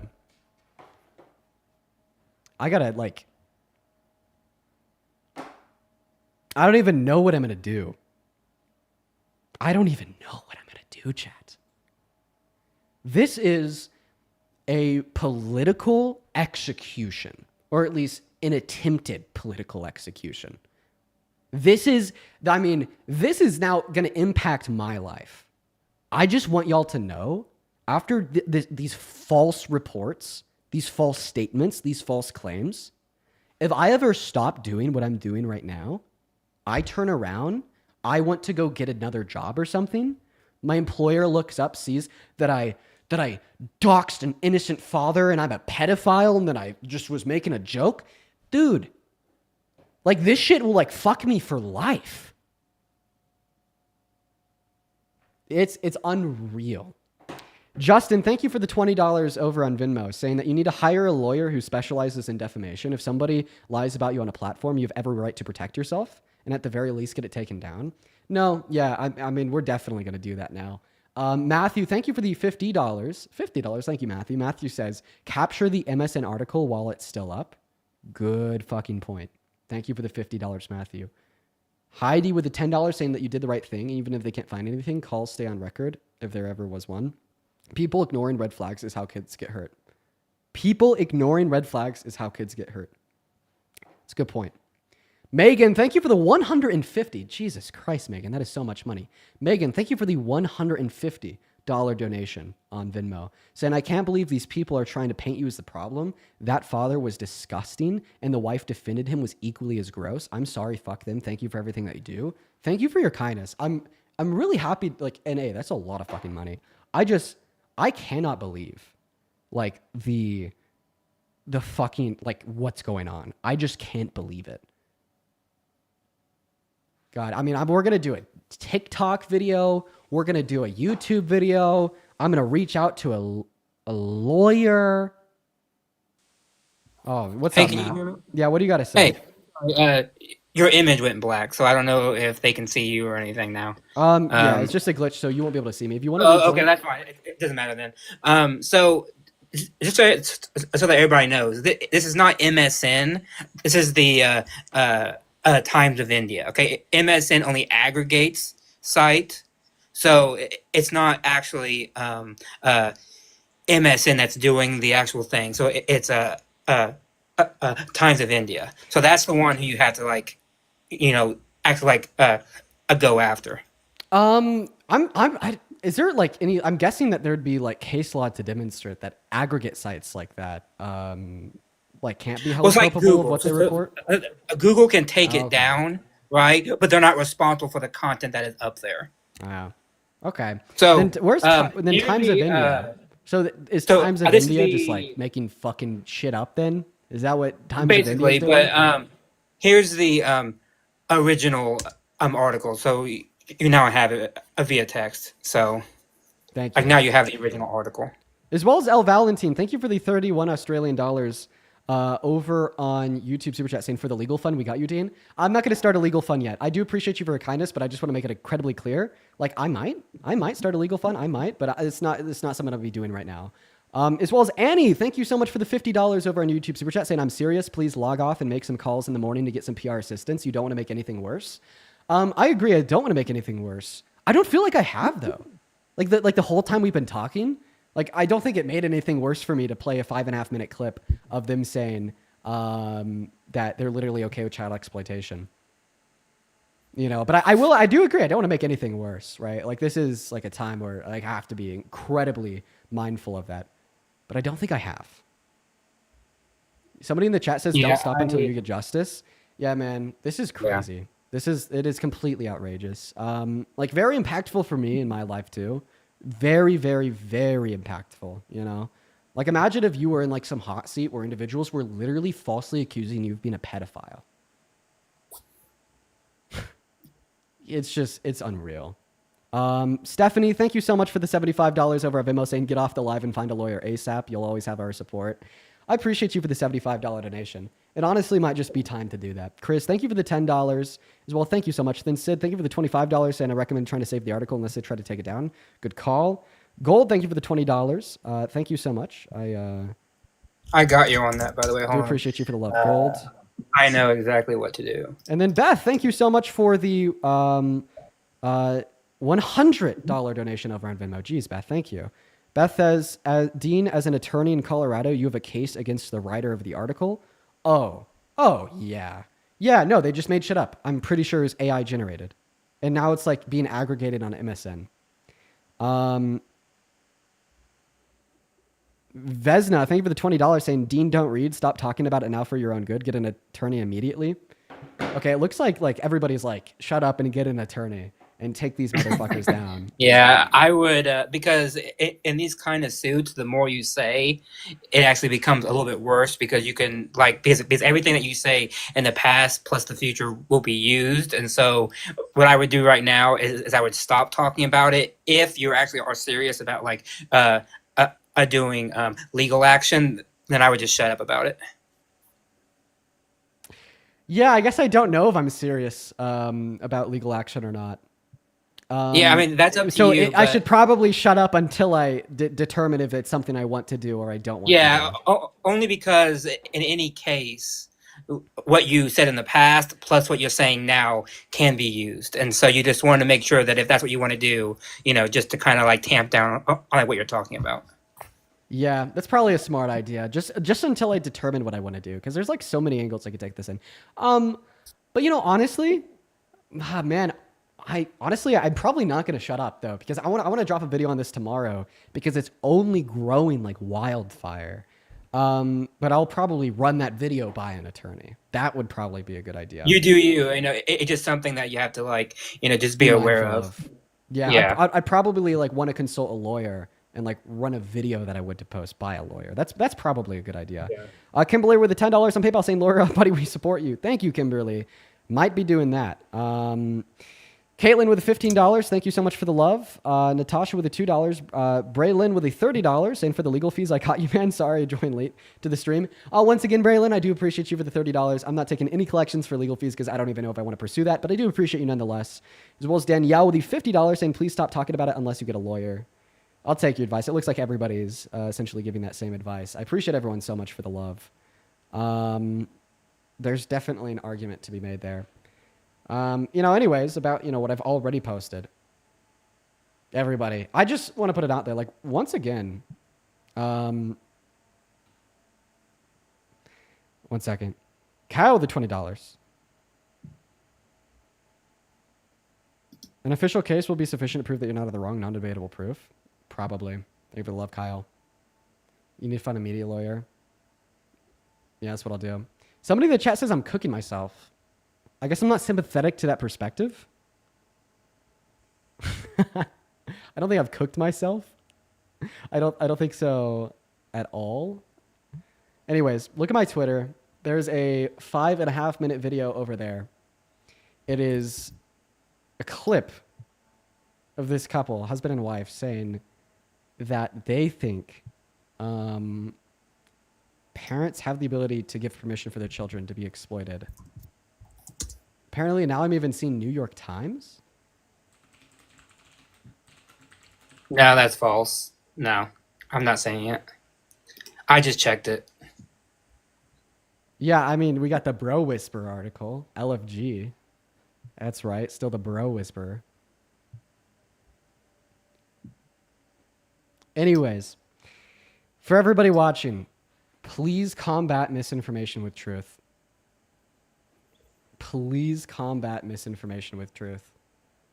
And by the way, I'm texting you a archive link now. So if that Times of India article gets taken down or gets blocked or something, this is proof that it was up. So now you see it. Yeah. Thank you, Matt. I appreciate that. Okay, everybody, You're I'm going to welcome. go and hop off for the night and probably Alright. run this all Bye, by Dean. the Take lawyer care and of come out with yourself. a video tomorrow. Have a good one, Matt. Yeah, bye-bye. And for everybody watching, please combat misinformation with truth. I beg you. I beg you, beg you, beg you. Combat misinfo with truth.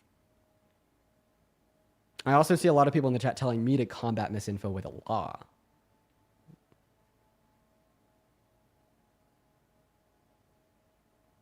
All right. Everybody, have a good rest of your night. If you see these videos, please combat misinformation with the truth. Imagine if you were in my shoe. Imagine if you were in my shoes. And if you'd like others to help you do what's right, expose the lies, and advocate for facts. Have a good rest of your night, everybody. I appreciate and love every single one of you.